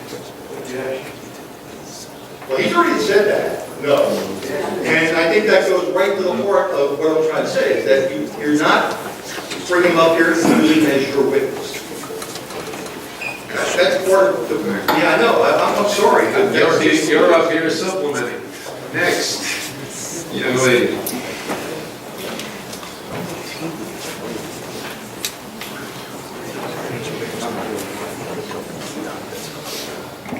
My Cleary, M-A-I-C-L-E. I just want to ask about, on the other driveway that's like 10 feet from the person who's never going to make a left in their lifetime. And I'm wondering about the cars coming up Chapel Hill Road. Will they be able to see a pedestrian walking down Chapel Hill Road? If they're coming around that left turn phase? I hope you're going to be I don't know. You know, No, I'm worried about my I know you're worried. son who walks there, but But the point is that this is really to, again, not to supplement, to get Mr. Attorney to talk about things that you didn't talk about until. well, I guess, but I don't understand like how far exactly the bus lanes are and what the site distance But those were things questions are. I asked Derek. I didn't have, I didn't know we couldn't ask questions and whatever. Think of this as concentric circles. It gets smaller and smaller and smaller as we go through the process. Just answer, just. It's just a traffic question. Just get the answer this one then.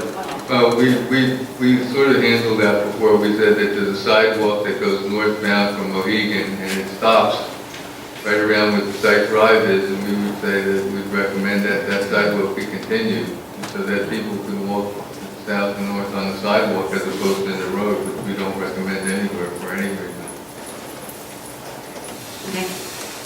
That would help you out, Karen? I see your hands, yes. Yes, you. Standing I up. know, what we allowed to ask.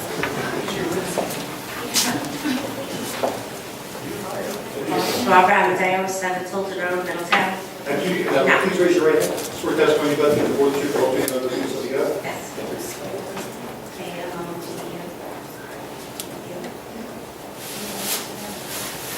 I have a question. Is it listed in anywhere in any of the traffic studies, the amount of school buses that already travel both Chapel Hill Road and Kings Highway East? Has anyone, on either side asked our Board of Education this information? I don't have that information. Why not? Just want to know why nobody's asked.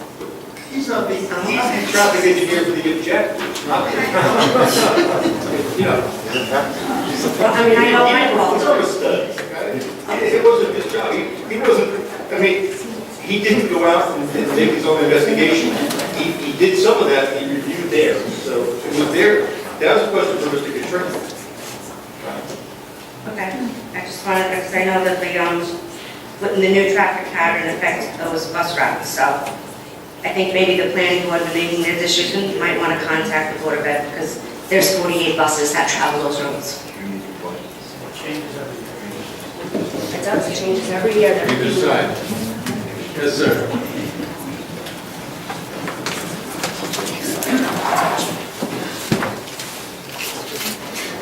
David Robinson, 301 Chapel Hill Road. I'm also not going to be able to make a left-hand turn in my life. You said coming out of Mohegan, if they cleared a sight line, you would take out some shrubbery or brush and that kind of thing. My property line is 6 feet or 7 feet above the street line, and you will take all that property from me. How would there be a sight line if there's a drop off of 6 feet? How could you see through it now? That's one of the reasons why I said that the site distance problem was in that whole area. The site distance problems I had were at 3 locations, 2 locations really. One location was at the site drive to Mohegan in that whole area, and the other was at Chapel Hill and East Highway East, where that's the problem in that. So those are the 2 site distance problems. I don't have them solved. I'm just saying that there are problems, and I didn't really go out and try to fix them because because as you point out, there's steep slopes in a couple of those areas, and we pointed that out before. When you try to widen the road, you're gonna have problems. So it's not easy to clear that area out, but it's a safety hazard right now. Right. And it's going to be worse if the left turn slot put in there, it's going to exacerbate the situation and make it worse. And would you say that I could ever see up and down the highway? And if you widen the highway away from the site, not on the site side, but on the side that your residence is on, that's going to exacerbate it too, because you're pushing things back towards you. If you push it towards the school site, then that would increase the site distances and make it better. So it's really, I guess the thing is, the answer to your question is if you want to make the widening on the school side as opposed to your side because it's slopes around your house.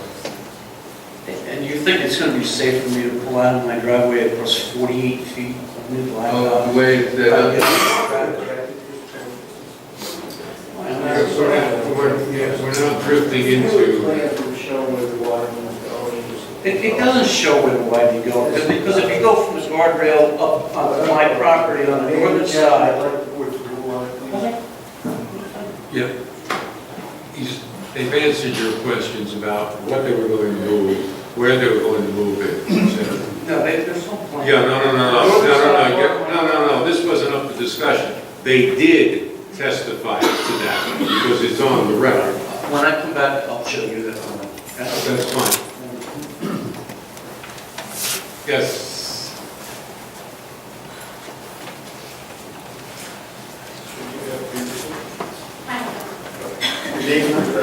Hi, yes, it's Julie Donahue, D-O-N-O-H-U-E, 631 Kings Highway East, and I have a clarifying question on the intersection at Chapel Hill Road and Kings Highway East. I believe you had said one of the things that may be needed there from the increased traffic would be a traffic light. If a traffic light were added at Chapel Hill Road and Kings Highway East, would a left-hand turn lane onto Chapel Hill Road be needed? Or would any left-hand turn lanes be needed? This is again, the historic district. Okay, now you just didn't testify. Please raise your right hand. This is the context. I was going to let you go, you just ask a question. Just what you about to get the board to the whole thing, this will be up. Yes. I didn't, Would turn lanes be required if a stoplight were added at Kings Highway East and Chapel Hill Road? wouldn't, I don't believe it's going to require it at this time, and if the signal goes in, I don't think it will be required either. You could make a left-hand turn onto Chapel Hill Road with just a traffic light, without any widening of Kings Highway East. I didn't say that I designed the left turn that way. I didn't design the traffic signal at that location, but there's a lot of constrictions in that area, and I did not do a design of it, but the volumes are not substantially high. So because the volumes aren't that high, I think you could have a split timing so that you have an advanced left turn and forward towards the municipal building towards the west on Kings Highway East. Let that advance first, take care of the left turn, and then you can have the second movement with the motion movement. We're designing something hypothetically, we're going to take you off the hook, that there's not another road on the other side of Highway East, so it's not a four-way intersection. It's not a four-way intersection. Yeah, So to answer the question, if that light is long enough, in my opinion, yes, you can make left turns. Because it stopped the traffic left and right up on Kings Highway. That stopped lane. So how many cars are looking to make a left versus how many are in the way to make a right is the separate question. And that's for the design, should it ever get to that point, that's for the design of putting the traffic on there. Thank you. With Kings Highway East being the only road to the north and increased traffic on Kings Highway East, would we anticipate any improvements being needed on Kings Highway East as well? I.e. widening? I didn't look at that. Thank you.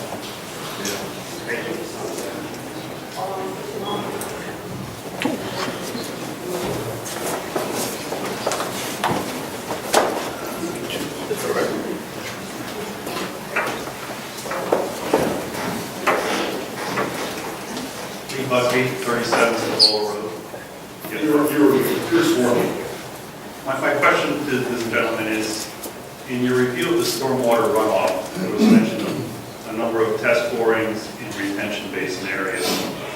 Was there any indication of whether or not those test borings and those percolation tests actually went to lower the marl layer that prevents water from permeating down deeper into the soil?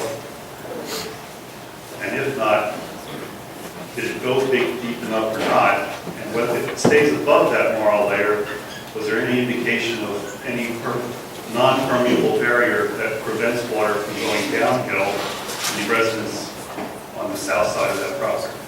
Objection outside the scope of the testimony. I think it's a review of what he, now, Mr. Warner certainly testified as to the test pits. What was the basis for that? If he knows, he knows. I don't recall, I have to look it up. I don't recall what the moral play was left in the test pits. I have the test pit data here if you want me to look. Maybe later on, thank you. Okay.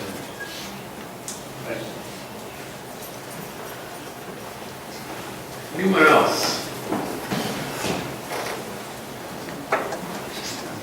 Okay. Anyone, last chance for anyone, the board? Okay. Anything else? The objector, this case in chief has been put in. We have no further witnesses at this time. Obviously, I'm going to put together, ask you to make a determination, depending upon what any rebuttal evidence is submitted by the applicant. Well, I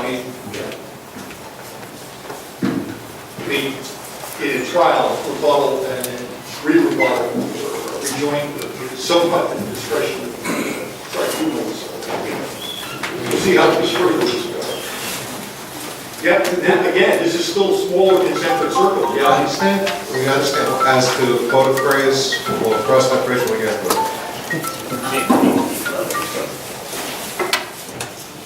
All right, they have no further witnesses.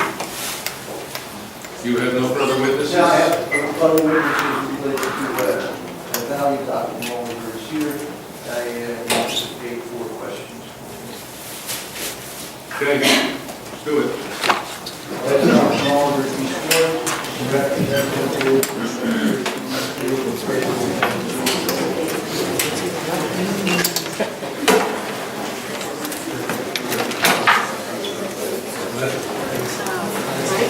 Mr. Oliver,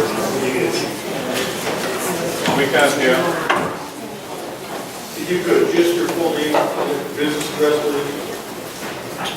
Donald Molliver, 35 Buena Vista Avenue, Brunswick, New Jersey. Please raise your right hand. Swear to testify that before the truth, the whole truth, and nothing but the truth. Yes? Yes, I think. Dr. Oliver, Mr. Boswell, where is your I'm a state certified general real estate appraiser. I hold the MAI designation. I'll be the founder and director of the Real Estate Institute of Monmouth University for almost 20 years. 2 years ago, I became the dean of the student business. Any objection? Thank you. I just want to make it clear I'm not representing the university in any capacity. Just give prior. We didn't think so. I just want to be clear for the record, Mr. Mullins, is the law for the class license president.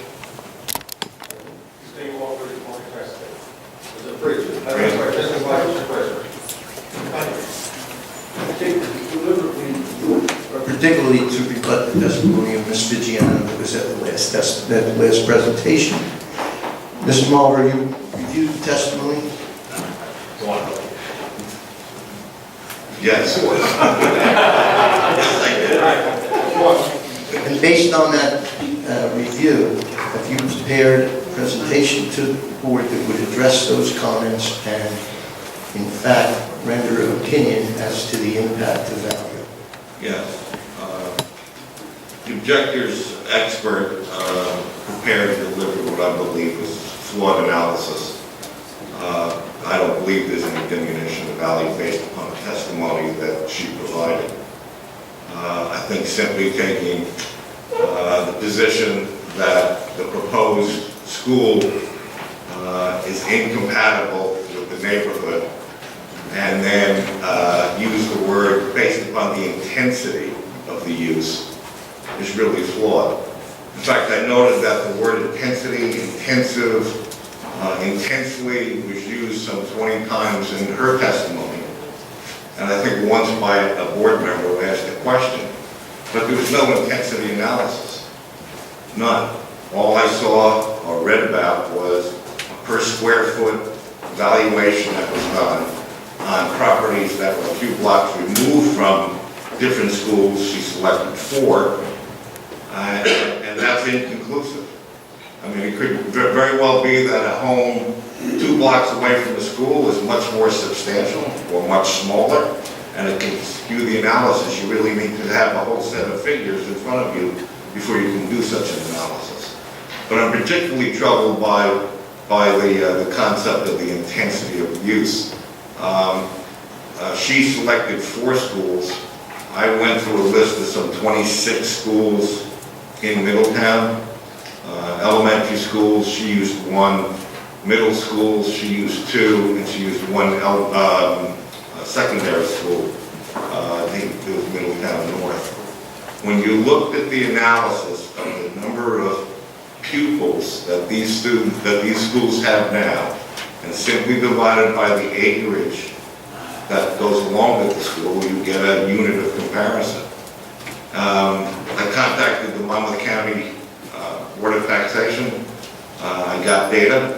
I contacted the Middletown Township Assessor's Office to supplement the data, and I did some analysis on intensity. And there were 18 schools that I was able to get the data for, 4 of which included the schools that Ms. Vigiano looked at. And I'd just like to summarize briefly those findings.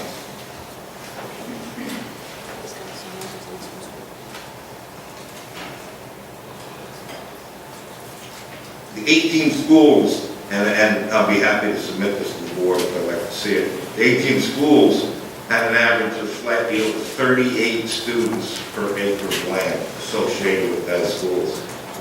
Out of the 4 schools that she looked at, which included Bayview, Thompson Middle School, Thorne Middle School, and Middletown North, they averaged 24 students, 33 students, 30 students, and 41 students. These numbers are generally consistent with the 18 schools that I mentioned before. The proposed subject, proposed site, a little over 13 students per acre. In fact, it is the least intensive of all the 18 schools that I looked at. It's the least intensive. I don't see where this big of precedent setting is being built. And it's sprawled out over 37.5 acres. It's set back, it's buffered, and the engineer has told me that from road grade, topographically, the property which is supposed to house this site, from road grade, it's just about level with the top of the school itself. I don't believe that this is an offensive or obtrusive or intense use at all. And the numbers bear that out. Based on that analysis, are you able to determine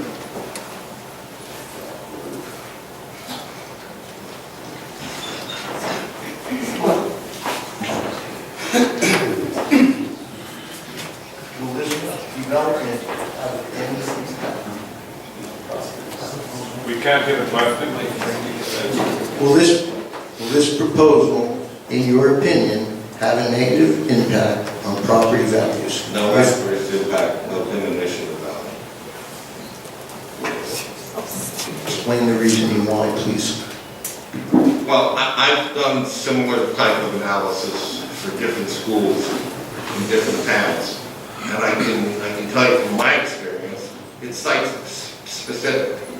You can't just paint with a broad brush and say, well, anytime you're building a school, you're going to lose value. I analyzed Rumson Country District on Bellevue Avenue in Rumson, and some of the most expensive properties are right across the street from that school. And that school is probably 30 or 40 feet setback from Bellevue Avenue. I remember when Holy Cross School, also in Rumson, on North Ward and Rumson Road, expanded. It came up about a loss of value, and the expert opined, actually was Mr. Pisciano's boss. He said there's no loss of value, it's a compatible use.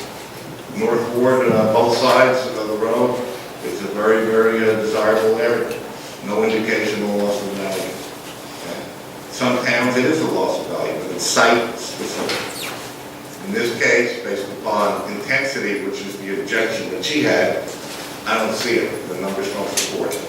There was not one school that had a lower density or intensity of use, other than, actually, there was one, CBA, but both of us, the agree that it's really apples and oranges. It's too far afield. That's on a major county road.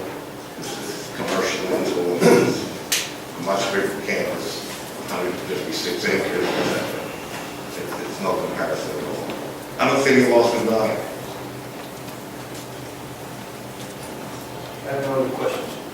Dr. McGray, I'll use my fourth question. That portion, this is fine, I think, we're ready.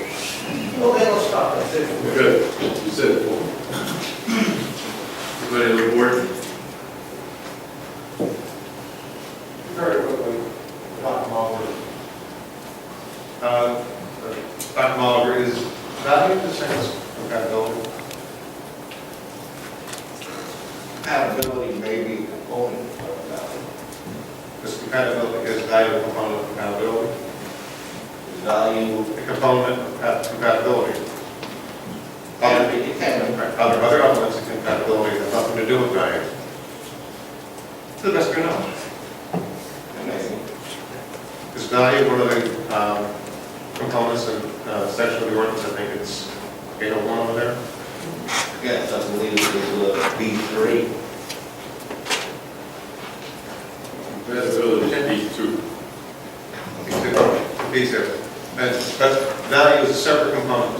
And when you heard Mr. Thomas speak, is that correct? Yes. Did he give any opinion at all in his testimony as to value? Or was he very clear he wasn't giving any testimony else as to value? The latter. We didn't give any testimony with respect to that. Thank you. I have one redirect question. The testimony you were rebutting, Dr. Muller, was that of Ms. Vigiano at the last meeting? I believe it was. Thank you. Anyone from the public? Give me RFP. Holy Lines, HYIS, American. So when you are looking at valuation of properties, and I just want to clarify because I couldn't actually hear everything that you were saying, you do this in the capacity as a realtor, right? For commercial property or homes, both? You focus on homes or commercial property, or what's your focus? Both. Do you have a weighting towards one or the other?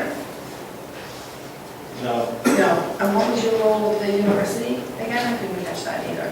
I founded and directed the Real Estate Institute at the university for nearly 20 years. And what does that do? What does that Real Estate Institute do at the university? We provided executive education for real estate professionals. To help them how to do their job, to teach them how to do their job. Is that it? Yes. Yes. Okay. And then about 5 or 6 years ago, we started an academic program. So students in major real estate. Okay. Okay. That includes valuation, finance, development, property management. Everything, end to end, okay. The analysis that you did, what standard was that analysis to? Is it like to some recognized standard or something that you felt was fit for purpose? Or how would you say you came to the conclusion? Because I could do analysis too, and I'd probably come up with different stuff. Can you? Well, we use the value things. A common way to handle it is to look at comparable properties or units of comparison. And by having common, just like in a restaurant, you may value it on a square foot basis, or the number of seats that it's involved with, Right. the number of lanes involved, and it's a unit of comparison. So the issue that Ms. Vigiano brought up was the intensity. Right. So I wanted to see what the intensity, my understanding she provided. Right. That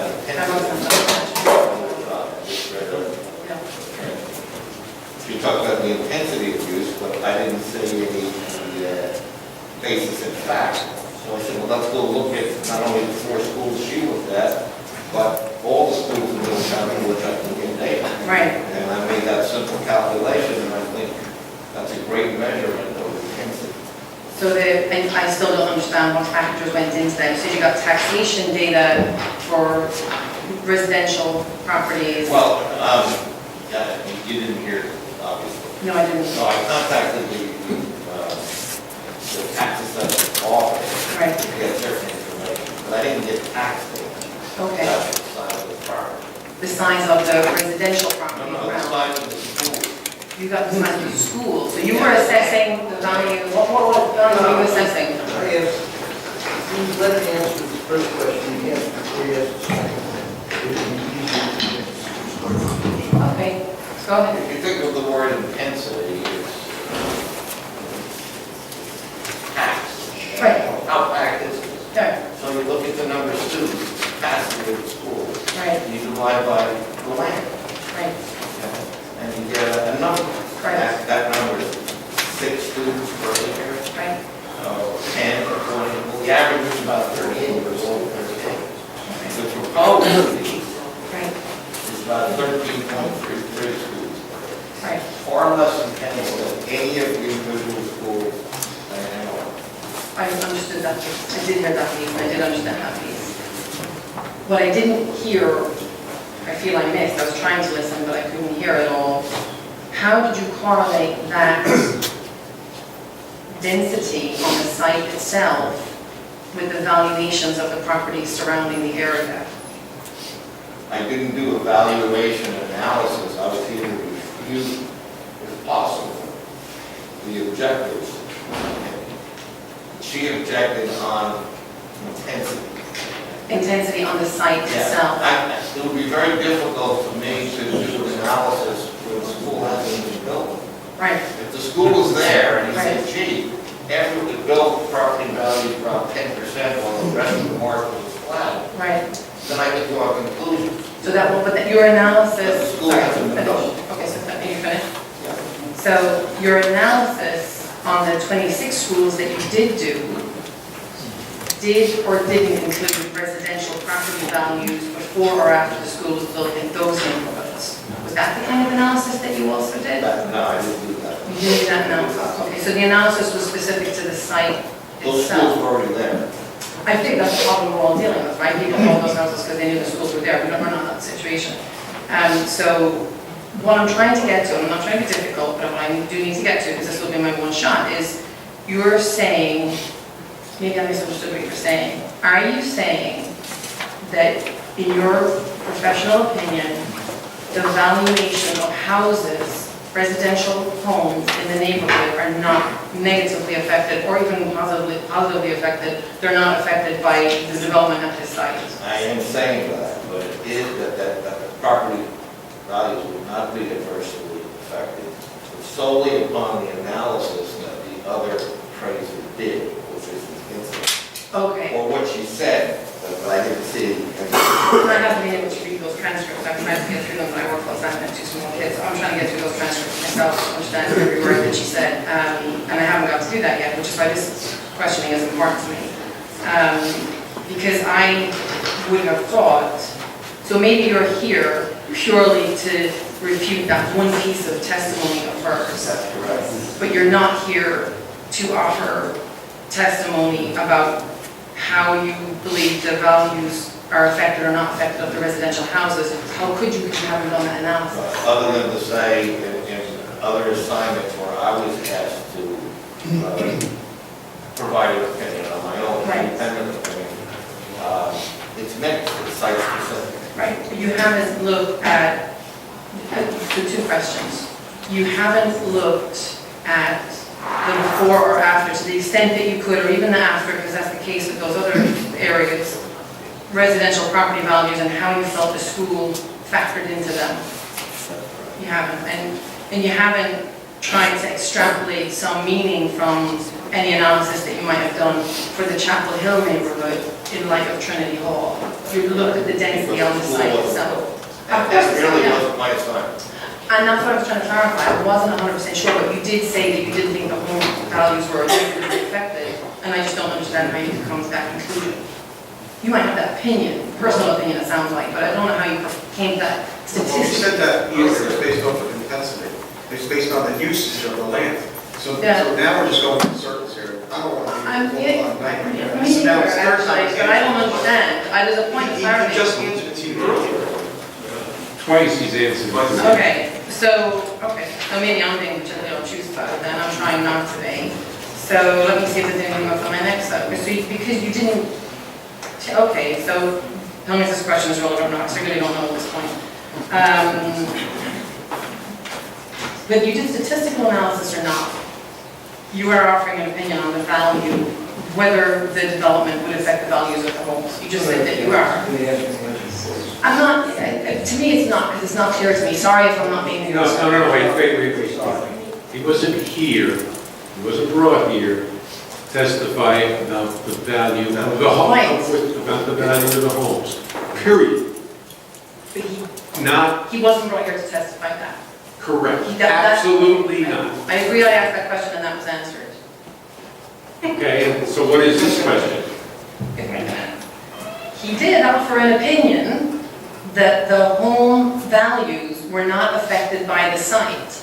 And I'm trying to ascertain, is that, the question, I'm not really supposed to ask you questions, the question would be for you. He's offered an opinion that the home values in the area will not be affected, in his professional opinion, by the development at the site. And is this something that is considered down by the board? Or is this just a throwaway comment that he made and you're not really bothered about it? It's based on his evaluation of the expert that he's rebutting tonight. So Right. he reviewed her testimony. Right. Based on that, he's come to the conclusion that she's incorrect. The other person had said 22 times, I believe you said 22 times intensity, which relates to usage, so he was only commenting on that, and saying, as I understood it, correct me if I'm incorrect, but based off of that intensity that it was 22 times, the proposed development has only 13 per acre, so the intensity that she was referring to and using her valuation is inaccurate. So I understand the point about the intensity on the site itself. I did understand that, and that's what I was clarifying. You did clarify that piece for me. The piece that was not clear, and what I was trying to probe further was, if he's able to come here and offer, as expert witness, a professional opinion that this development, because he's decided because his opinion is there is not high intensity or high density use on the site, it's lower density compared to other schools he's studied.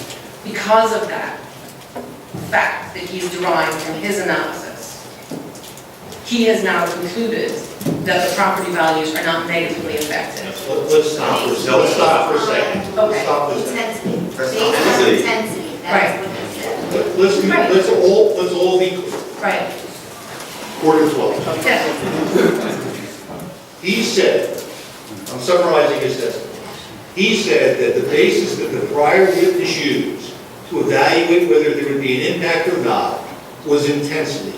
And based upon his analysis, that is not a proper measure for the impact on the school on the surrounding neighborhood. One thing. Two, he drifted in all fairness to the way he is here speaking, he did say, but Bronx Country Day, Holy Cross, things like that don't have a negative impact on values in the neighborhood. So to some extent, you started to offer your own basis of your opinion on value in your school. You did. So I think That's and she's saying, what's that based on? Thank you, thank you. That's what I'm trying to. Thank you, I appreciate it. What's that based on? That was based on the case of Country Day, a study that I was asked to perform, that I provide direct testimony on what impact the expansion of that school, if any, would have on residential value in proximity to the school. And you're saying that that analysis would be site-specific? Yes. Okay. And I've also seen cases where there has been an adverse impact. We say sometimes it does have an adverse impact, and sometimes it doesn't. But your summary was quite accurate. Thank you. Thank you. I have to earn my keep. Yes, sir.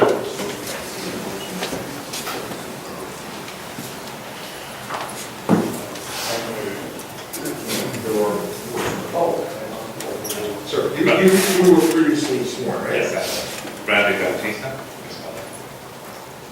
BKP, TISTA. Okay. So, is there a real estate definition of the word intensity?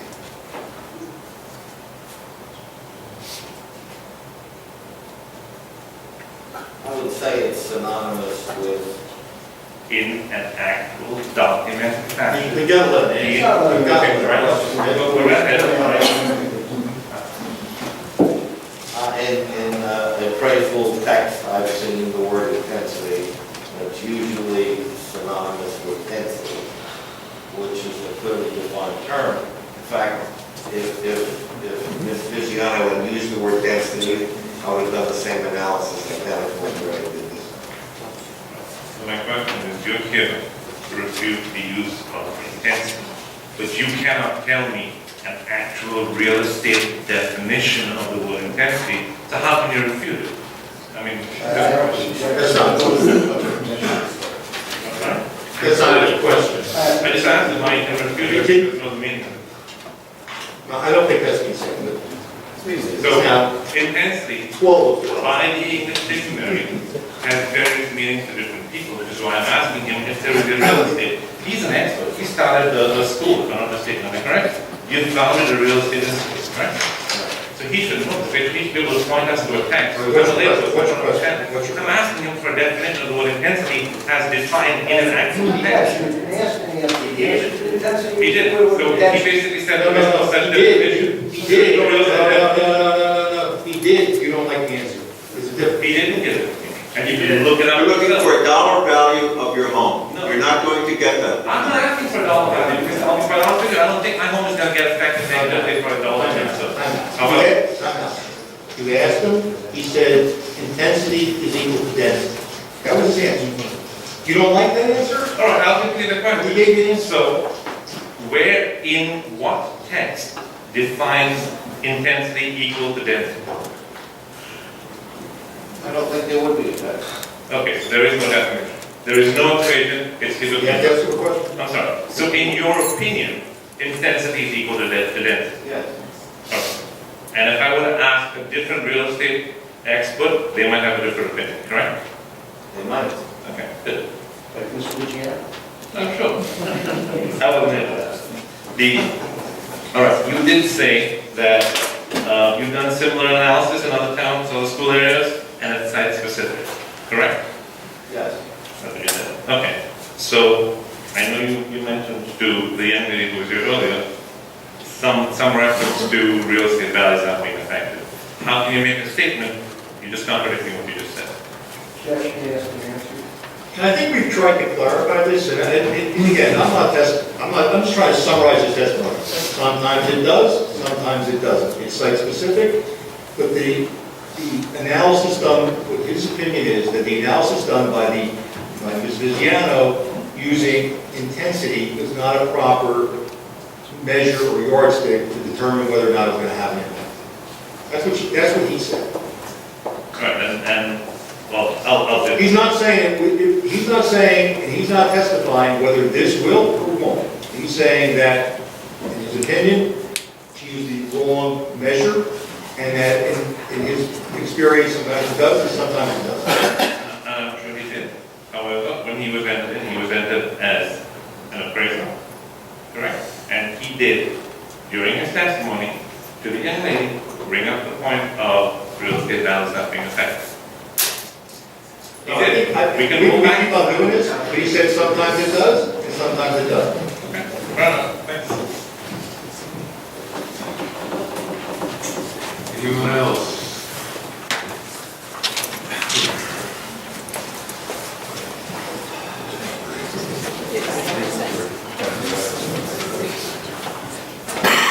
My name is Jimmy Mulvaney, I live at 3 Seneca Drive. I believe the testimony, as you suggested, that intensity may or may not impact values. I believe you further suggested that this development is not an intense use of property, is that accurate? The current zoning for the property is 2 acre minimum. Normally that would be one residential home on 2 acres. What would be the expected population of that 2 acres of property? I have to check. It's not the subject of the Ms. Vigiano for that testimony, or Dr. Oliver's rebuttal, and related to the subject. 13 people per acre is a little bit more intense than 2 people per acre. have to understand, Leave it at that. you have to understand the concept. You get asking questions about what he said on his direct. And you're not going to get it. Anyone else?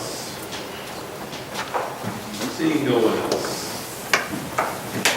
I knew, I have one. I have to answer. somebody that doesn't want to go. One. You know, one, that's what they always say. One at a time. You already swore in. Yes. Your name, your name. Anthony Borelli, that's B like Victor, BRRILLI. We're talking about intensity and density.